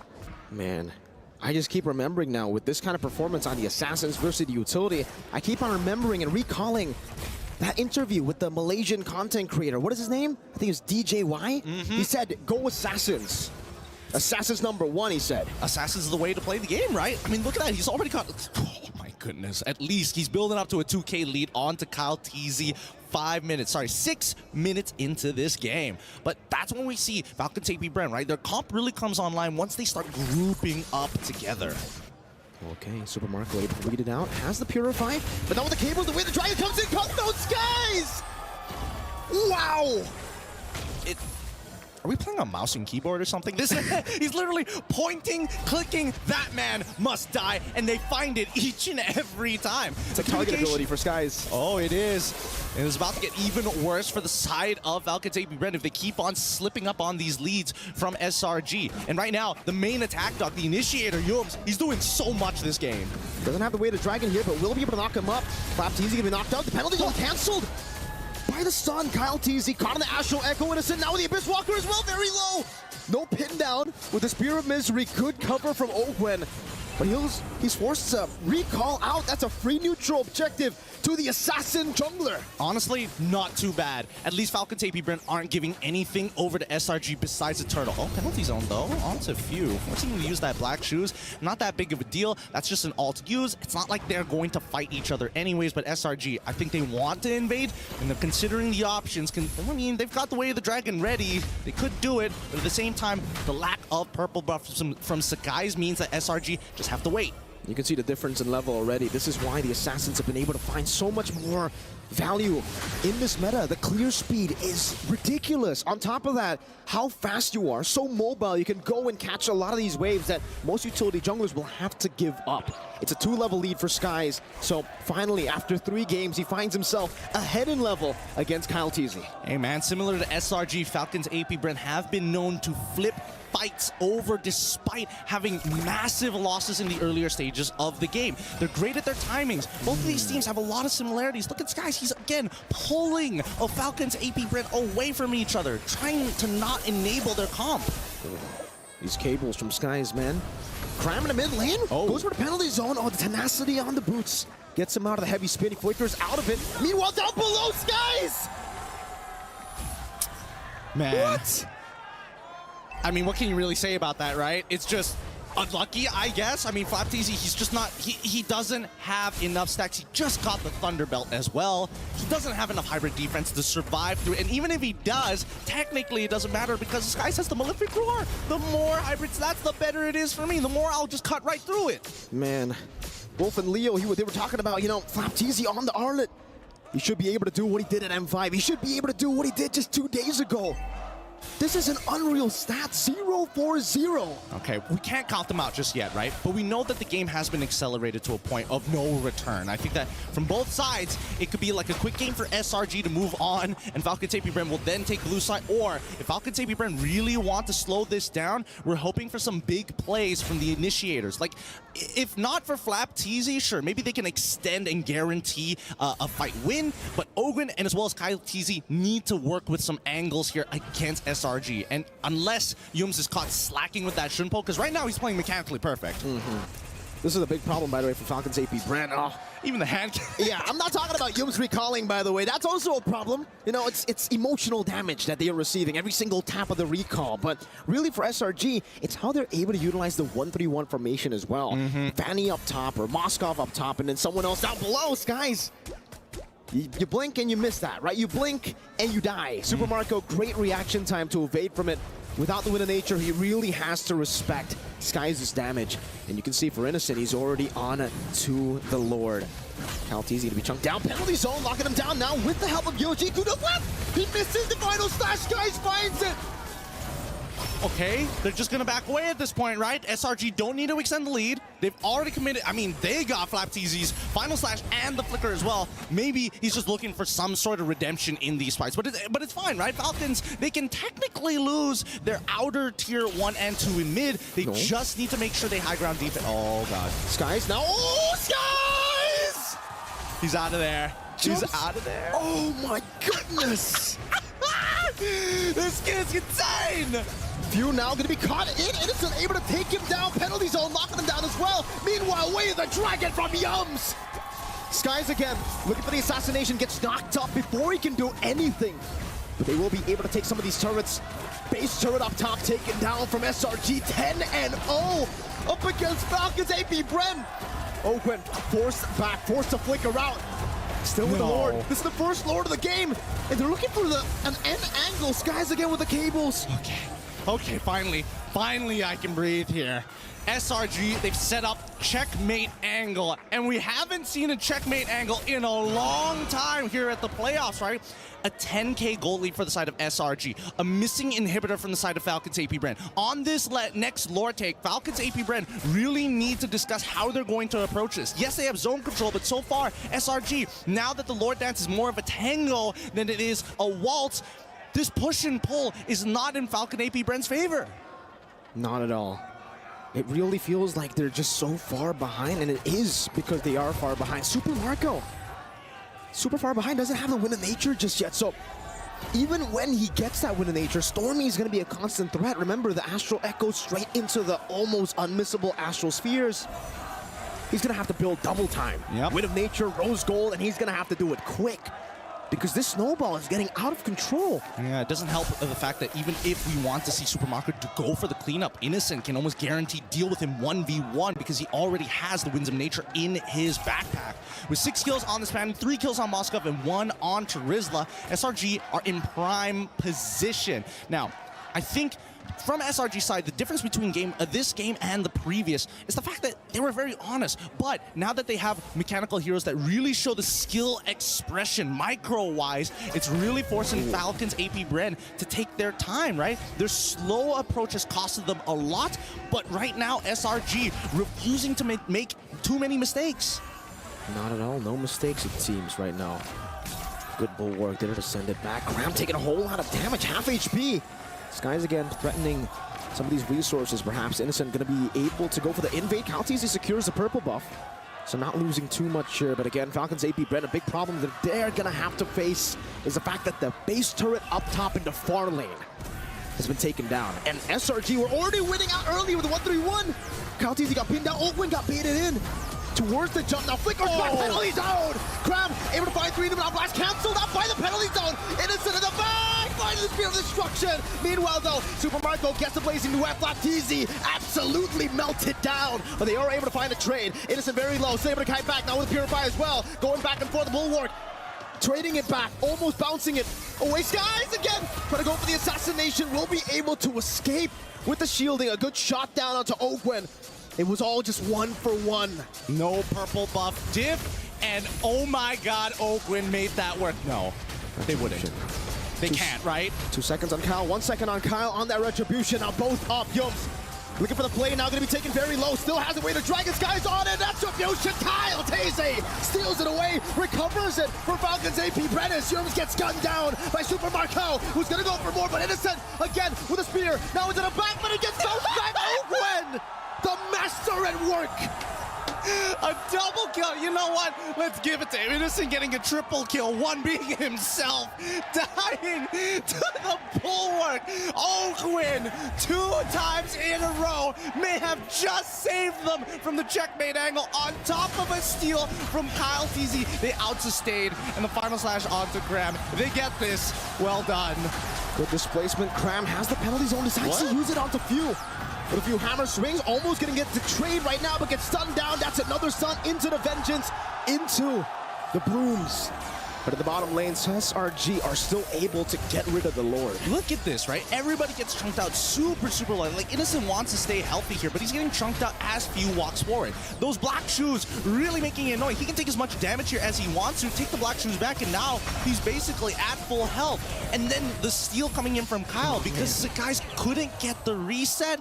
What can you really do about that? And you can tell, even backstage, the rest of the members of Falcons AP Bren, they're loving it. And Yum's probably laughing at his fellow counterpart Goldwyn laner. I mean, that's an interaction that everybody wants to see in their ranked games, you know? Like the Moskov killing himself against the Guardian's bulwark. It's not fun as the Moskov, trust me. Hey, not at all. Just wait for the Star Shatter. If that actually happens, if you get sniped down by yourself, technically, that'll be the only interaction that tops the Moskov kill, right? Good pin down.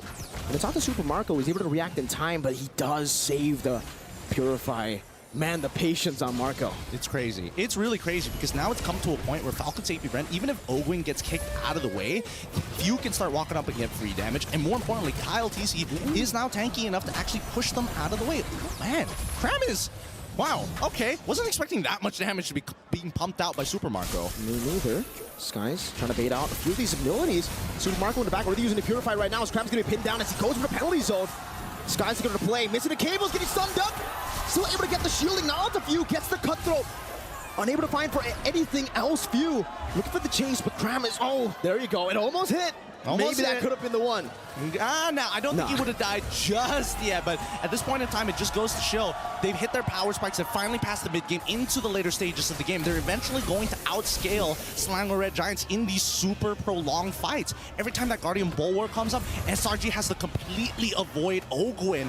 And now, let's have a look at the items so far, because now I'm finally seeing somebody building some magic resist. We got the Radiant Armor coming in from Cram, but that's the reason he hasn't really been able to soak in as much damage as possible up against Super Marco. Even with the Queen's Wings, he's still getting shredded down, so maybe go, I don't know, at this point, what does he want to go for, right? Like, do you want to go Blade Armor to try to at least push that damage back onto Marco whenever he does go for a shred? Oh, no, you hate to see it. You hate to see it, Skies. He's been perfect all game. He's 6-0. But it happens to everyone. It's not just you in a ranked game, buddy mans. All you Fanny players, it's not just you. It happens to the best of us, even to the Prince of the Skies. Oh my goodness. All right, regardless, right, it doesn't mean too much at the end of the day, right? There's a good chance that Super Marco probably might have been able to survive that situation, but here comes the Astro Echo to reveal everybody. Good shot. He's actually half HP, is able to sustain back up with the DHS and that QC. Back to the Lord now. Gonna be choked down. Skies in the back line trying to go for a flank angle. Cram taking a whole lot of punishment. Oh, this is so interesting. This is so very interesting. Because now they find the angle. Way the dragon, but it's not going to be baited in. Penalty zone locked on down. Luminat Blast as well. It's not going to be Few very low. Still with the help of the damage. Super Marco blazing duet.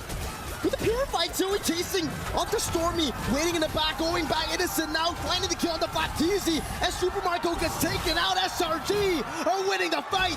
It's Ogwin who's standing in the middle, all alone, the sole member. It's a roamer and he can't do anything. Not against Cram. And that is it. That's game.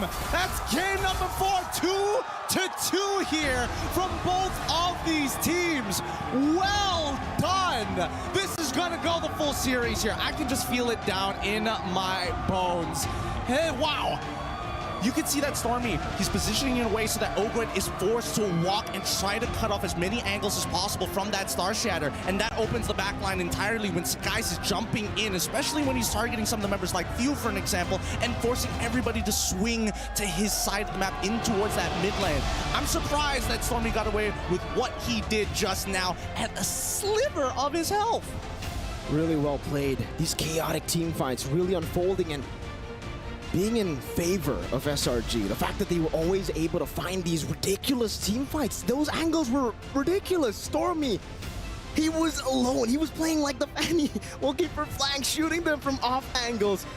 And it really made Falcon's AP Brand think about all these different angles to a point where they completely forgot about the direct engage from Cram, from Yums. I think it also comes down to just conditioning, right? Every single time Stormy shoots it, he's always making sure, hey, I'll do it off a cooldown. With that being said, analysts, please take it away. We have a series now. It's 2-2, so what? This is now a best of 3? The first guy that wins 2 more games wins it all.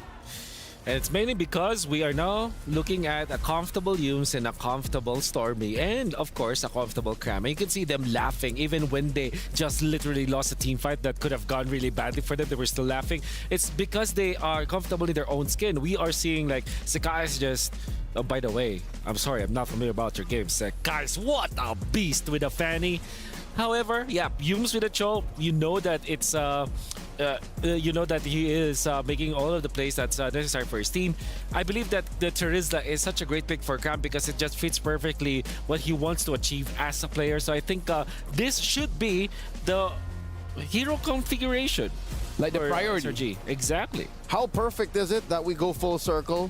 You start off saying, shut down FCAP. FCAP is one of the catalysts for FCAP success, and they did so in the first 2 minutes of the game. They put FCAP on what, 0-3? 0-4 at a certain point. Right? Look at this, look at this. This is And to some level, even Few couldn't play. Even Few from mid on that Lilia, with the Purify, with the Black Shoes, couldn't survive our SRG's aggression.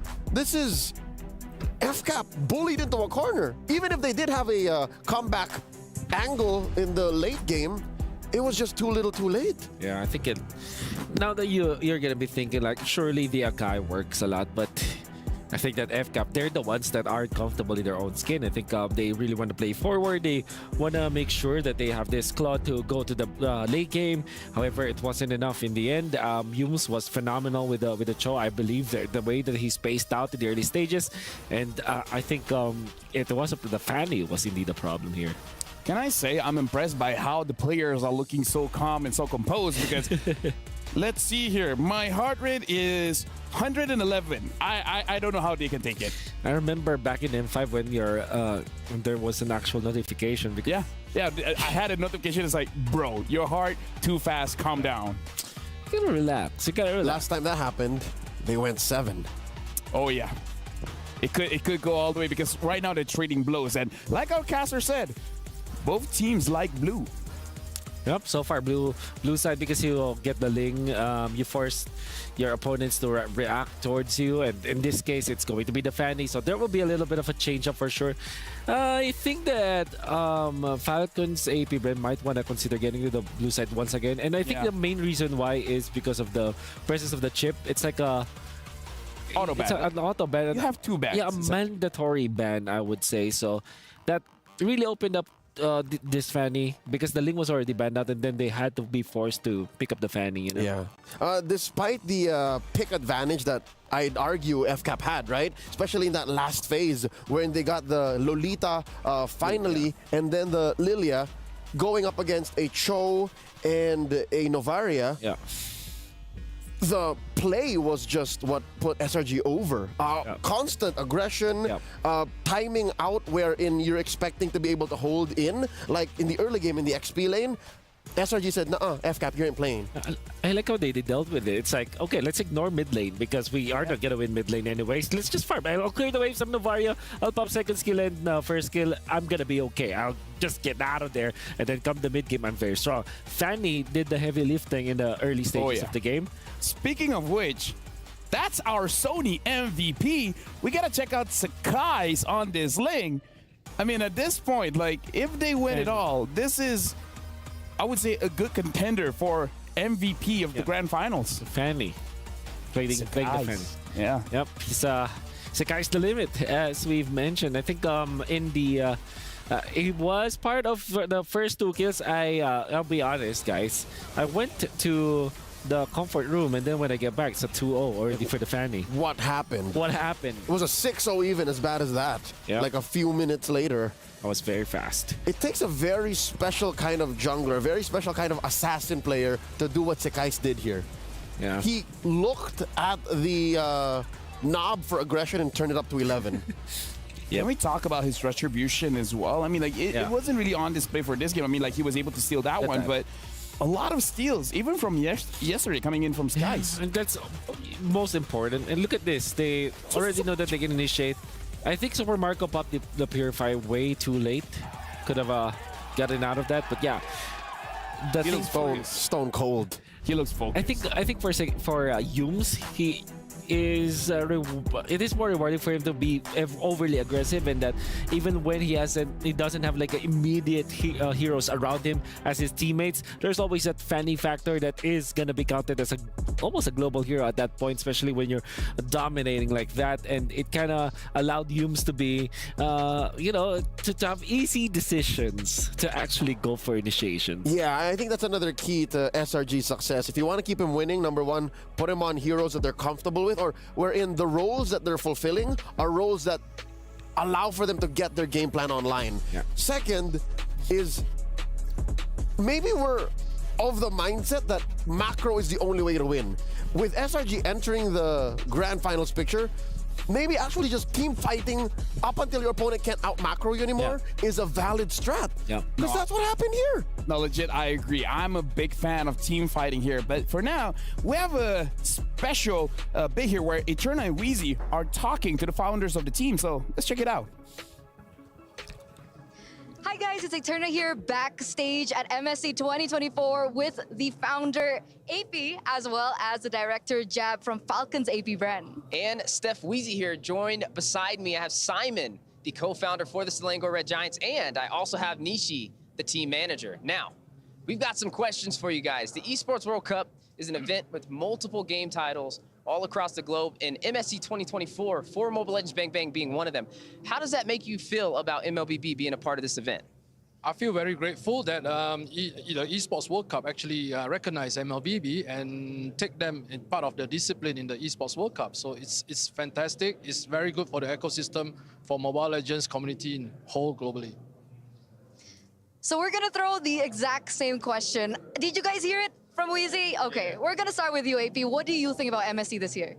It's very excited because this is the first EWC. We want to show to the whole world that the AP brand, Falcons AP brand, will still the #1 MLBB in the whole world. I mean, it's looking like it right now, obviously. But you guys have heard the chants. You guys have heard the support for Falcons AP brand, and you're not even in your home country, by the way.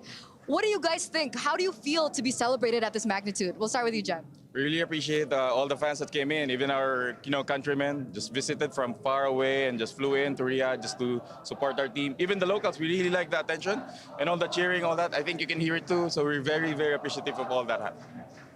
Now, Nishi, I'm gonna extend you the same question. How does it feel to be celebrated on this magnitude? And also, in addition, what message would you have to give out there to the fans supporting the Selangor Red Giants?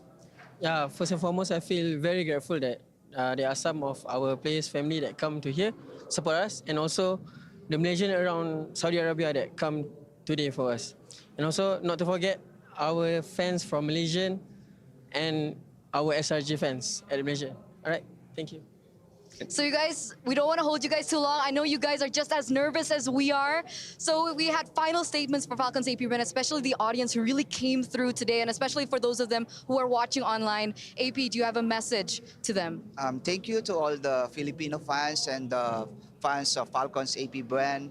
And I hope that it will be a good match, and I congratulate the SRG as our grand finalist here in EWC. Yeah.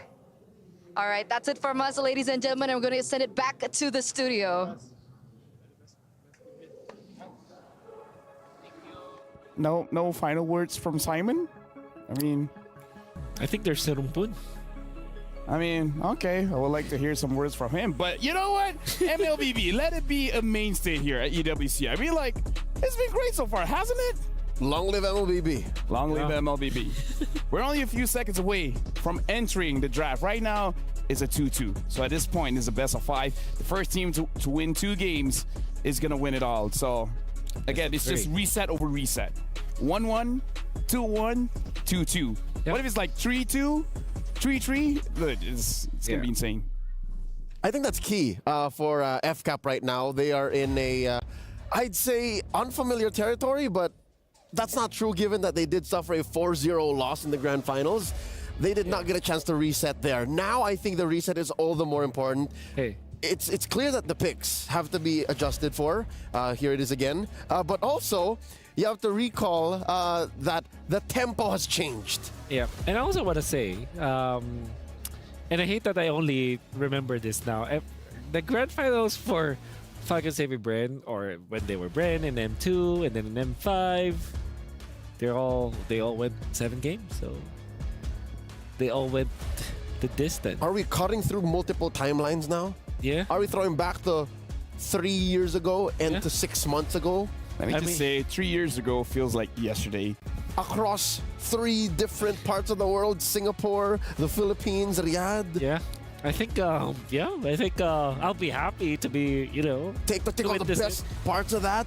Yeah. Inject a new superpower in MLBB. Revitalize Malaysian MLBB. It's the new landscape, right? It's the new competitive landscape.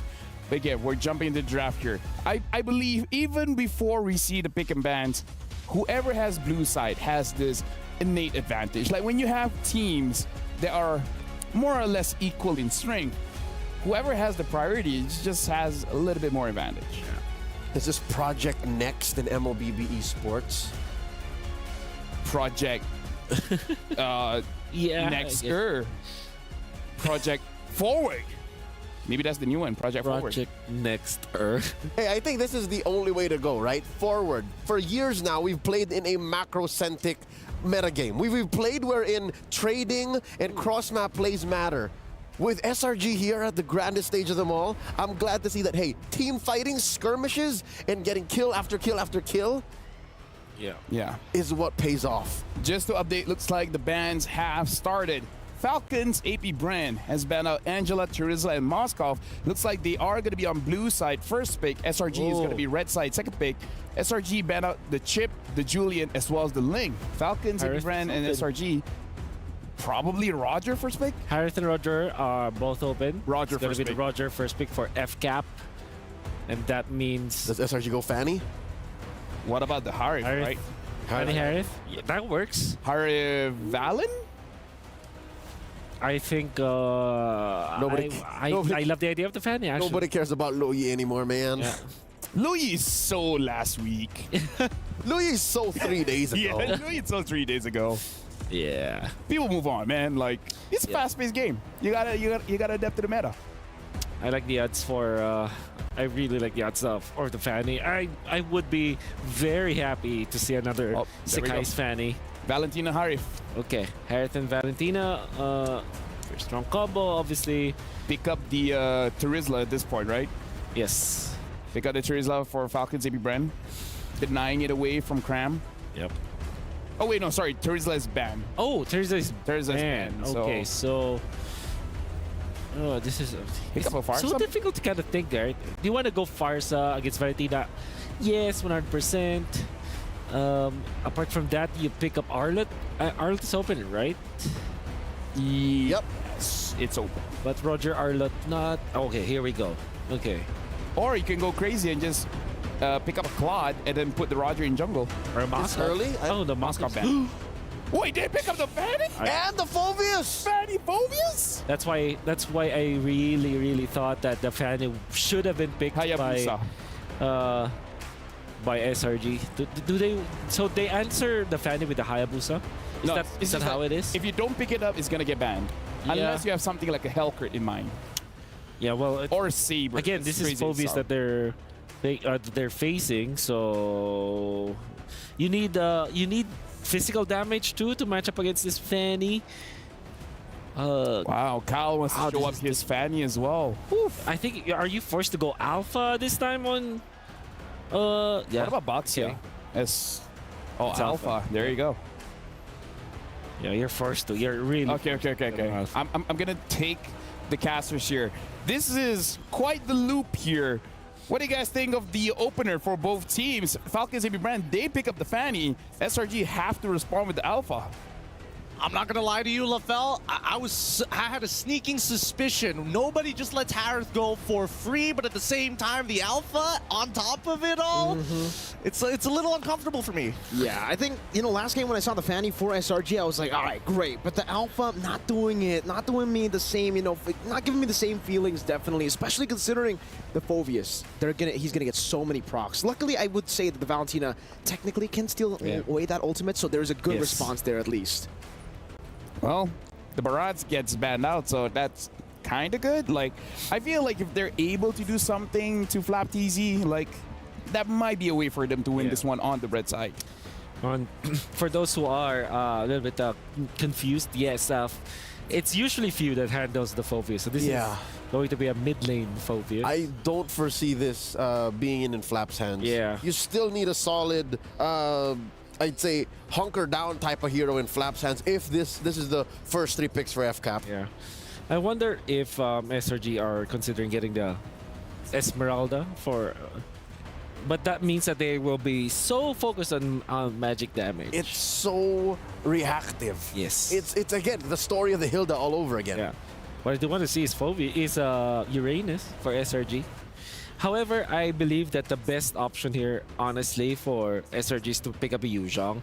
Lapu-Lapu seems an okay pick, but I think that Yuzhong just... Wait, what about a Grok here? Grok or Cho? Cho is great overall for SRG. I'm not so sure if this single-handedly blocks out the Ruby, because Ruby will also proc the Phoveus. Yeah, that's true. Might even go into the hands of Ogwin. Might just go Tigreal at this point. Tattoo's still open here. SRG. You also don't want to Cho, one of Yum's favorite. Yeah. Or, what if this is the game that they pick up Hilda?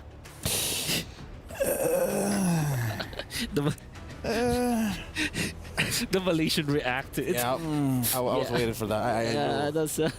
For those who don't know, actually, we cannot see Lafell right now, like our line of sight.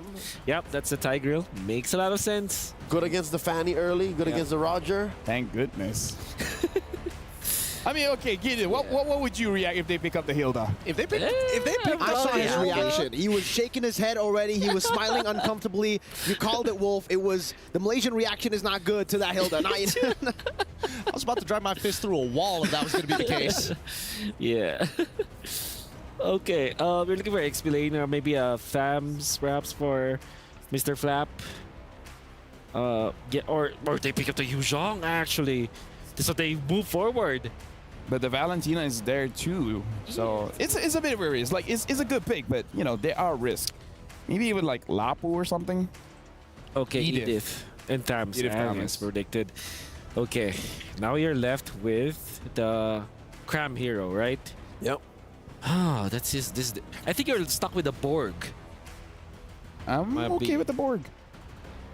Or if you wanna be risky, go for the CC. I think the Borg is best. You're gonna need all the extra health you can get. All right, they pick up the Borg indeed. Perfect. Got him. Thank you very much, analysts. You guys are doing an amazing job in the drafting phase. Speaking of which, casters, you guys are doing an amazing job casting this game. So why don't you guys do that? Thanks for allowing us to do our jobs, Lafell.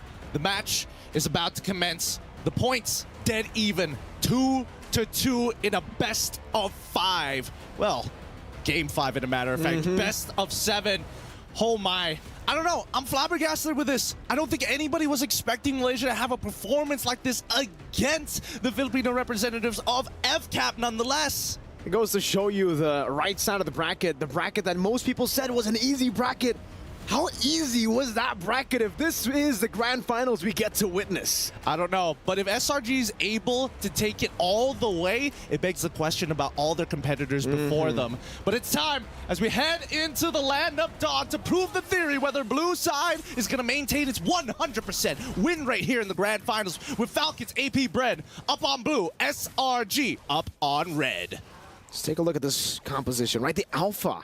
I think it's going to be very, very good, especially in the early game. It's really all going to come down to how they can shut down the Fanny. I think it's a similar vision for SRG that Falcons AP Brand had in the previous game, which was go and invade purple buff number 2. Try to just take the purple buff away from the Fanny. And that's why the Thamus does find a lot of pressure here. But honestly, when it comes towards, you know, the later stage of the game, I don't know how the Samus will play out against, you know, the Harris, the Alphas, where they're going to be able to actually kind of burst him down.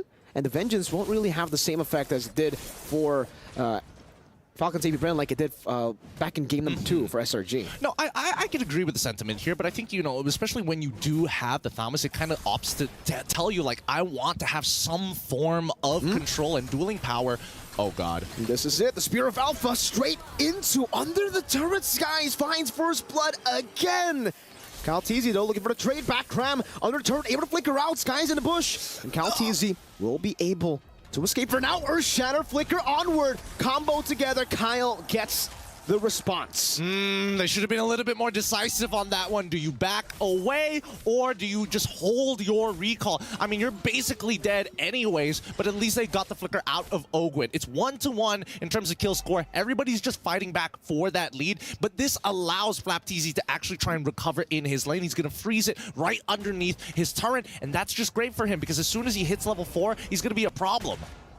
And now for Falcons AP Bren, that level 4 power spike is going to be massive as well, by the way. Huge. Few, Demonic Force is all he needs. Technically for Ogwin as well with the Primal Wrath, and it will create a position or a situation where it's going to be very hard for Stormy. Does he steal the Primal Wrath? Does he steal the Demonic Force? Well, that's your answer. He goes for the Primal Wrath over the Demonic Force. So let's see how that plays out. Yeah, I think for now, especially in the earlier stages of the game, there's taking the Demonic Force, especially, the only person you can really punish is Kyle TZ, right? But even then, these cables are really good. They can cover a lot of distance at a time, and even pulling yourself away from the Demonic Force in a lot of these cases, right? So I think that taking the Primal Wrath is going to be the most optimal. It's good, it's versatile, it keeps you alive in a lot of situations as well. But in the meantime, I'm curious about the status of Innocent dealing with Super Marco. Let's have a quick look at how the state of the lane is going, because I'm guessing that both of these gold laners, they are going to play a little more passively. Oh! Flicker Implosion, good one by Yum, straight into the shove. Cram holding on to the last Insanity. Primal Wrath used up, and now it's the last Insanity to blow him up in the backline. Kyle TZ finding the trade, and it's going to be 1-for-1 right now. X-Speed traded for Rome. Flap TZ, no vengeance on him. Good Terrify from Stormy, forcing out a Demonic Force from Few. And just like that, SRG, they're playing their cards really, really well. Now with the cooldown on the Demonic Force, no resets, they should be able to take the turtle for free. We do see the hand cams from these players. They're trying to increase their APM here, right? They're going in and out of their shop just to make sure that their fingers are warm for when the situation calls for it. But let's see. This turtle is going to be important for both sides here, and ideally, SRG wants to stall it out. Ogan with the Earth Shadow, Kyle TZ into the back line with Flap. TZ Sky is going to be bursted down by Kyle. Picks up the killing spree straight into the turtle. That's free, but it's for Falcon's AP Bren. Cram trying to kite away. Faraga armor down. Kyle TZ's looking for the assassination, but Cram was able to flicker out and space himself out properly. And what am I telling you, all right? That's why you have Thomas on your side. You're able to kind of buy just a little bit of time, but most importantly, your damage is so applicable. If you win any single one of your trades in these side lanes, then you start calling the attack dog, Kyle TZ, to start finishing up these kills for you, similar to how SRG did it, except with Yums. Slowly but surely for Falcon's AP Brand, that's always been the way they take their games, at least the winning games, right? It's all about building the gold lead very steadily, utilizing the macro advantage, and then suddenly going for a big team fight with that power spike hitting. Well, regardless, at this point, I think that even between Kyle TZ and as well as Sakai, if you look at the gold in favor of Kyle TZ, a slight EXP lead for Sakai, and that's going to change very quickly since there's plenty of camps up still left for Kyle. By the way, didn't really notice this at the start of the game, but it fused on Brave Smite on the Phoveus. So I would say it's an interesting emblem to take, right? Because usually you would maybe want to go for Impure Rage, try to get more mana, stuff like that, all about sustain. Kyle TZ wants to go for the assassination, though, finds it in the bottom lane. Xborg, usually you can sustain, usually you can get out, but Flap TZ's just munching on that Faraga armor. I mean, when you get ganked 3 times like that, you know, how many times has he been canceled a recall? How many times has he had to sacrifice himself and trade down against Falcon's AP Brand? And to answer your question, why Few decided to go for Brave Smite is because he bought first item Gleaming Gem, right? Every single time he gets a level, he's going to be able to get some mana as well as HP. Speaking of which, Ogwen. Good shove down. Ogwen forced to use the Primal Wrath. Oh, baits out the implosion too. Oh no. Is this a dive angle? They know that Harith doesn't have the Zaman Force. For now, not yet. I think, all right, at this point of time, right, if we are really thinking hard about this, I think that Falcon's AP Brand are in a much better position than SRG. They know that a majority of the ults are down, so whoever's low, quickly reset, come back. We need to do this fight. We need to potentially have a fight, but at the very least, blitz down this turtle. You can see Flap's damage there, zoning Yums away. And you can see for Selangor Red Giants, they know that there is no way they can contest for this turtle, not with their HP bars. And they'll decide to back away. Just deja vu to game 1, game 2, where they had to come back in the game. Innocent going to be engaged on, forcing the Zaman Force out. But Innocent is able to space out in a way where you can't really go for the chase. It'll be too greedy to do so. Cram in the mid lane, just poking Ogwen down. Well, they're going to take their time with the skin. FCAP, they've been like slowing things down a lot. Ooh, Thunderbelt first item coming in from Flap TZ just to make sure that it's like, oh no, I'm not trying to War Axe, I'm trying to get real tanky so that at least even in the late game, I have some form of relevance there. Now he's opting to build a War Axe, but he's going to take some time with this, right? At the end of the day, the most important ones are the insurance policies, and that's going to be in their gold laners. I'm seeing Super Marco and as well as Innocent both contesting pretty heavily, but it's going to be Super Marco who has the lead for now. Sky's there, Spear of Alpha, able to catch him, but Kyle still has the energy, has the purple buff to escape. We got a game fact, but hold up, Flap TZ going in, forcing Yums to shove back. Well, game fact here. we're always talking about blue side being the heavily favored side. Wait, no, they're fine. Okay, blue side being the heavily favored side, but honestly, in this grand finals, 100%, but overall, 60.44% win rate overall in 91 games, and that's a lot of data that we're working with. It just goes to show, man, if Falcons AP Brent win, it's to be expected. It's the pattern of even the MPL regions. Blue side has just been such a dominant force, and I guess with the patch, even more so. FlapTZ and Ogwin, though, again, really trying to control the enemy jungle. FlapTZ just trying to maybe even invade some of the creeps here. Cram going for the poke. Ogwin able to onward defensively. Falcons AP Brent know better than to go for the fight. They know that they have an advantage now with the Fanny to clear out the side waves, to actually shove it and force SRG to lose some XP and gold. I totally agree with you here. I mean, look at how shoved up the waves down on that bottom side, right? And at this point, Falcons AP Brent can keep on doing this. Keep stretching Selangor Red Giants, start taking away their tier 1s, but most importantly, with the attention being pulled elsewhere, this purple buff for Kyle TZ is always free. It's not being taken away from him just yet. Ooh, Cram! Faraga armor completely demolished there. The shove back, FlapTZ still with a vengeance. And now it's going to be Kyle TZ jumping to the back line. Stormy trying to go for the Terrify, gets absolutely obliterated. Few in the midst of it all, still able to get the demonic force, but Cram melts him down with the fire. Oh, for now, good peel, but at the same time, they are still trading 1-for-1. We haven't seen a positive trade from Selangor Red Giants in the past 8 minutes or so. And until we do see that trade happen, I think that, you know, they're going to take their time once again. The scaling on Innocent especially, they need him to have that Holy Crystal have some relevant damage in this game. Because so far, Kyle TZ, he's having the time of his life, right? He's playing a completely separate game while SRG are scrambling to figure out how we close down on this 4K deficit. It's going to be very, very hard for SRG, but really it's all about...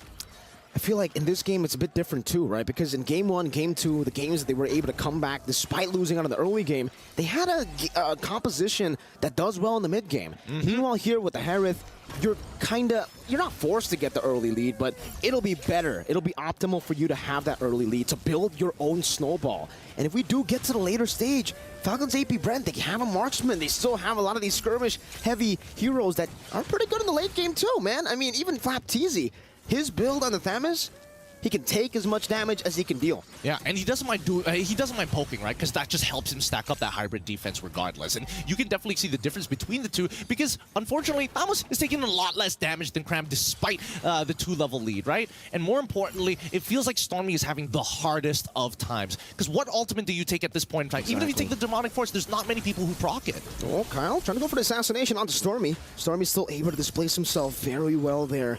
And SRG, now with the conceal Yums.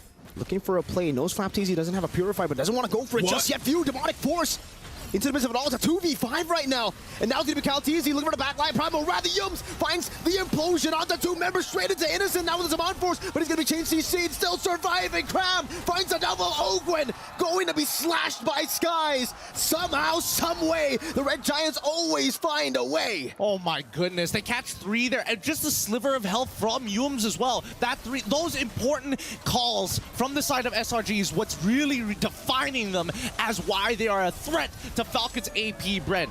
Great implosion coming in from the side of Yums. Innocent, I would have liked him to use that Purify just slightly earlier, but let's look at the replay here, because when it does happen, right, Few initiates. His objective is to chunk out as many people as possible. Sakai's, he probably could have held his ground just a wee bit longer, but wasn't expecting Yums to get so much there. Because Super Marco, at the end of the day, is waiting to finish off all the low members, and that's the main win con here for FCAP.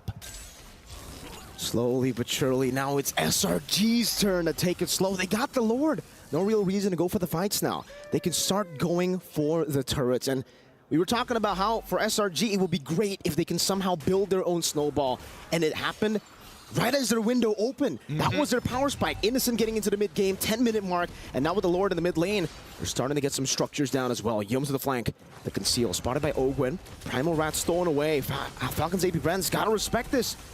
Marco dealing some damage onto the Faraga armor. Now the Holy Defense going to be procced in the mid lane. No, they keep it alive. So far for SRG, they've only managed to take mid and top, and they're actually going to lose a tier 2 down below. Kyle Teasy this entire time just headed down to the bottom side. He knew that he's basically going to be useless if he has to take a traditional front-to-back against SRG. So he opts to take the on the opposite side of the map. At least his team doesn't have to worry about that side. Super Marco with the GDS already just knows he's going to get attacked, he's going to purify, he's going to transform, and just walk away and maybe look for a re-engage down the line. But most importantly here, I think that SRG, and especially for Sick Guys, for him to start the fight is a bold claim. I think that Falcons AP Bren, they want SRG to find these big engages more often than not so they can initiate, right? It's really that implosion that they're worried about. They don't want to repeat the same mistake twice. Great cross-map plays here by Falcons AP Bren, able to find another tier 2 turret. And these are small wins. It won't win you the game instantly, but slowly but surely, just with the tempo shifting, and with Falcons AP Bren having so much more prio on the map later on, especially considering, you know, they can shove a bit deeper, they can start invading, they can start looking for these angles that the composition will definitely find a lot of value with, right? If they are able to attack from different angles, force SRG into a non-front-to-back, it'll be great for them. Spear of Alpha onto Ogwin, straight with the fire to Ogwin, force a flicker with the Primal Rat, now Cram! Last Insanity, straight to the skies, and now it's gonna be Cram still kiting away, Few with the Demonic Force, now with the Vengeance as well, but he gets bursted down. Now Kyle looking for some more damage, Few jumping around but gets caught by the Spear. Skies on a killing spree, Marco keeps on going, finds a double, the turn to tides around Innocent in the midst of it all, looking for the play. Cram has the Faraga armor back up. Super Marco forced to run away. And that's the GDS diff. That is the GDS diff. Clean him up, Kyle. Fight. Oh, he doesn't spot him. Crab. Oh, no, he walks out. He's trying to do it all over again. He ends up giving it Crab. Lost his cool at the very end, dude. He had no idea. But yes, the GDS difference there. Gets the Faraga armor, uses the last Insanity, kites away from it. And even Innocent, honestly, the placement of the Zaman Force actually mattered. The 10% slow could have been what they needed to win out that fight entirely. Let's start with the position of Yums. Just look at where he's positioning, right? He knows, he spots out Kyle and completely shuts off that zone, and Kyle quickly turns around. Now, if Kyle got his damage down in, then Super Marco has the green light. Innocent, though, dealing a whole lot of damage. Ogwin, even with the Primal Rep, gets completely obliterated. Calteezy into the back. Eom's doing the same thing again. Stormy able to flicker out with the Primal Rats. Ties! Finds the Retry again! And Few is all but alone amongst the Red Giants. But even then, SRG, they say, no, we will not fight. We got the Lord. This is becoming brutal combat. Honestly, they're putting everything on the line to make these plays work out. Let's look at the replay one more time to catch up on what exactly happened. Once again, Yum starts walking forward. Despite being a man down, right? We do see that Innocent able to outplay the situation thanks to the help. He plays literally almost on top of Yums as he flickers forward to try and catch as many people possible. Now it's about them utilizing the Enhanced Lord. Calteezy was able to secure the orange buff. Now in the mid lane, Flapteezy to get a bit of damage. The Blood Wings already done from Innocent. Look at the burst damage onto Flap, forced to use the ultimate as the Lord charges in. Innocent still holding on to Zaman Force, knows that there are going to be more waves. Few brought back to the team, now forced to use the Demonic Force. Absolutely gunned down from the skies with the Demonic Force. It didn't even matter.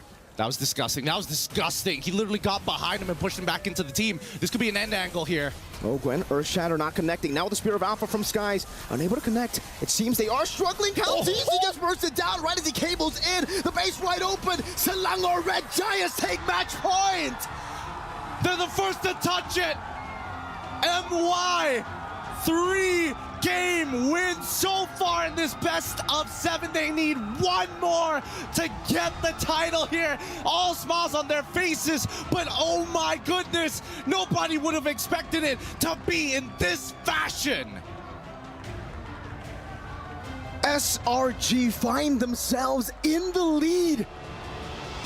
They were looking up the whole time, but they forgot they were giants. They could stand toe-to-toe even with the Falcons. It feels like every moment passing for SRG, the momentum is driven behind them. They're motivated, they are young, they're hot-blooded, but most importantly, they're standing taller and taller each game. Falcons AP Bren truly have a competitor. For the first time in this tournament, Falcons AP Bren are the ones behind. With that being said, analysts, please break this game down. Well, the first thing that we can say, I guess, even on red side, you can still do it. But yeah, looking at this game, yep, it's a roller coaster, man. That to me was the game changer. 10 minutes in, Yums with a sliver of HP just survives long enough to pop the implosion and eventually punish the entirety of Falcon's AP Brain. Again, another stumble for Falcon's AP Brain. It'll be a good team fight as Few will be able to pop the ultimate and then kind of sacrifice for his team, Super Marco, to clean up, as well as Kaltizi. But then it will be disaster after disaster. This should not have happened because Falcon's AP Brain are already leading by so much. But then, because of what Yums did and what Innocent will be able to do in the next Lord fight, that is how SRG is able to come back. It's the brutal honesty that SRG are playing with that makes this game inevitable for them. I've been watching all of these engagements, going through different angles, whether it be out in the open, near SRG turrets, in these small corridors, and I don't know, Few at this point, 15 minutes in, should be able to disperse him, but something about the way SRG just position themselves and punish Few as he lands every time makes it almost a useless ult. Honestly, like every single time SRG wins a team fight, my head is like, how? Exactly. Like, where's the extra damage coming from? I mean, like, sure, we see the setup, maybe Falcon AP Brand walks into it, but still, it's like, how? Like, you know what, in terms of stats, you know what I really want to see? Ooh. The damage dealt. I really want to see who dealt the damage coming in from SRG. Ooh.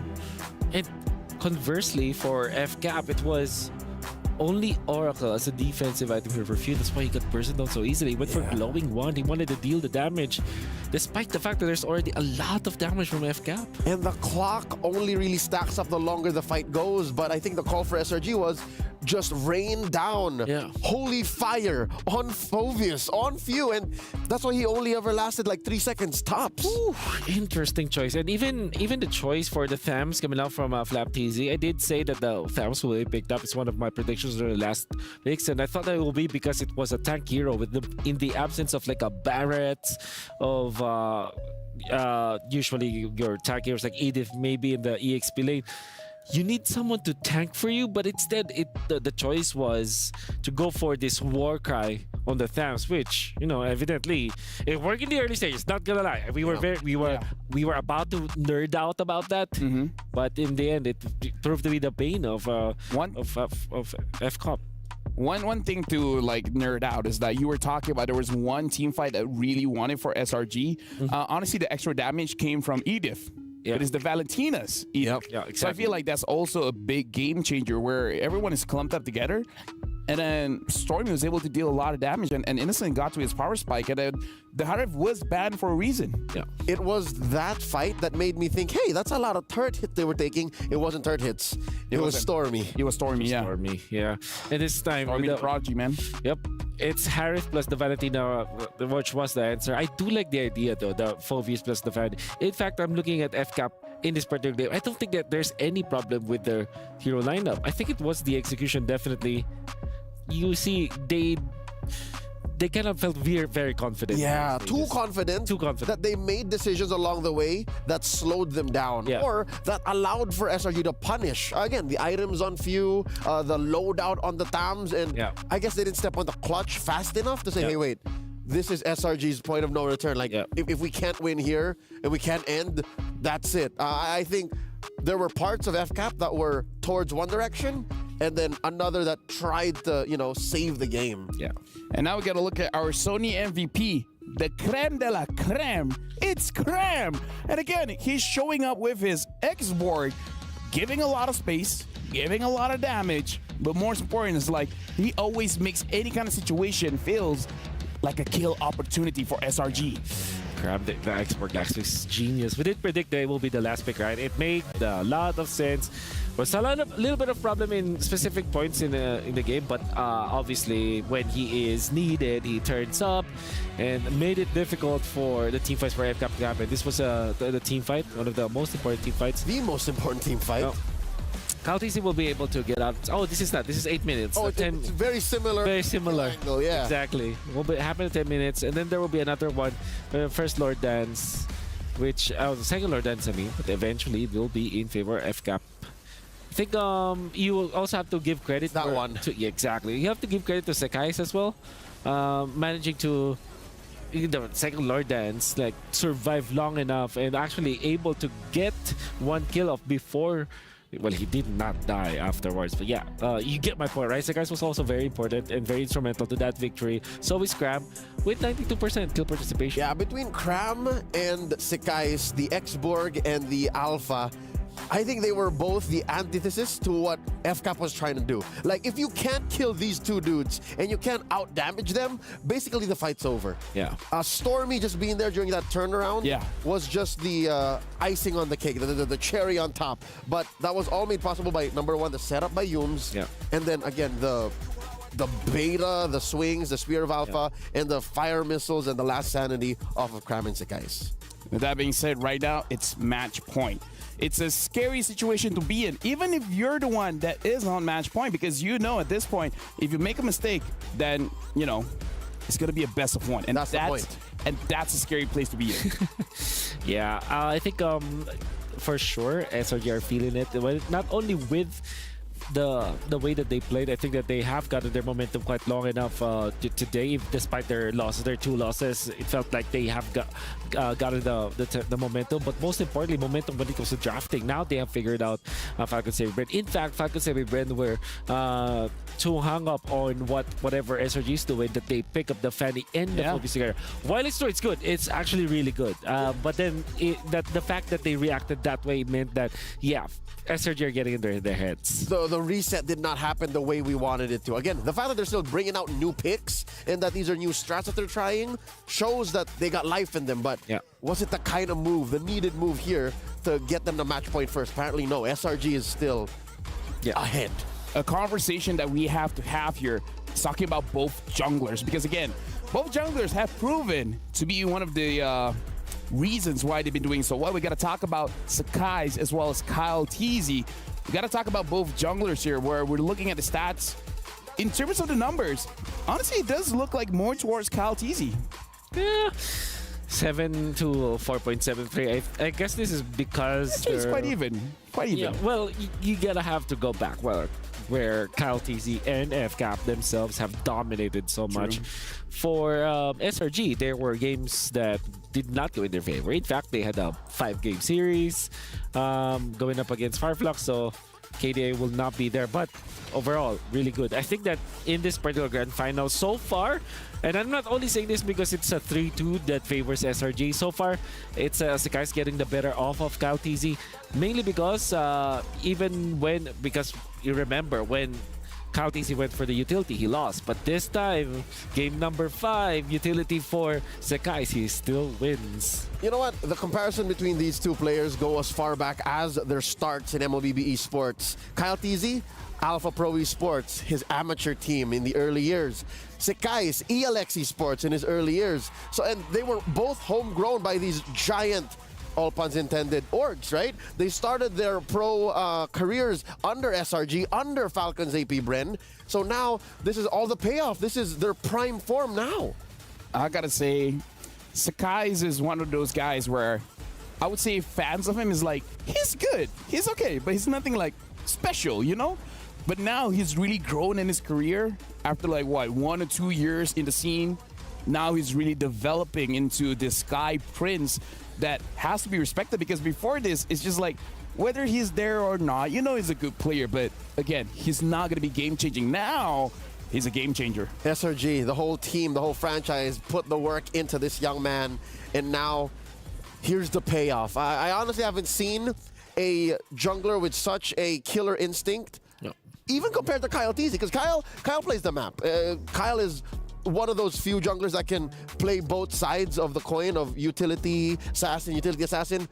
But when you see Sekai's on an assassin, it just laser focus. It just plays right. It's laser focused. It's scalpel precise, and it's just as brutal as a machete. You know what I mean? Like he's just a katana even. I think it also, if you're looking at SRG and specifically how they are utilizing Sakai's and how Sakai's actually plays, it kind of makes me think that they are playing so many games with different kinds of heroes. And it's actually backed up by the fact that Coach Arcadia and the entirety of SRG reveals that they are playing so much actually, even after the scrims, right? So they are playing a lot of ranked games together as a team. I think that they have extended scrims as well. So they're really just focusing on so much reps on their side, because if you're going to be comparing both the Fanny usages of Kaltis as well as Sakai's is more favored, and it kind of felt like Kaltis is more on the rusty side of things. If you look back at Sakai's play, I think he only missed 2 cables. Sorry to cut you off there, but again, this is an intense match.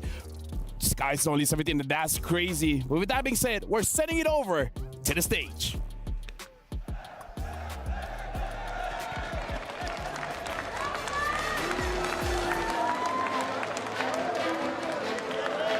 Tension is hanging in the air. Heart-stopping climax. This is the clash of true titans. They're not just here to compete. They're here to dominate. They're here to become legendary. The score is currently 3-2. And now, Selangor Red Giants are 1 win away from being crowned the MSC 2024 champions. Can Falcons AP Bren take us all the way to 7 games? Now we want to hear from the audience. Let's hear it from the fans of Falcons AP Bren. Okay, I see you guys. I see the Filipino crowd. I see the Falcons fans. But now I want to ask, what about the Selangor Red Giants? Are you not entertained? The Amazon Arena is ready. Let's start game number 6. It is time to go over to our panelists. Boys and girls, it's your time to shine. Game 6 awaits.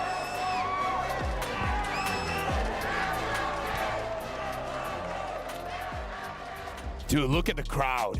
Look at the crowd. I'm still wondering, so which is which? Yeah. No, honestly, Crazy. like I feel like the panel represents the we're everyone. The crowd. We're all. Right now it's like 2-1, right? We're the ratio very is together. We're very together. Now, here's the thing. In Malaysia is going wild as well. Like right now in Malaysia, the watch party, I saw like 6, 7, maybe even 9 different watch parties in Malaysia. Like, it's insane. This is one of them. I mean, like, here's the thing. Like, put it into context. This has never happened before. Like, being in the grand finals is a dream. Having match point. Wow. Whoa. Wait, why is there so many? Whoa. There's about 2,000 people there. Whoa. Wait, I didn't. Okay, this caught me by surprise. Why This is another few thousand in there?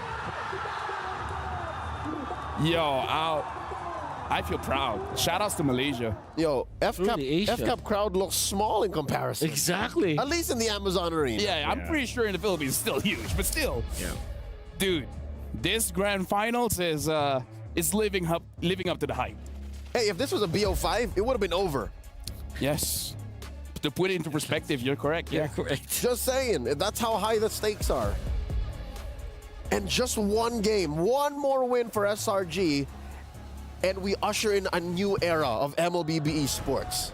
If SRG wins this one, DJY is correct? I take it back. We already are in a new age, given how far this series has gone. That's right. And now we're jumping straight into the pick and bans. SRG is going to be on red once again. Falcons AP Brand is on the blue. They're banning out the Terizla. This time, respecting Stormy on the Valentina, gonna get banned out. Chip has been banned out by SRG. Okay, so that means what? Roger Harris being opened once again. I kind of want to see the Roger go, not gonna lie. Nope. The Julian. Gotta hit the Julian. So you ban Ling if you're FCAP, right? This feels like a very familiar... You ban Fanny. Oh, ban Fanny, and then they pick up the Ling, right? Yeah. This just feels like M2. Feels like M2? Feels like M2 just replaced SRG with the Burmese goals. That's so true. That's actually so true. That's how high the stakes are. Yeah. So it should be... That was my first international, man. Yeah. Brings back memories. But now, Ling or Roger, or let both of them go and ban on something like a Moskov or something. Yeah. Or you ban Moskov. I don't know. So that it will be just Ling if it is picked up by FCAP, and then you answer with the Roger jungle. Yeah, Harith. You know, Valentine is not open this time, so maybe. I don't envy the coaches, by the way. Like, drafting like this must be very stressful. The Ling has been banned out, so it's just Roger or Harith at this point for FCAP. Yep. If you're FCAP, I mean, historically they want Roger. Yep. But I think it's still a 50-50 between these two. Yep. Roger. So you go Roger. So you go Harith. And maybe get the Hayabusa Arlet as soon as possible. I think the Arlet is a risk. As good of a hero as he is, he's one of those, you're either great or you're chocolate, you know? Arlet's a FCAP choice. Yeah, I don't chalk it up the SRG to do that. And then there's also the Angela, which I think will most likely be on FCAP. Unless SRG takes it, but yeah, I think it's more of an FCAP hero. SRG will want to go for the Harith, together with Musa. Yep. Harith Musa. You it. This early, huh? Yeah. Harabusa. And then, in this case, you want to pick up the Minotaur as soon as possible for FCAP because that was always banned by SRG. Answers this Hayabusa for sure. At the same time, you want to secure your EXP lane. Honestly, the fact that Yu Zhong has always been let go by both teams kind of surprises me at this point, especially because there's always like Hayabusa on the other side. Mm-hmm. Right now we have a player quote coming in from Kyle TZ. I don't think SRG is any easier. We just want to focus on winning, not our opponent. And Wolf, like you said, Minotaur picked up as well as the Arlet. Both of you guys get a point each. Thanks. Connection. The points are made up, by the way, so yeah, they don't do anything. Yeah. Do you pick up the Ruby now if you are, or the Cho for SRG? The fact that both are available and neither are a flex means FCAP won't ban both. So I think you can still get away with either. I don't think they want to prior that pick here. Yeah, that's also true. So they're fine. You know, SRG is comfortable. They're uncomfortably comfortable. Yeah. Like they have so much left in the pocket that it's FCAP who's thinking, even if it's SRG's turn to pick. Yeah. I don't know what you guys are talking about. Maybe I'm not comfortable. Maybe you want to go Borg. Oh, okay. Very nice. Okay. I need to ask the casters, what do you guys think of the opener coming in from SRG, having the Hayabusa Harith as well as Lilia? I don't know about you boys here, but even between me and Mirko, we were thinking like whether or not that Lilia pick should have been Yutong. Yeah, for sure. I thought for sure it was going to be Yuzong, right? Because for Falcons AP Brand, they rarely do this, but they actually reveal the Minotaur and the Arla instantly. No flex onto the Arla anymore. So I thought for sure SRG wanted to give Cram that winning matchup to just snowball in the game. Hey, you know, maybe they're just like, you know what, Stormy, it's your time to shine, and maybe there's a secret EXP pick, or just go back to something like a CC, who knows. The good thing about getting the Lilia is that it definitely challenges Fuse hero pool. So they ban the Phovius, and then what, they're gonna ban Farsa next. I didn't think it was possible to choke off you, man. Not like this. Well, that's also true. That's amazing. All right, they take out the Cho. Am I getting my words? Just take out the Cho in the room because the Tigreal's still out there. Never mind. We did say that it could be the Cho as the third pick for SRG, but that it was banned out. There's also that Yu Zhong that we keep on talking about because it's a very strong pick. But then again, they can fourth pick it if ever. Yeah, I also think they'd rather let the Ruby through. Yes. Than the Tigreal. So they'll ban out the Tigreal. Yes. Tigreal was so good last game, so I think that would be best for FCAP. What about the Aurora ban here?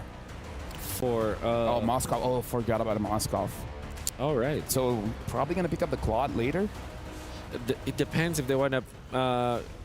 It depends on the fourth pick. If this is Tigreal, then I think that FCAP will just go for a utility pickup, maybe like a Baksha, for example. That's the Borg that I also thought will be picked up. SRG skipped on that, but yeah, I think the Lilia still is a stronger pick. That means that Yu Zhong is still available. Great hero for Cram. Apart from that, what else are you looking for? Maybe a Barrett's actually for Mr. Cram. which also negates like a potential for for a utility pickup. Also Edith. So I'm thinking Edith or Barrett's here. Grok instead. Haven't seen Yums on this Grok for a while. It's been banned out quite a few times. It denies the Claude. You cannot pick Claude here. It's Lilia and Grok. You don't want to pick up the Claude for FCAP. You might be forced for what? Beatrix? And it nullifies these 2 CC heavy picks early on. Yeah. SRG has a lot of prior here. Doesn't care. Wait, how about a Nathan for FCAP and then get a wave clear hero, like a Vexana? Sounds good. Sounds right. Casters, what do you think? Faramis. Now that you see Falcons AP Brand full lineup, what do you guys feel about the draft? There you go. I mean, I just want to say that Yuzhong will 100% come through for SRG now, right? Because we were expecting it to come out a lot sooner. I don't know if they don't go Yuzhong, because like Yuzhong just fits perfectly here, and they already have the Grok, they got Lilia, they got full mid prime, so even the Faramis will get punished. How about Lapu? I don't know. I'm even thinking about FCAP at this point. The way that they're going to be playing their comp is heavily around just like team fighting strong, right? So like good luck to both of these teams at the end of the day. I like the Lapu shout out. Yeah, I don't like the Faramis. I'm feeling that maybe FCAP are taking the focus on winning and away from their opponent to their detriment. Because there's so much that SRG is presenting that FCAP here just picked up the Faramis and the Nolan. Got it. We were all right. They pick up the Faramis and the Nolan, just wanting to go fast and hard. Let me just say, I really like this Lapu pickup. Yes, so good. Yeah. I think SRG's got this. I mean, draft-wise. Whether they do or not, it's all about the players in the game. Right now it's match point, ladies and gentlemen. And with that, we're throwing it over to our casters. Thank you once again. Our analysts have been doing a phenomenal job breaking down these drafts and honestly giving foresight on these picks. But it's time. Match point for SRG. This is the Ascension match. We're gone beyond the skies. We're touching the heavens here with the gods of the game. The Red Giants finally find themselves looking down upon Falcons AP Bren, and it's now or never. 3-2. Do they seal the deal? Welcome to game number 6 here at MSC 2024 here at EWC with Falcons AP Bren on blue side, SRG match point on red. Oh, I was talking about the Yuzhong. We were talking about the Yuzhong, but then they go out with the Lapu, and honestly, yeah, I mean, technically it does the same thing, just no instant petrify, right, when you go for the Furious Dive, but yeah, finishing or even dealing with the Netherrealm would be great. Sky's already rotating up top. Kalti's gonna be caught in the quad shadow. Sky's following in forward. Go for the shurikens here. She'll be able to do it. Sky's forward. Oh, Kaltizi with the help of Ogwood and Few turns it around. And Skies is probably thinking to himself, maybe I should have taken Lethal Ignition on this one. Oh. I mean, it's one of those feel-bad moments, but still, it's still a 50-50. Yums doesn't get knocked up, thankfully, and now that's first blood for Falcons AP Bren, and that's what you want to see, especially if you are a world champion fan. For Falcons AP Bren on the Nolan.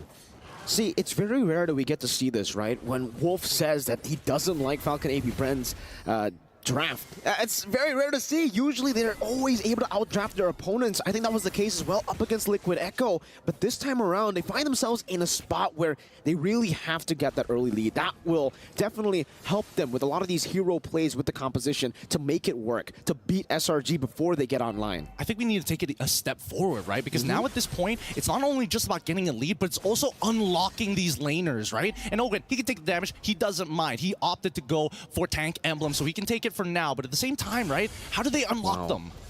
Good zoning. This is a good way to do so. Falcons AP Bren already utilizing the man advantage in the bottom lane to actually stop Cram from getting that cannon minion. That will actually stop him from getting level 4, which means Kaltizi should be able to steal it or actually just take it for free. No contest at all from SRG. Yeah, a really good off-tempo play from the side of Falcons AP Bren. They decided, you know what? Hey, Owen, you're going to get 2 waves in the mid so that Few can actually start zoning out Cram for these bigger fights. And with that being said, that's an early turtle for Falcons AP Bren, but Kaltizi, especially with the lead that he has EXP-wise, he's going to be able to really start threatening and burning battle spells from Selangor Red Giants. Falcons AP Bren, it's all about that farming now. Up against Skies on the Hayabusa, Nolan does have an advantage when it comes to that clear speed. So that's definitely something that Falcons AP Bren will continue to utilize here. Kyle, also known for his amazing, phenomenal pathing. Now, a level ahead. He should be able to find another lead here because this is what I was talking about for the Yuzong at least, right? For Cram on the Alapu, you're going to be great, especially in the mid game, but in the early game, if you got that Yuzong, you would be able to force to just win out this lane.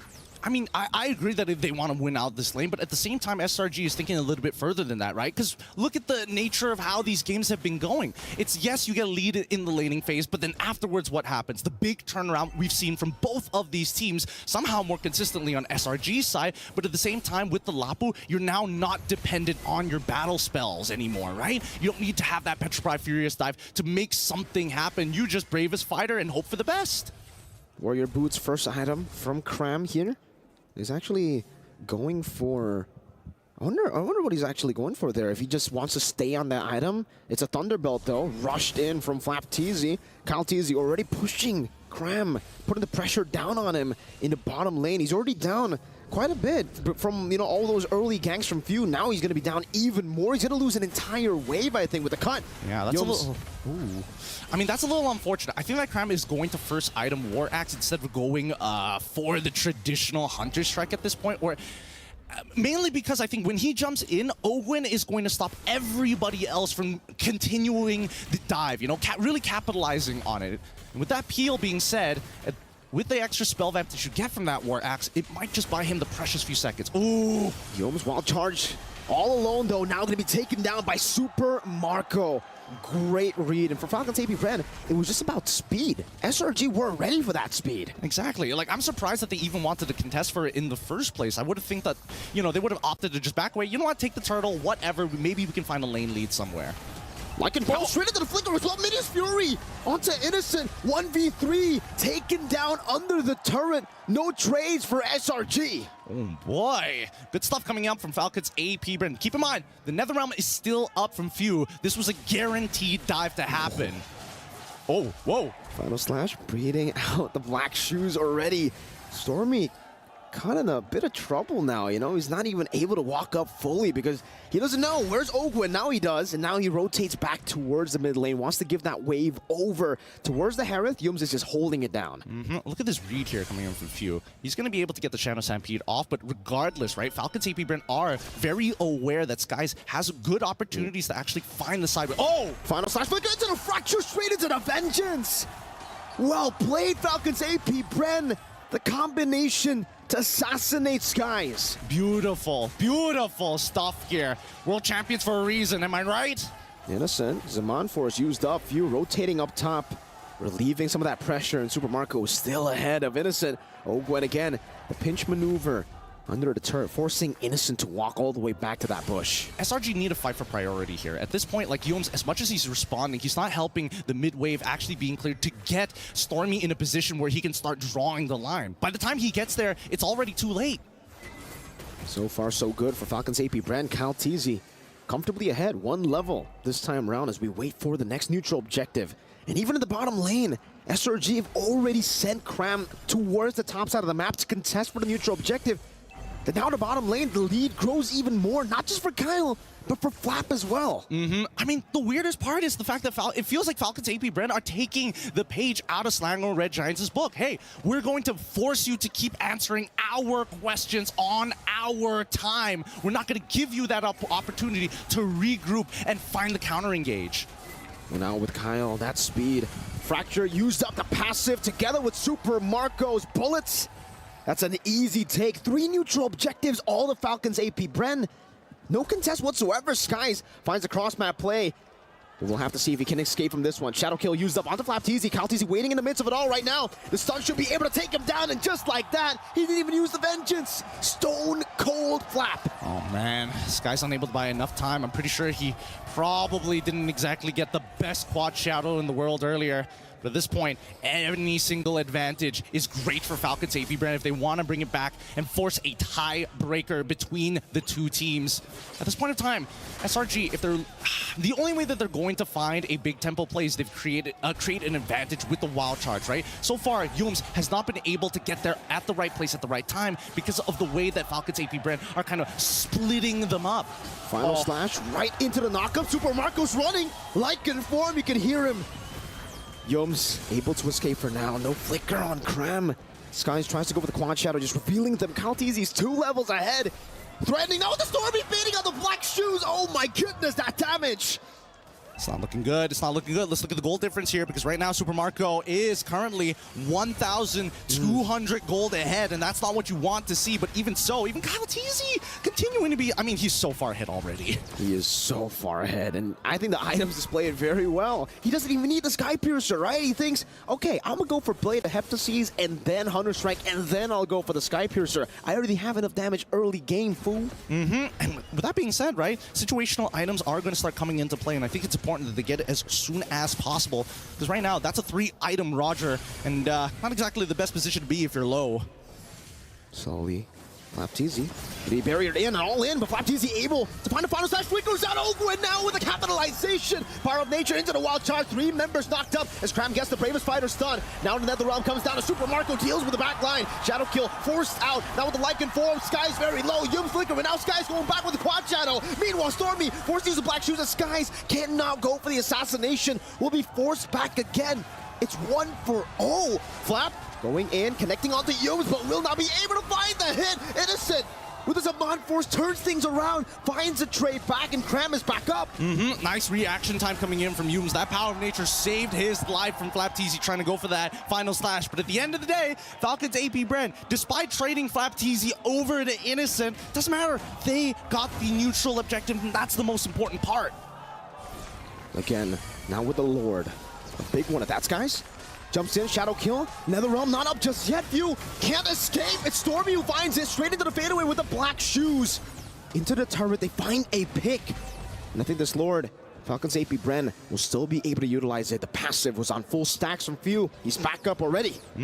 Let's look at the damage dealt so far, because right now, we're seeing that Few. Again, these fights have been really, really compact. And the closer SRG sticks together, the more the Ghost Bursters is going to do even more damage. And man, you can just see how badly Flapteezy wants to catch somebody, just overextending, even by a single pixel. They'll find everything. But similar to the previous game, right, we did see that, you know, on Fanny, you want to be able to kind of split push on the side of the lane. For Hayabusa, exact same thing, right? You want to kind of alleviate the pressure. Oh, Super Marco with the chase down. Now Sky's going back and forth. Scratch down. Super Marco wins the 1v1. He panicked. The quad shadow, he sent it into the wall. That wasn't ideal, but hopefully they can protect mid tier 1. They will still be able to do so up top. Innocent sent to deal with the Lord, but he's all alone. He's used his Amon Force. Oh, Gwen. Look at this menace, Flapteezy walking forward with the vengeance, able to find it onto Yums. Didn't get the stun. Kalteezy in the mid lane, zoning Cram away, and they are able to zone them away, at least from the tier 1 in the mid lane, getting that tier 2 up top as well. Kyle forced back, Stormy, and now Yums, great maneuvers by him with the conceal. Zone them away from this turret. Ogwen, knock up, final slash, displacing Yums, still able to find a wild charge. Kalteezy in the back, shadow kill used up. NetherRealm there to protect them. Meanwhile, Super Marco will be able to escape still. Dodges away, flicker from Cram, not able to find it just yet. And Cram, despite all the damage, he can't take anyone down. Stormy with the chase. But then the motivation roar just gets them back up. Oh, that's a War Axe diff right there. Survive. Oh, Stormy gets hit. Final slash, Stormy trying to run away, doesn't have the black shoes. Meanwhile, Crab gets bursted down. Kalteezy gets rid of Stormy. That's a 2-for-nothing trade. Falcons AP Bren has been in the driver's seat this entire game, but the lead finally extended from 5K to 6K. Again, it's starting to even out here, and worst yet, this could mean inhibitors. The next 30 seconds is going to be important. Oh, final slash. Again, with the vengeance, this time Innocent able to escape those Skies back and forth with the quad shadow. Now into Flapteezy again, very low. Innocent able to space out Yums with the power of nature, able to escape like it. Oh! Super Marco! Again and again, finding the play. Base short number 1 in the mid lane, boom! The Filipino cannon finds another. Oh no, it's starting to fall apart for SRG. Falcons, AP Red, the chain deaths are happening! Minions Fury crowned with the Brave Spider, unable to find more. Super Marco continuing it, able to flicker out to safety. Innocent back and forth, now in another realm. Final slash not connecting, Innocent cannot survive. Once again, they do it! They are showing you why they are the best in this game! Every single time you count them out, they just show you it's not even close! Match point for both of these teams. We couldn't have asked for anything better here, Mirko. Falcons AP Brand flying back to eye level against the Red Giants. Back and forth, and this time round, we get to witness Game 7.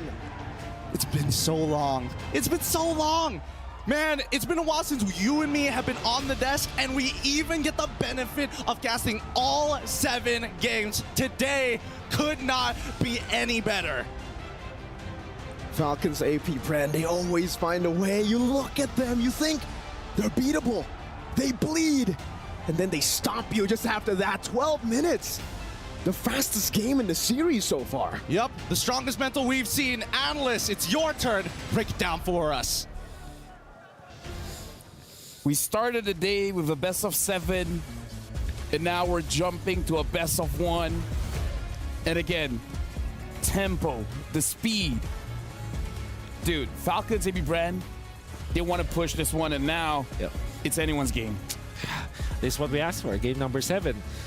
But I gotta say, like, to all the fans out there, it is true that during the draft we reacted really badly about that Fairness as well as that Nolan pick. We were skeptics. We're very Maybe skeptic. next time, let's not do that anymore. Yeah, maybe it is necessary so that they can win. It's part of the show. Part of the show. Oh my goodness. Man, but nevertheless, I think the thing is, what we actually forgot is how good the macro is for Falcons AP Brand, because they attack this in a macro level. Which makes this all the more a beautiful game, match, and series. Yeah. Because all throughout, it was SRG who brought us first to match point. We were playing SRG's game, we were following their tempo, we were playing to their tune. And that's why the draft here made all the more sense for Falcons AP Brand, is because they broke the game down to a point where team fights aren't what we're used to. They're not the fights we knew from games 4, 3, and 2.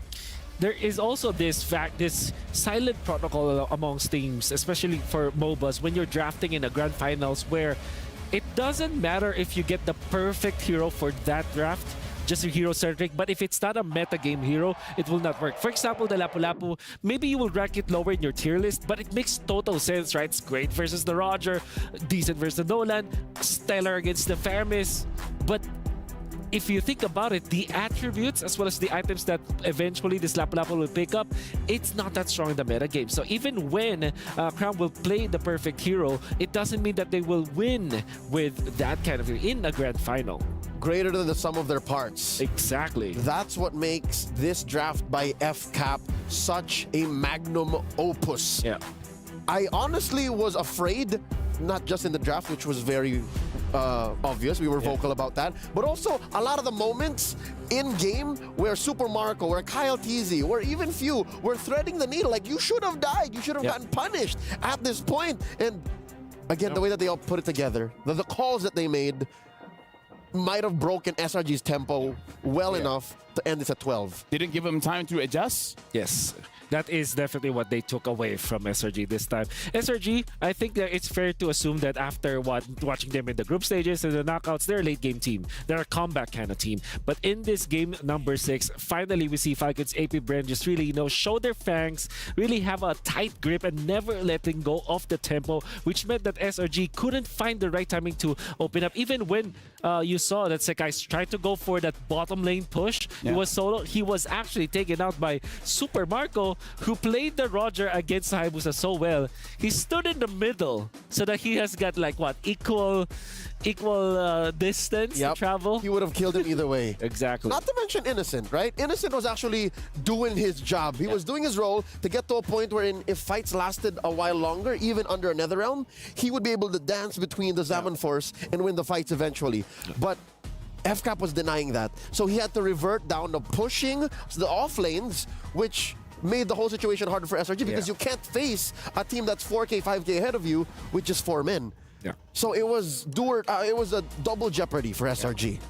Let me transition the topic here by saying Falcons AB Bren, they're in a comfortable position where they've been in the best of 7 numerous times. Exactly. Selangor Red Giants, even in MPLMY, it didn't go all 7 games. Yeah.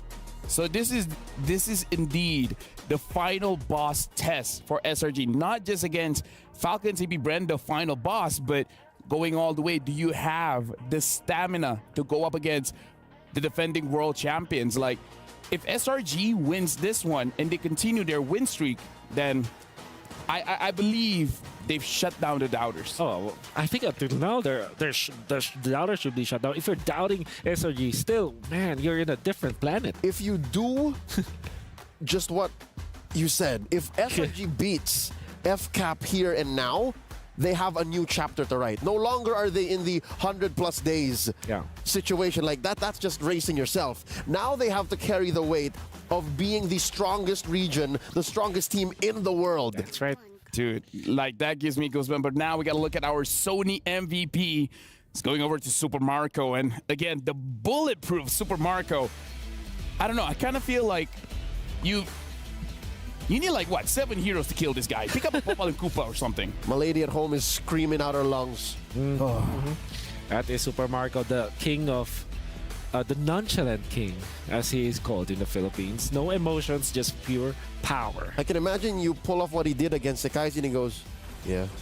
Imagine it's like, hey, you just won $1 million. Like, thanks. He's gonna smile, I think, a little bit. Yeah, he might give a smirk. He's been working on it. Yeah. This is that play. Look at that. Oh. Look at how much damage that I thought the guys had a chance, by the way, but that was too one-sided. With that single step, he was next to 2 shadows. Exactly. And then he's gonna clean up. Look, actually the kiting coming out from FCAP finally arrived, like the way that they are winning the team fights. And then Flap TZ, this time he is activated.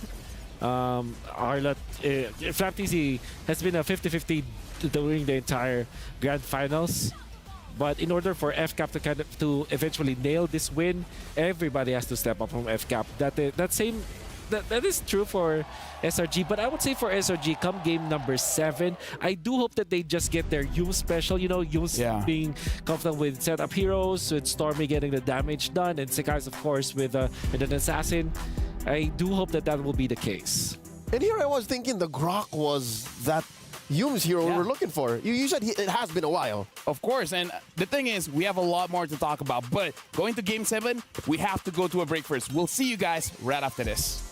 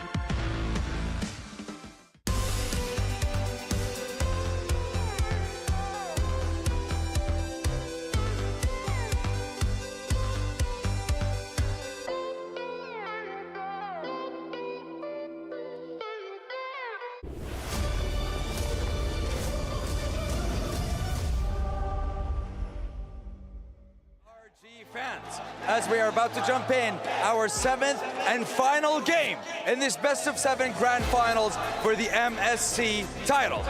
Now, boys and girls, are you ready? I say GG, you say SRG. Are you ready? GG, SRG, GG, GG, GG, GG. As you can see, the fans are ready and the game is ready. But before that, I think we have Mara with the Falcons AP Brent fans. Show me what you got. Oh, we're here to show you that we have the best fans. All right, everybody, let me hear it from you.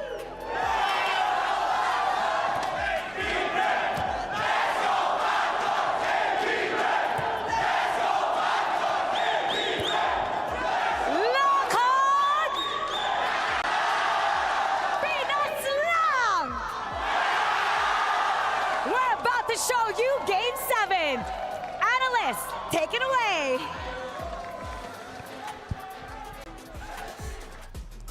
As amazing as the crowd is, I just want to take this moment and just say, this is going to be our final panel. That's right. No turning back. We've been in Riyadh for how many weeks now, and it's all come to this. There'll be no more games after this one. I wouldn't have it any other way. It's an honor of serving you, gentlemen. Yes, I feel emotional right now. You feel emotional? Yeah, I do. It's weird, right? Like, I've been in many grand finals before, but it's something about this one. Something about this one. Yeah. I mean, something special. It's history in the making anyways, right? Falcons CP Brand having all the championships. Selangor Giants bringing a new era for Malaysia. Like, whoever wins this one, they deserve it. But with that being said, why do I keep saying that? We're jumping into the draft here. SRG is going to be blue side. Falcons AP Brand, red side, batting the Julian. Yep. Batting the Faramis. Few, you're not going to be having fun. Whew. By the way, just the fact that we have changed sides all matters so much. SRG can get Roger here. They can get Roger, indeed. And they have already banned up. Maybe if the Valentina will be next. That should be the ban. I gotta say. I would encourage it. Encourage. What other heroes do they ban? Oh, because they're in the red side. That's why they can now afford to ban the Faramis because they don't have to ban the chip. Yeah. Okay. And Falcons CP Brand, they ban out the Fanny. So either let SRG have the Ling, have the Roger, or open both of them up.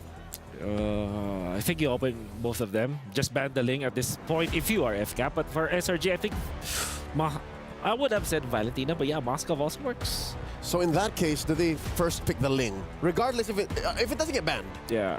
Yes, 100%. Especially because you already have the counters taken out. Like most importantly, this Julian and also the Moscow. In fact, even the Faramis is considerable against the Ling. So yeah, you're now comfortable.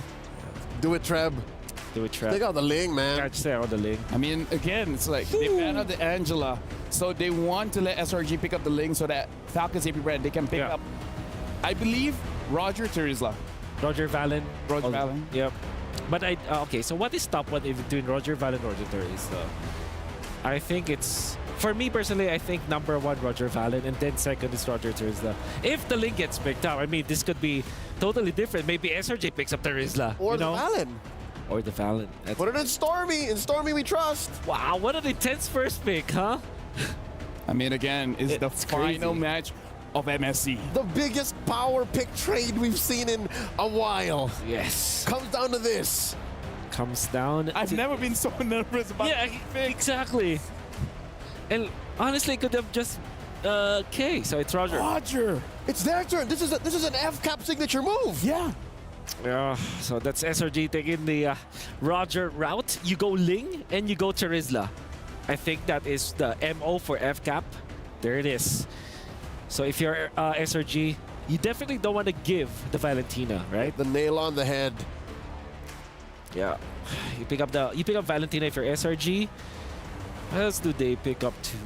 Do they have to consider picking up the X-Borg? Like, how many EXP leaders is Cram comfortable going up against the Terizla? Arlet, maybe? Is there a world where this Roger becomes the jungler? There is. There is. This is Sekais we're talking about. Minotaur Valent, yeah. Very good pickup. Very good opening for SRG. Almost taking FCAP's draft here. Yes. So you're gonna be left with Edith perhaps on the Ogwen in this case. The problem is we've seen Stormy on the Valentina taking away. Of course, Harith. And then Harith picks up. How come we forgot about the Harith? But yeah, it makes a lot of sense. I think eventually the Claude should be banned by FCAP, right? Agreed. Ooh. And at that point, if all the gold laners are banned out, Roger goes gold lane. Innocent Special, that's where he gets the name Innocent the Beast. Innocent, yeah. Oh, wait. I think the Hayabusa actually is still pickable for SRG, right? That's still a good hero versus the Ling, and also in a way against the Harith. So they're forcing Sekais on the Haya. Yeah, they're like indulging SRG to the point where let's have an assassin versus assassin battle in the last game of MSC, where everything is meta. Their fight will be legendary. Their fight will indeed be legendary. It already is. Okay, I think you banned few heroes, right? Lilia also. Lilia is actually a really good ban for SRG because that has great synergy. And you let the Farsa through? Yep. What about the Phobius? Oh. Maybe you can let the Phobius go. Oh, all right, Tigro ban. That is interesting, especially because they have the Valentina. They can steal the Edith's ult. Yeah, that's right. I think you can still ban Hayabusa here if you're FCAP. Look at the dichotomy. Look at how polar different Coach Duck and Coach Trebar. You see the smiles on Coach Treb, and Coach Duck is just honed in. Yep. And Mr. Robert is just prodding. Oh, they are indeed forcing the Hayabusa. Xborg being banned, I think that's actually an amazing ban here coming up from FCAP, knowing that it will be the last hero to really make it difficult for the Trilza to kind of work. What else are the options? Cram is good on the CC, but I don't know about CC in this lineup. CC versus Ling has worked before. I'm not entirely sure if that's good versus the Harith. Talking about CC, is Arlott on Ogwen a thing? Ooh. Yeah, it is. Absolutely. Absolutely. That might be a better alternative to the Edith, right? Because the Edith just stings. Yeah. With a Valentina. Yeah. If you're up against the Valentina, do you want to go like maybe Kadita or actually the Farsa is still open. Yeah, the Farsa is great. Unless they want to go all in for the damage, which they go Kagura. That's the Arlott. You called it, Leo. Well done. You called it. And you also take it away from the potential of Cram picking it up. So because that's one of the few Cram heroes left. Yeah. Ooh. Are you going to be left with CC? I think CC, they might not have a choice. Or the Zhong. Oh, you're right. The Zhong. Finally, please. Give us the Yu Zhong. Yu Zhong Claude? Yep. Yu Zhong Claude. Like, don't pick up the Hayabusa or risk it. Pick up the Hayabusa, let Innocent have his time with the Roger. Like, this Roger gave Innocent the MVP back in Malaysia. Yes. Yep. Alpha. Oh, they just go back to Alpha. Alpha Ruby. Okay. This is the part where you actually go for the Lilia. Is Louis still open? Yes. That might be it. That might be the closer. What kind of world is this? Louis is perfect versus Alpha. I feel like at this point, it's just that everyone just picking what I don't know. Where are you going with this? No, I'm just saying it's like okay. Go big or go home. Just pick whatever you want. And gentlemen, I want to say thank you very much for your services, not just for today, not just for this draft. Try the entire MSC. We'll talk again later. But for now, we're passing it over to the casters, where for you guys is your final cast as well. See you guys. Once again, thank you to our beloved analysts calling the shots every single time, being as accurate as they possibly can and breaking down all of the action for you guys. With that being said, Mirko, this is it. One team are going to be crowned champions here of the Mid-Season Cup 2024. The real question, is it going to be Selangor Red Giants or is it going to be Falcons AP Bred? Well, we'll just have to see, Gideon. As the door, or the window rather, opens up for the final game. Ladies and gentlemen, it's time for Game 7 MSC 2024 Grand Finals. Welcome to the land of dawn. One last time, Selangor Red Giants on the blue side up against Falcons AP Bren on the red side. And already we're seeing the trades being very effective here from Ogwin, now having access to the Arlet. And honestly, I don't know, man. This Arlet is a dangerous pick on Ogwin. Really is. I think back in the day, for me especially, looking at Master Ogwin, every time he picks up the Arlet, he would have the most kills on the team. That's how ridiculous he is on the Arlet. So it really does feel like the analysts also, kind of said it. It's all comfort picks. They're going back to what makes them so special, I would say, individually. And it's perfect to see a Game 7 go like this. Yep, and it's looking phenomenal as well, right? Because once again, from every single lane, they've got a tough job, right? Few, especially on this eve, will be able to try and poke out Stormy, but the same can be said for Stormy, right? If he just dodges a couple of abilities. At the same time, right, you can see that the motions across the map are very hesitant, knowing that there could be a counter response on the opposite end. Kyle Teasy on the Finch Poise. Yum's trying to read that maneuver from Kyle, but he stays on the wall, now going back. Both teams, obviously, I don't know, what would you be looking for here? Flap, though, going for some damage. Kyle Teasy with rotation as well. Cram going to be taken very low. Flickers out to safety, doesn't get knocked up. Going for the Wolf King, and doesn't connect it, so Kyle gets a little bit more damage in. Okay, I think that's totally fine here, because again, Selangor Red Giants are going to be stronger once they have their big ultimates, right? Especially for Yums. Once he has them in No Fury, then maybe they can open up a couple of options. But in the meantime, right, this first turtle is going to be a little tough to contest, considering that Ogwin is giving them very good information. Okay, they know for a fact that, especially in the mid lane, is going to get shoved in, but they know that Alpha is already on his orange buff, so Falcons AP Bren can take their time with this, go to the opposite side, farm back up, get that level lead to come back for this fight. This is what's great about Falcons AP Bren whenever they use the Assassins, because they will go back and forth with the turtle, and they won't go for it. They'll utilize the clear speed. But it seems like for SRG, they've read that. They've rotated over. Now they are the ones punishing Falcons AP Bren for the clear that they want to go over the neutral objective. Good stuff here. That's why SRG are, when they are rotating together, more importantly, they are focusing on can they get Sakai's into a position where he is able to actually out-level his opponent, especially when you're up against a Ling, right? We're hoping that Sakai's gets roughly around 11 to 12, no, specifically level 12, so that he's going to have a really short cooldown on that ultimate in these long extended fights. It's going to be dangerous having multiple, if not 2 rotations of Spear of Alphas if he survives. Again, now it's coming down to a point where for both these teams, they're really just scouting ahead. They're really just waiting for the power spikes. Ogwin flickers out of the Minions Fury, placed down by Yums. That could have been scary. Super Marco, Zaman Force onto Innocent, looking for a trade back. Sky's doing some damage back onto Ogwin, and Marco will have to respect Innocent's damage on the Roger. Him on a signature pick, by the way. Yeah, and I'm curious to see what Innocent is going to be building, right? Because previously in these types of matchups, especially against the Harith, we've seen here at MSC, he likes to go first item Thunderbelt first before he goes for the traditional build. I mean, the fact of the matter, he likes to go Quantum Charge as well. He likes the extra kiting capability. Oh, wow. Windtalker first. Okay, so he's going to be fighting for he's not just mobility, but fighting for priority, because Roger is not great at clearing waves, but with the Windtalker, he can at least go toe-to-toe. Yep. You get that additional damage coming down. You get that, I would say, what is it? An additional strike. But the gust of wind. A gust of wind. That's a perfect way to put it. Sky's also with a War Axe here. Are they very, very early on able to secure his first item of the game? And that's really going to be good for him, because I think on the Alpha, when he used it in Game 3, I believe, it was a bit shaky when it comes to the early game. He was taken down quite a bit. So the fact that now he is able to get to his item power spike without any real hurdles is great. This mid game is going to be great for SRG.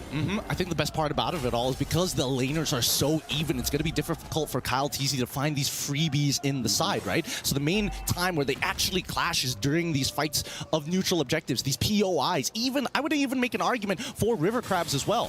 Ogwin all alone up there, knocked up now. Minions Fury Yums finding 3 on the board, another knockup.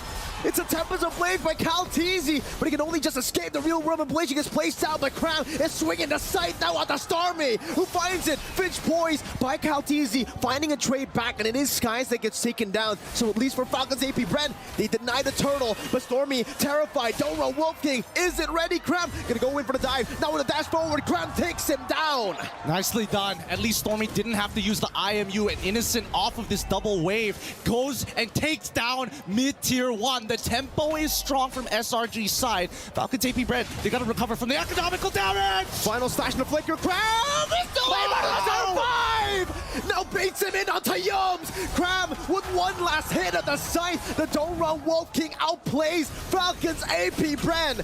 Penalty zone from Flapteezy, straight into Calteezy, now with a attempt to blaze, knocking him up. Innocent finding the kill, now on to Kyle, he goes. You try to catch him, you think he's guilty. No! He's innocent! He does it time and time again. He's not allowed to get away with this. The law can't stop him now, man. But now, this is an insane amount of momentum that we are seeing from Selangor Red Giants. They want more! RWM, Innocent again, Lycan Pounce. Not going to be used up just yet. Oakwen with Avengers, the final slash, shutting him down. Yums, Minions Fury early to try to disengage, and he gets Stormy out, but it's just Stormy. He's going to have to die for it. Oh, man. Might have been an overheat coming in for Innocent. Talk about Caster's Cursed here. As we pull it back, let's look at the items. What have they built so far? Looks like the Endless Battle is almost complete by Innocent side, but the Starlium side then also going to be a quick Feather of Heaven, almost complete for the side of Super Marco. For Falcons AP Bren, even though they've lost out on the neutral objectives, they're still able to fight. And seriously, this composition is really built for those hero moments. You got so many big plays that can happen. Flapteezy penalty zone is a bond force. Owen obviously with the final slash, and they can all, if they are able to get the combo, it's going to be ridiculous. I'm offended by Cram. Into the Don't Run Wolf King, no follow-up though. SRG not in the position to really all in, not on a Tarizla. Yeah, hopefully Falcons AP Brent don't make that same mistake where they kind of, especially in earlier stages, nobody has anti-heal at this point of time, right? So Cram is pretty dangerous if there's a lot of people, B, an entire wave in front of him. I think they got to play it a little bit slower, right? Because again, if we're talking about tempo, that's kind of died out for the side of SRG, right? At least from Falcons AP Brent, they've kind of evened out the score in terms of who makes that first move first. And until we see Super Marco get the Holy Crystal, I think that Falcons AP Brent understand that it's pretty difficult to fight cleanly. It is. It's going to be very, very hard considering SRG, how mobile they are. That Wind Talker that we were talking about for the Prio, it now works even more for SRG because technically they can attack from different angles, and Falcons AP Brent, they really have to rely on that front to back to be organized, to be coordinated. If SRG displaces them, it's going to be tough, and they know right now they're in no position to actually force out a clean fight. That's why they're giving away these neutral objectives, but it will only build SRG to be even stronger here. Come the 8th minute, come the 10th minute. Well, I don't know. The Turtle, a lot of people are like, oh yeah, Turtle's such an important neutral objective, but we gotta calm down because again, Turtle really just benefits, like, slightly benefits the team, but honestly just benefits one person who has that Turtle buff, right? We've seen time and time again that Falcons AP Brent can push back, and it really boils down to that very first Lord to see the big economical swing that benefits the entirety of the team. That's Vengeance. Oh, final slash displacing Yums into the Synchro Fission, but it's just poke. It's just poke that they're dealing with now. For Falcons AP Brent, let's talk about win cons here, because technically, late game, they've got it too. A few Ice Queen Wand, the utility as well, to slow down the mobility that SRG have been utilizing all the way from the early game to this point to actually get an advantage. Yeah, and that's going to be very effective for those who kind of like to stick on you a lot. People like Cramp, people like even Sakai's to a certain degree. Even if he does decide to go for a Brute Force Breastplate, the raw slow from the kit on top of the Ice Queen's Wand from Few is going to make it really, really difficult for him to stand tall. At the same time, it does open up opportunities for Falcons AP Brent to actually go for the counter engage, right? But that's on the assumption that SRG make the first move. Now in the bottom lane, it's a shove again for Falcons AP Brent. This is what they can utilize. I think for the most part, this is why Lings have been so ferocious in MSC 2024. You're able to farm up so fast. You get places real fast as well. Obviously, you have that Finch poise, but it's all about just being a threat in the side lane. And technically, do SRG have someone that they can actually like send towards this Ling to match him at all times? Because even if you can 1v1 him, you can't get to the rest of the team faster than the Ling. Yeah, and there's also the secondary problem, right? Because if Ling is able to split push very effectively, then it boils down to how much wave clear do you have? And wait a minute, if Falcons AP Brand get the Lord, do they have enough wave clear to protect from high ground? That's just not the case for SRG's side. So this very first Lord might just be a make it or break it for them. Definitely is going to be, especially considering, you know, they got a Harith here. They need to find these big team fights. They need to be able to force these big team fights. They're committing on the Lord. Retribution on point for Skies. SRG take it away, and Falcons AP Bren, they concede.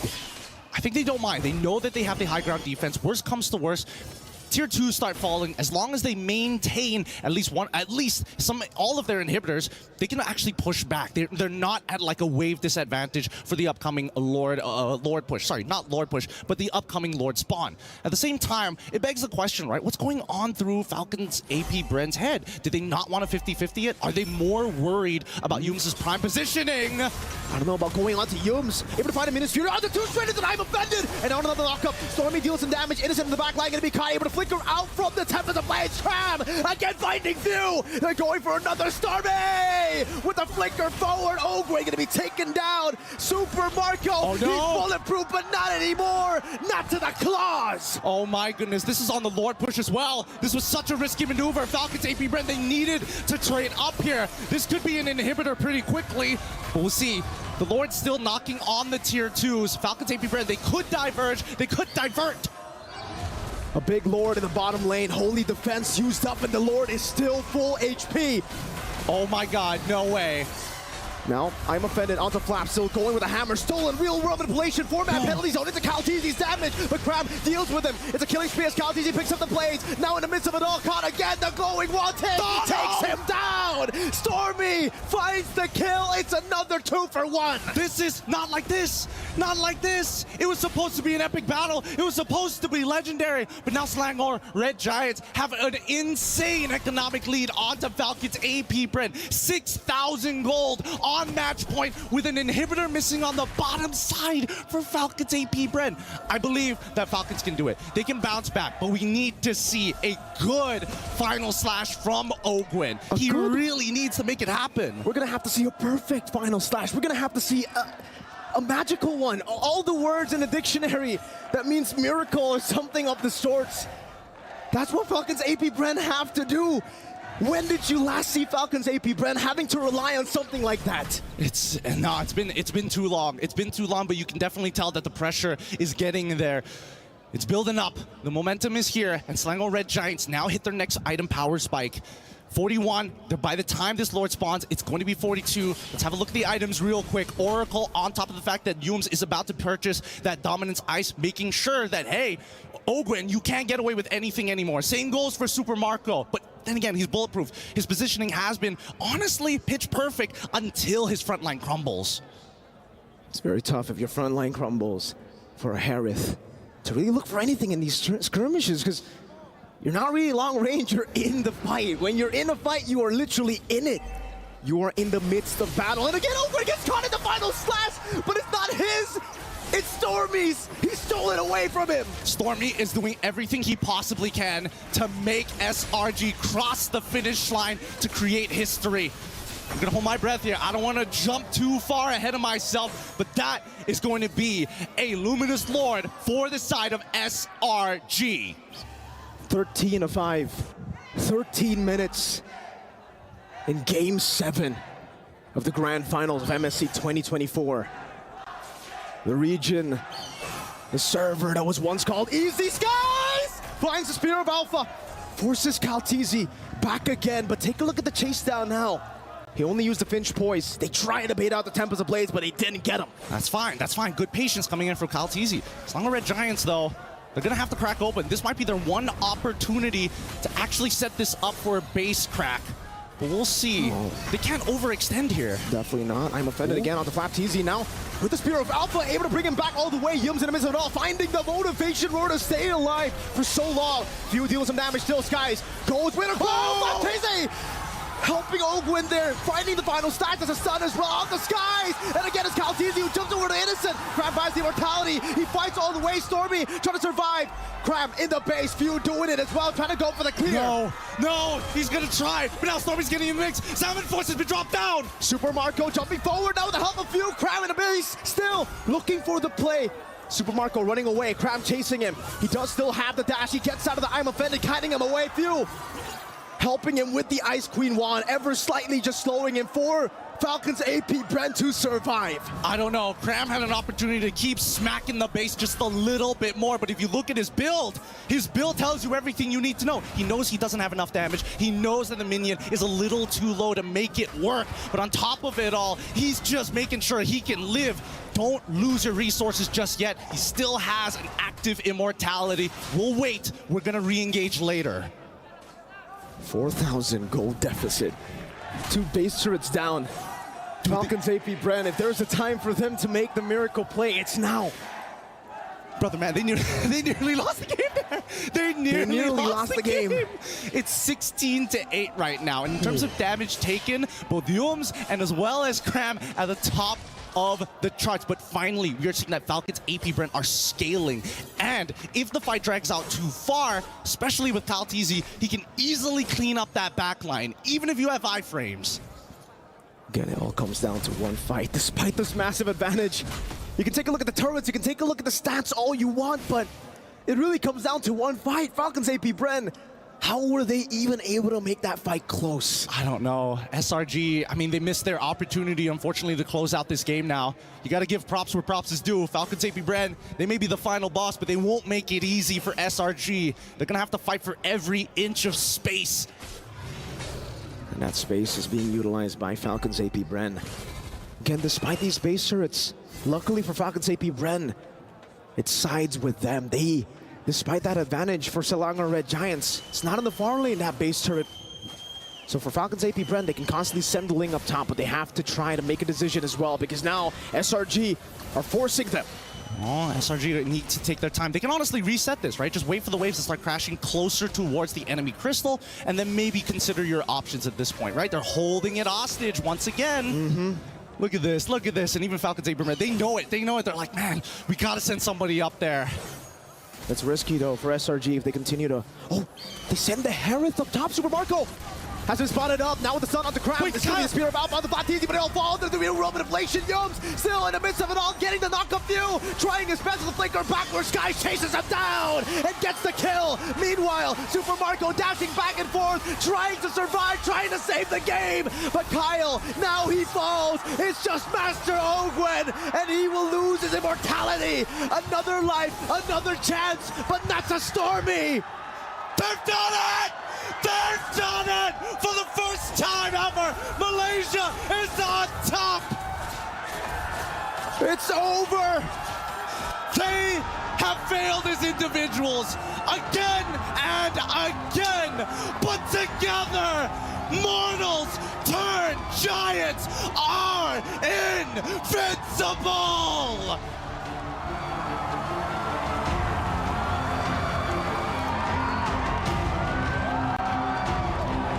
The Giants, who slew Titans, unbeatable, they said. Invincible, they said. SRG are truly special. This is an unimaginable moment for the region of MY. What a beautiful game that we got to witness here today. The full 7 games and a new champion here for the Mid-Season Cup 2024. A region that many believe to be an easy server, an easy region, a region with no accolades. They prove to the world that it starts today. Today is the day that you see Malaysia on top of the world. That you see Malaysia reach the horizons to see the world. I'm at such a loss of words. I'm holding back tears at this point. This has been everything that we've been waiting for the longest times to show that we are competitive. But man, Mirko, this has been an absolute blast. Once again, to all of our viewers out there, enjoy this moment, savor it, live it alongside these professionals you see here on stage. Phenomenal performance as well from Falcons AP Bren. Ladies and gentlemen, give it up for SRG and Falcons AP Bren for a phenomenal grand finals. They've achieved the final key that they were looking for. They thank the fans as the confetti falls.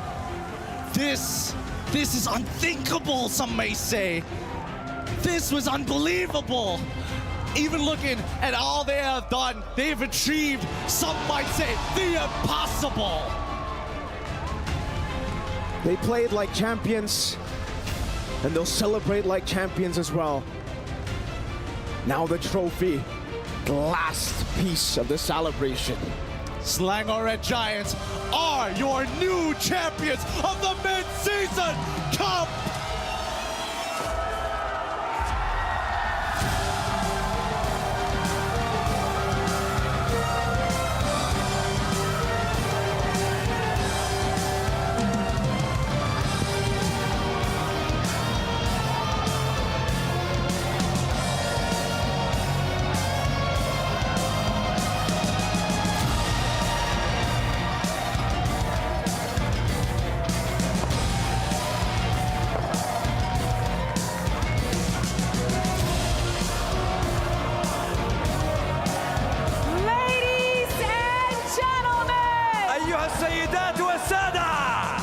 Your champions for MSC 2024 at the Esports World Cup. Selangor Red Giants! So guys, congratulations. You have stood taller than the defending, than the reigning MSC champions and the world champions.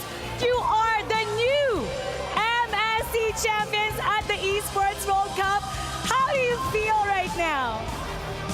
I feel I'm not wake up yet. I feel like I'm dreaming right now because this is my first time to join international tournament and I champion. Wow! Honestly, indescribable emotions and feelings. And Innocent, I have to ask you, you stood taller. You are now the MSC 2024 champion, and you've won $1 million. What's the first thing that you want to buy? It feels like a dream because, you know, we didn't expect it that we will get the champion. We just want to play and we will show to the world that we can fight against strong teams. You definitely proved that. Incredible performance from you, Innocent. Absolutely fantastic. And I have to say thank you to everyone that's been here. Guys, one more time, come on, give it up. Selangor Red Giants! Now, to further commemorate your victory, we will now proceed to the medal awarding ceremony. Boys, join alongside me over here to get ourselves ready for the medal ceremony. And now, I would like to welcome on the stage Mr. Ray Ang of Moonton Games, the head of the esports ecosystem, to present the champions of MSC 2024 with their golden medals.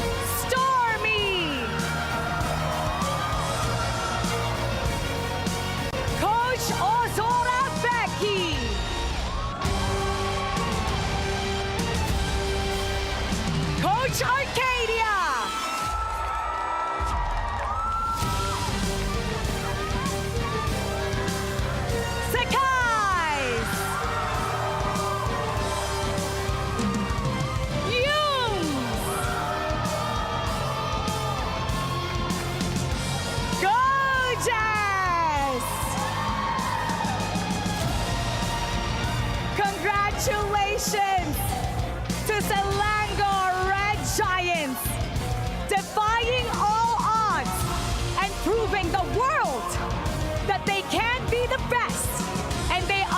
champions for MSC 2024. And now, it's time to announce the finals MVP. Who do you think it is? Who do you think it is, boys? Please give it up for none other than Sekai!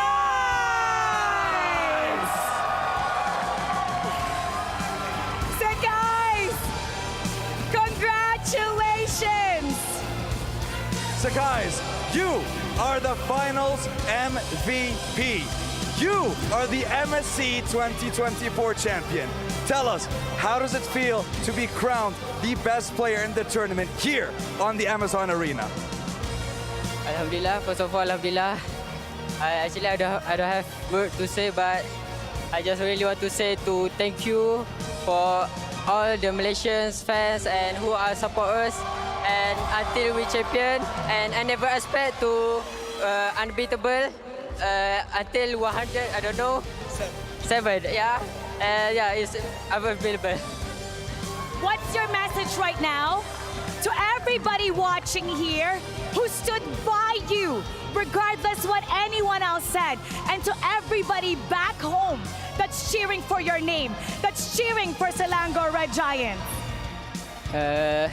To me, I just want to say I already proved to the netizen that say Malaysia gonna 4-0 against the brand, and we made it wrong.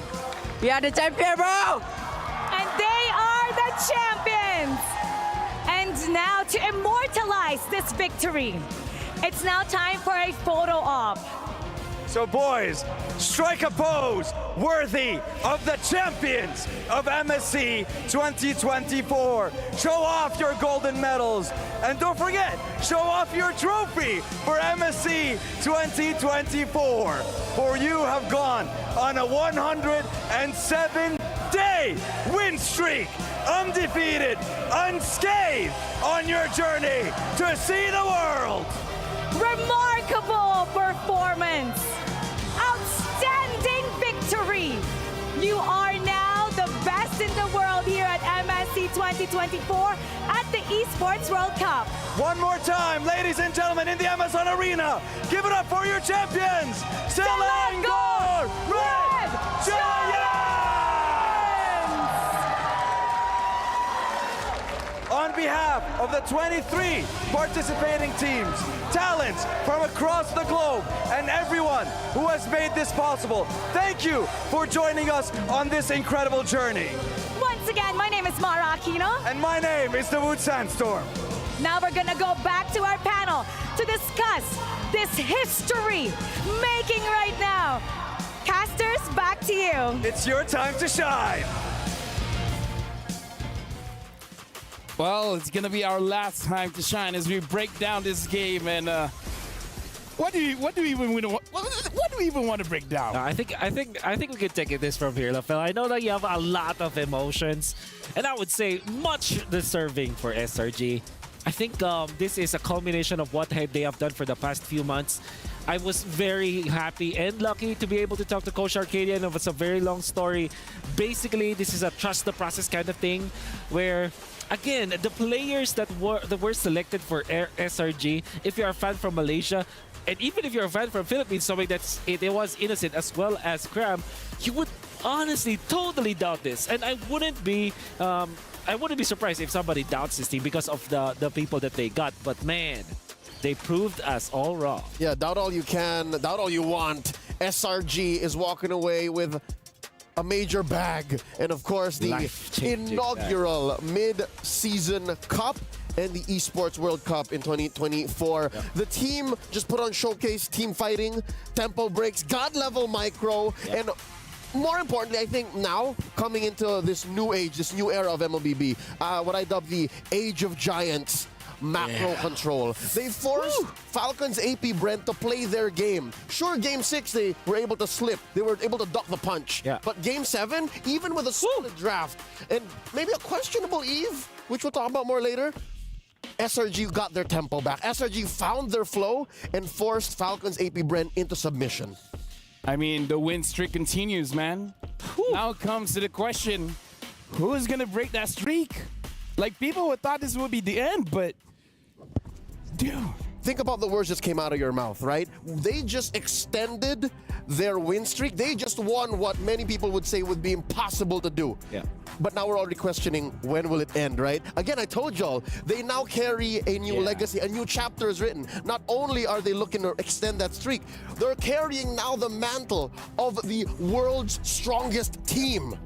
Dude, this reminds me of Onyx Kage days. Oh yeah, especially because of how they play. And I wouldn't label them aggressive easily. I think that they can play aggressive if they're needed to. Their team fight, I think the best part of this is that they look really good at team fights. This is what we can say about SRG, and the fact that they were challenged so much by Falcons AP Bren as well. It's like what you saw literally in that game was the best team in the world right now, and it's SRG. As a Malaysian, the only thing I can say is Alhamdulillah, man. Like, this is real. Like, I'm gonna echo what Sakai says. I feel like I'm still dreaming. Like, this is a dreamlike state, even speaking as a Filipino, right? Again, it's so easy to say, oh, we're going to continue the status quo. Our teams are the strongest. Our macro, our play style is the best. But SRG here proved that, hey, that's not all there is to MLBB. You know, what makes me happy, despite, you know, being from the Philippines, is that because I know the story of how Coach Ark did it. This is not just, you know, a team or an organization spending all of their money getting the best players around and thinking like, hey, do something, come on, win something. No, this is not. This is process. This went through a lot of scouting, a lot of a systematic approach to the game. Even the way that they handled their opponents, like when they won against Fireflux, when they won against NIP Flash, and now how they won against the, you know, formerly the best team in the world, and now best drafters as well, was systematic. Great for the community for sure. Wolf, on social media, we got it right. We both said SRG is going to be champion. I did. I called it 4-7. Bring it up. All right. Oh, sorry, 4-3. 4-3. I called it. At some point in the series, I accepted the fact that I could be wrong. Yeah. And then we went past the threshold of Wolf being wrong. Yeah. And then eventually, it came down to destiny. So, Caster Lafell, cursed. Yes. Panel host Lafell, blessed. Different beast. Different beast. Blessed. I don't want to talk too much, man. I'm holding in tears. Like, you know. Just so you know. I understand how this is odd for you. Because again, for years now. Yeah. Actually, no, not just for years. In the history of MLBB Esports, this is the biggest one. Yeah. Malaysia has never stood so tall. Yeah. Now, this is a bit special, but with them winning, I heard that there's a clip where I'm gonna throw it over to them singing the national anthem.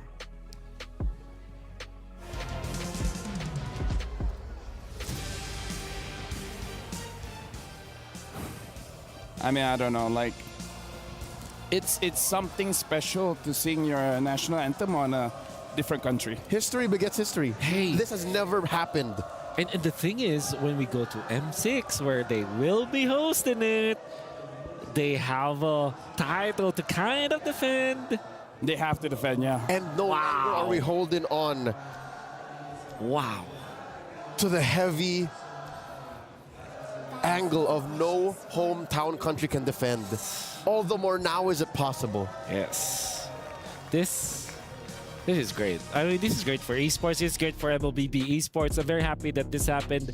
Of course, I'm gonna be even more happy if Falcons AP Bren won, but it is what it is. We have to be really, I don't know. We have to acknowledge how good SRG was and how important this win, not only for Malaysia but also for MLBB esports. It's such a great moment. It's a touching moment, in fact. This day will be remembered for years to come. This is already etched in MLBB history. So, how many other Esports World Cups we're part of, how many other mid-season cups there are. Yeah. Come the M Series, this event alone changed the tides of what M6 looks like. And we thought we knew a good chunk of what M6 was going to be like. We thought it was going to be, oh, it's just PH, Indo, whatever, Akshata Arena all over again. But no, this is... It's like we're part of a brand new esport. Exactly. This is not just a new chapter. This is not just a new page. This is a brand new novel. Yeah, top 1 Malaysia, top 2 Philippines, top 3 Singapore slash. Well, they're technically top 3, right? Yeah. Singapore is top 3. Top 3 region, if you want to say it like that. Now we got to look at the PlayStation top MVP, like tournament MVP, and it's Sakai's, the Sky King. Like he said it. This is his first international tournament, becoming the champion. Yeah, man. Becoming the MVP. Prodigy for sure. And I love the fact that he's very humble about it. He said, we only wanted to prove that we will not be 0-4'd by, if I could say, that's my understanding of what he said. No, yeah. And that he's dreaming. And now we're champion. Oh. No, legit, the guy, he's 17. Yeah? He's just 17. What were you doing when you're 17? Do you have what? Do you have $1 million USD when you were 17? Let's not talk about it. What I was doing in 17 6 years ago is my own business. 5. All right, that was me 6 years ago. Okay. 6 years ago, I wouldn't have dreamt of $1 million US. At 17. At 17. All right, here's the thing. I don't want to be jumping the gun, and I don't want to be, counting my eggs before they've hatched. But Sikais, the Sky Prince, a native of Terengganu in Malaysia, is he not now what could be the face of MLBB? Is he not the prime of what a lot of MLBB players want to be? Just playing a game I love, working through the ranks, Play assassins, playing assassins, all the flashy heroes, and winning $1 million. As the PlayStation Tournament MVP, I feel like at least regionally, at least for the face of Malaysia, there you go, Sakai. He's the guy. That's it. All right, I don't want to put the pressure on him, but I'd even dare say up there when you're just naming MLBB around the world. Currently, this is the biggest event in our esports calendar. And by winning MVP, by winning champion, by dethroning the Philippines, I think in my book he's earned it. Yeah. Honestly, here's the thing. MSC has been so grand, M6 might have a difficult time topping this. But that being said, let's look at the STC play predictions. 86. Wow. Can someone take a picture of this? Like, I don't know. It's just like 14%. Can you do this and then 14%. Screenshot, please. Yeah. Do the Andrew Garfield. 86% of y'all wrong. We're gonna cry. There you go. Screenshot. There you go. Do the Andrew Garfield. Do the Andrew Garfield. No. What is the Andrew? All right. Yeah, you know the meme. There you go. There you go. I went from almost crying to memeing. That's great. Thank you very much, guys. It's a roller coaster. You guys are helping me out a lot here. Of course. I'm still in disbelief, so you know. What else are we here for? We are actually like, and I've said this before, Gideon as well as Lafel. No matter how much I hype SRG, these guys won't accept it. It's because they're coping with trauma. Well, I guess now, for all of the Malaysian fans out there, including both of you, you now have to best believe that we live in the world where it's Malaysia. Wait. The world just turned upside down. You're right. Yeah. Not only did we flip the predictions, but also this is Wolf full on analyzing 7 games worth of Malaysian games? Of a Malaysian game, and they won. This is, again, truly a change in the winds. Yeah, it's a change. Dude, at this point, we got to celebrate one more Malaysian play because we are looking at the PlayStation Player Bounty, where this is the craziest Lord steal. And it's actually Zorn on the Grok, stealing the Lord with the wall. Yep. Guardian's Barrier. Guardian's Barrier. Look at this. So, where is... It's a full dance. Eyes on Zorn. Eyes on Zorn. After this, he's going to get a kill, too. And Hades already controlling it. Yep. With the wall. Actually, at the edge of the wall, indeed. Right as it manifests. And flicker, boom. Yep. Killed the guy that should have secured it. That's a beautiful. That's serendipity. That's just... Yep. There you go. Also Zorn. another icon in the Malaysian scene, right? And also internationally. He's the few of Malaysia. The what? The few. Oh, okay. He's been playing since season 1. He's my Malaysian Jordan. Yeah, he is. I hope this was not his last dance. Again, we've been hinting at it. There were rumors down the grapevine about 6-7 months ago. Yeah. I hope not. I hope if he's gonna keep doing that, please stay Zorn, please. Yeah. For you guys at home, your opinion matters, man. Let us know how you guys have been enjoying the MSC, because again, for us as Talents, it has been a crazy ride. Scan the QR code and hopefully we entertained you guys. Yeah. Oh, wonderful ending to MSC. I'm happy that we ended this way. Best of 7 and a new champion being crowned. Good. I think that MLBB Esports will just continue to grow. A new spotlight. All is well. All is well. Yeah. What a way to end it. Honestly, at this point, I'm just hungry. Yeah. Feeling a dinner? I have actually not eaten a meal since we got in. We are already full just by watching the games. Well, let's actually see the updated club championship. Oh yeah. See now how everything is shaping up. Team Falcons is still number 1 with 1,600, but Selangor Red Giants. Selangor equals T1. Times SRG equals T1. What an age we live in. Wow. Dude, Simon should take a picture of this. Say like, Selangor Red Giants T1, potato, tomato. Same thing. Selangor Red Giants over Team Liquid, Fnatic, and Over G2. NIP. Oh. NIP has been here since the very start. Wow. Here we are. We live in this era. We live in a new era. At this point, I don't know what's going to happen in M6, man. Like, I'm worried because those that win MSC afterwards don't have a good time. Yeah. All right, you know what? Even if we did make Look at him still not already doubting and already ever the pessimist. This is PTSD. Come on, live in this moment. Indulge in it, LaFell. Listen, this is your era. We've lived to the point where it's like when one good thing happens, something bad's gotta follow up. You know, it's like PTSD, man. I know. Although he is not wrong. I need friends at this point. What are we? But here's the thing. For you guys at home, you guys got to catch the MLBB Women's Invitational 2024 starting on July 24th. The only all-female tournament at the Esports World Cup features 12 teams from 11 regions, breaking barriers and redefining esports. And the thing is, for all of this, I need a phone to capture the moment.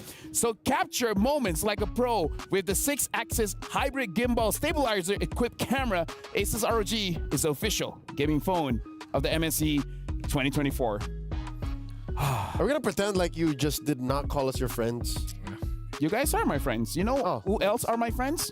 Who else? Amon as well as Hanabi, where the Soul Vessel Skin Series, Amon, Vessel of Deceit, and Hanabi, Vessel of Rage, are now available. You guys have up until the 5th of August to get these awesome skins. If you're looking to get them, the first draw is 50% off every single day, and a permanent Soul Vessel Series skin or item is guaranteed in the first 10 times draws. It's item, not skin. My bad. I'm sorry. But speaking of which, we gotta look to the future now. We got to see what's next. Speaking of next, MSC Next, the Project Next update is live. Discover the fresh excitement of equipment evolution and enjoy a revitalized, thrilling gameplay. Jump in now for a more dynamic and fun battle experience. I gotta say, after this whole ordeal, I feel like I'm aging in reverse. I'm going back in time. Just like the U Fair. The U Fair is here with an incredible bonuses and exciting events. Grab multiple permanent skins for free, just like Sivana's Classroom Charm and his painted skin, Classroom Glam. More exciting events will be revealed, so make sure you guys watch out. Let me just say, I can barely see. I need my glasses. It's getting to you. I get it. I think I would be the same if suddenly, you know, the unexpected. That's right. You know what? It's not even the unexpected. Again, I think a lot of people saw this coming. Apparently 2 people in the panel. Wait, what? Apparently 2 people from the talents that actually voted for SRG. Okay, Wolf, like, we've been hitting these predictions, man. Yeah. Like, no wonder we're here every single day. Yeah. We do our job well. Yeah.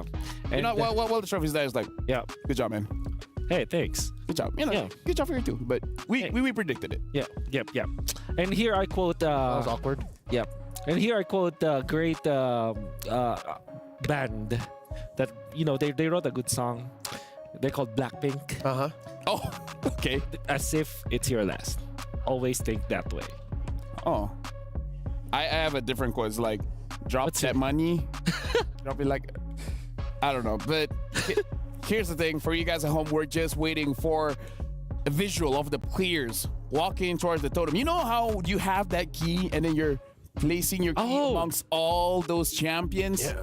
it's something that I want to see. Like after that happens, it's like it dawns on me. It's like, yeah, SRG champions. We actually have that. First time in history it's gonna happen. Yeah. Oh wait, now that I think about it, which keys are they gonna get? Ooh. Of course, they're gonna take FCAPs. Of course, they're gonna take C9. They did say it. Gojas actually said. Yeah, so FCAP, C9, TLPH. Yeah. Although if it were me, Fnatic. No. If it were me, I would put Fireflux just because because they gave him one hell of a match. Technically speaking, it should be like Fireflux, NAP Flash, and then FCAP, right? The road to their win. I mean, but of course, it is their choice. Gojas did say that will be C9, so I don't think that we're... It's up to them, yeah. I don't think we're going to change Gojas' mind, you know? Think about this. Fireflux legit almost defeated SRG. So, what if they defeated SRG? What if they went to the grand finals? How different would it be? Exactly, like how different? Why are you asking these questions? No, this is like reality. This is reality. You're here. No, I'm just preparing myself because this means that M6 Fireflux could be a threat. Like that goes without saying. That goes without saying. And I think the reason why Fireflux, we're not seeing a lot of more Fireflux, mainly is because of the format. Imagine if the format was different, right? But again, Lafel, don't dwell in what for you guys at home, scan the EWC broadcast survey, which is here. All right, let us know what you think. What are your thoughts about the Esports World Cup? We like to hear from you guys. Scan the QR code and tell them how awesome MLBB is and how you guys want to keep seeing more MLBB and etc. etc. Do that. But yeah, do that. Say MLBB is great. Yeah, they're great. I'm in love with the situation we have. This is great. It's rare that I'm speechless, by the way. Yeah, usually. Likewise. It's